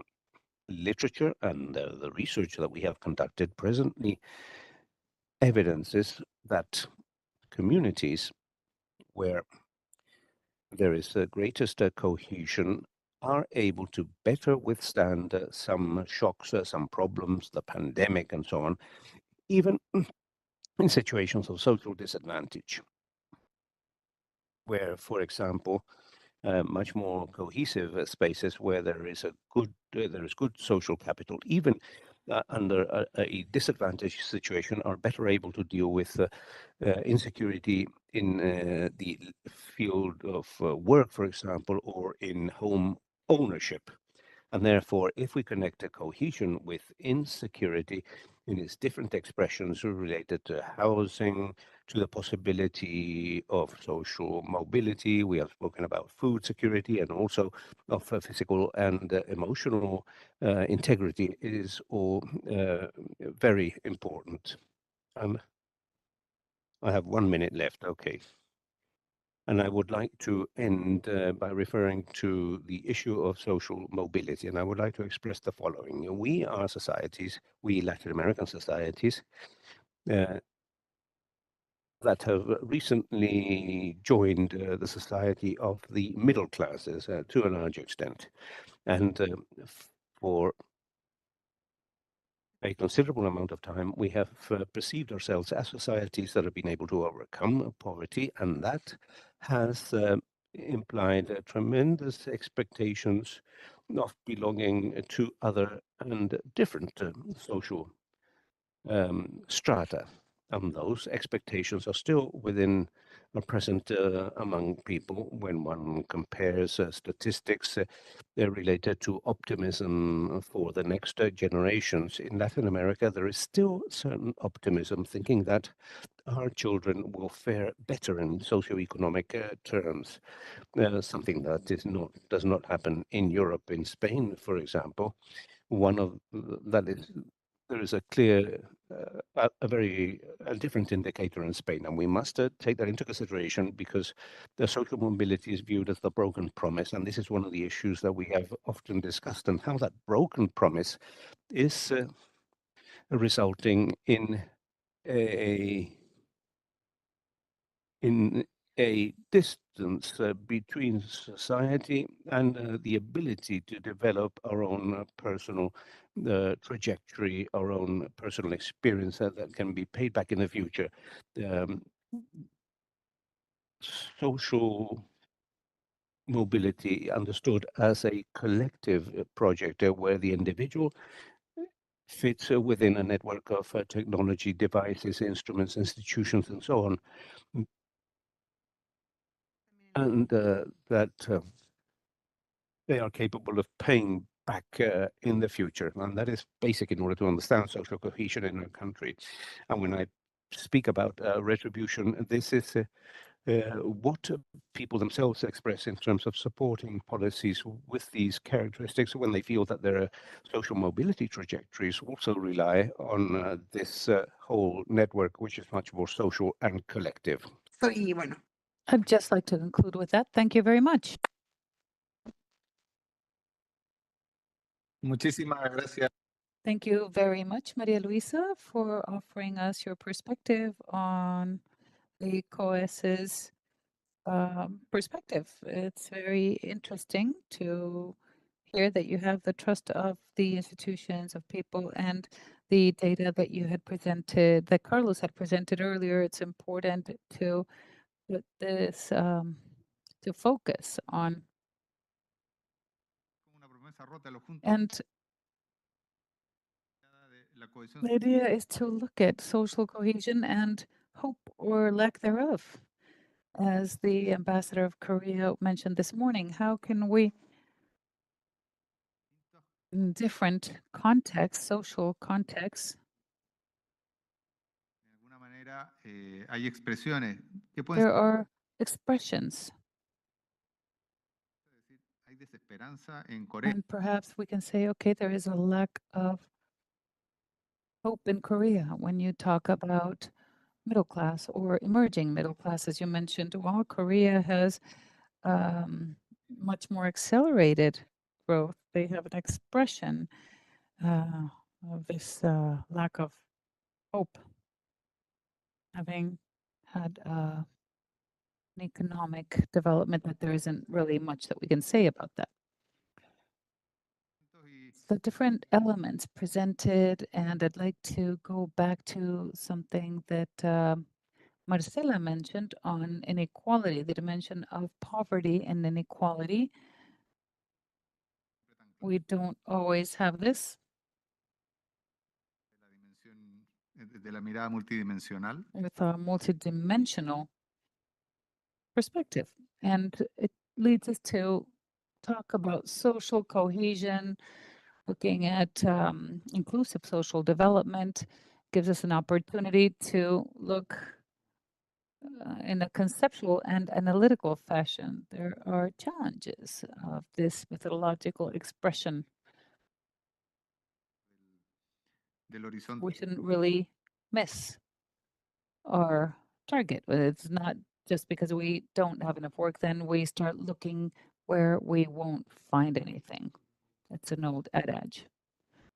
And we are mentioning this because there's a series of elements that feed this conversation on inequality with others that in traditional methodologies and some other recent developments could be left out. So I can leave it there as a challenge. We have a few minutes for questions. While some think about raising their hands and making comments, I'd like to leave you with some of the questions that have arrived. We have over 140 people that have connected for this meeting, for this panel. And among the questions that are coming, it's difficult to talk about cohesion in countries where racism is part of the social construct. And how does social cohesion affect security? How do we protect democracies when crime and corruption are not respecting it? Some of that came up in the conversation. And how does this affect decisionality with respect to inequality? It could be a buffer in view of social cohesion, perhaps. So these are some of the expressions of concern for those who are participating at a distance, looking at this social inclusion that we have with streaming. Is there anyone in the room who would like to make a question or comment? So I'd like to leave the floor open to Diego, Marcela, Luisa, anyone who would like to make a comment, perhaps even Carlos would like to make a comment at the end. Sí, muchas gracias. En general, con la Thank you very much. In general, with regards to this question about talking about social cohesion in countries where there's racism and classism, at the end, the answer is found in the question. There are no elements that generate more lack of social cohesion than racism. There is none.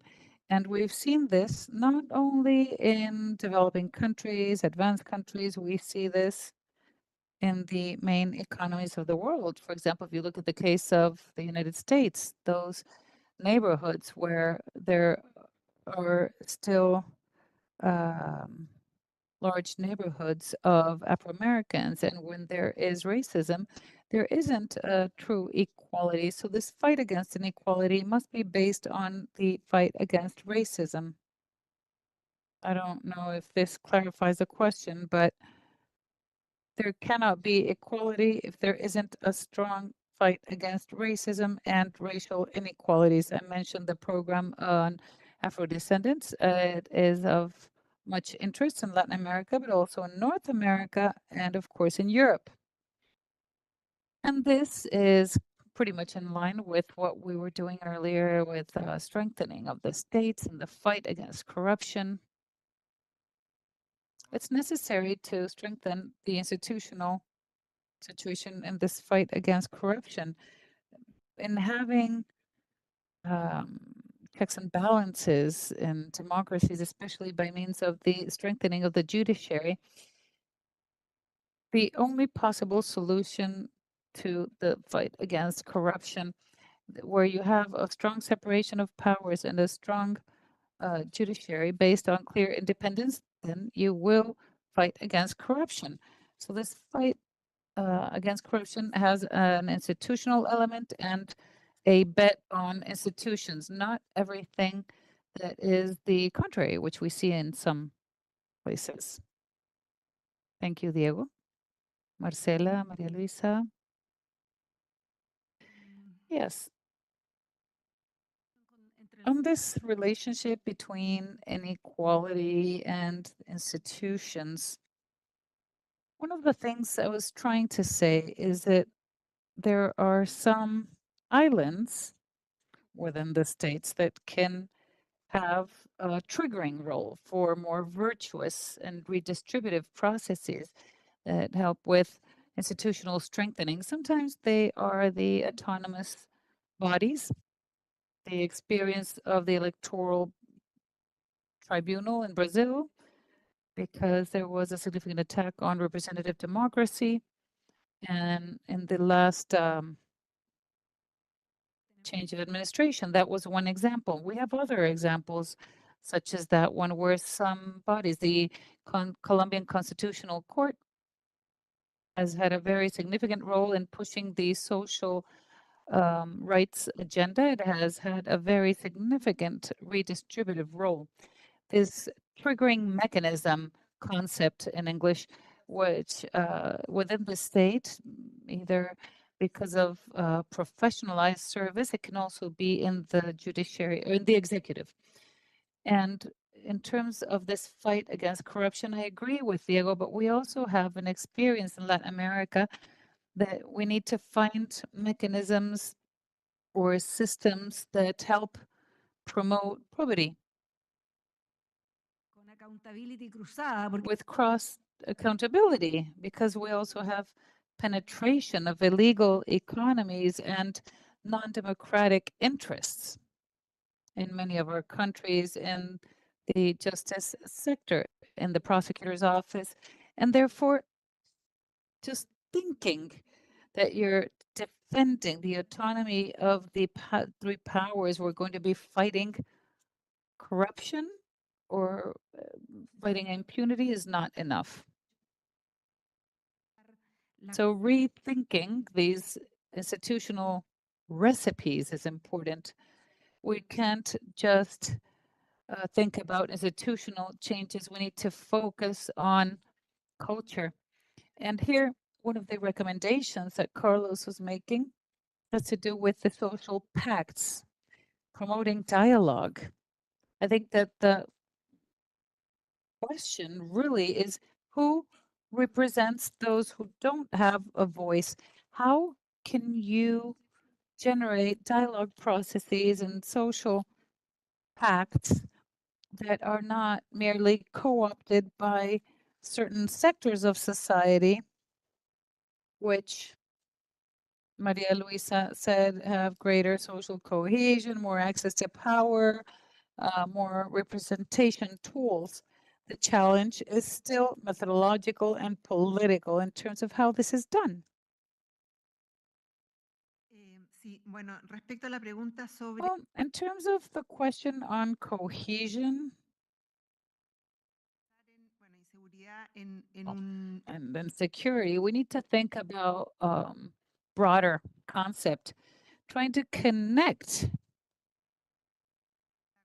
and understand the daily aspects of protecting physical integrity.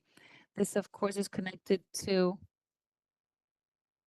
safety and personal trajectories of younger generations that are coming into the labor market and that will have serious difficulties in addressing the housing crisis, developing a country, etc. I believe that it's about understanding security within this complex situation. We also need to take into account that these phenomena, cohesion and insecurity, are experienced in a localized manner with territorial dimensions or local neighborhood components. It's part of the abstract experience of being part of a society, but then when people evaluate or assess it, it has a lot to do with this direct experience.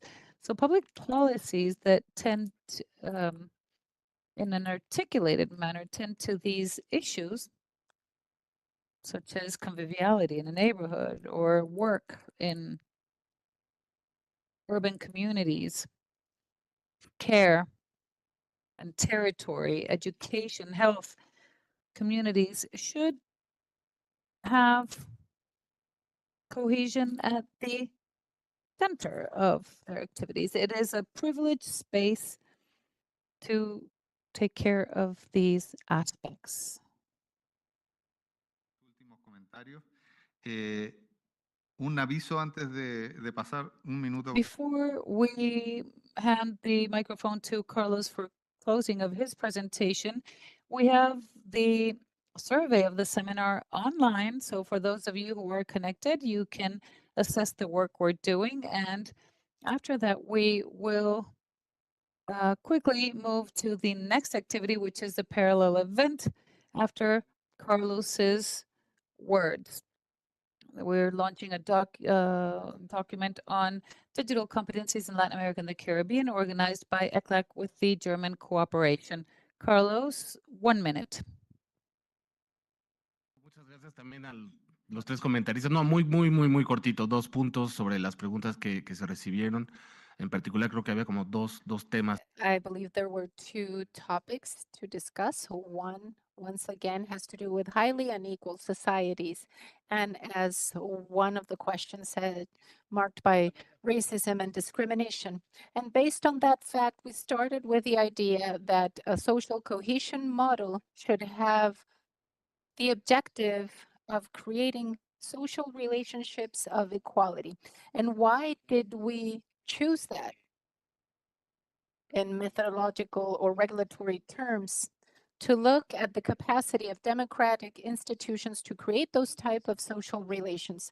Second, regarding the discontent or the defenselessness feeling of people, we talked about an old issue, which is the flaws in our state in terms of public policies. Investment in public action is irreplaceable. Policies that work have a cost, and we need to invest in human capacities and measurement in accountability mechanisms, as Marcela was saying.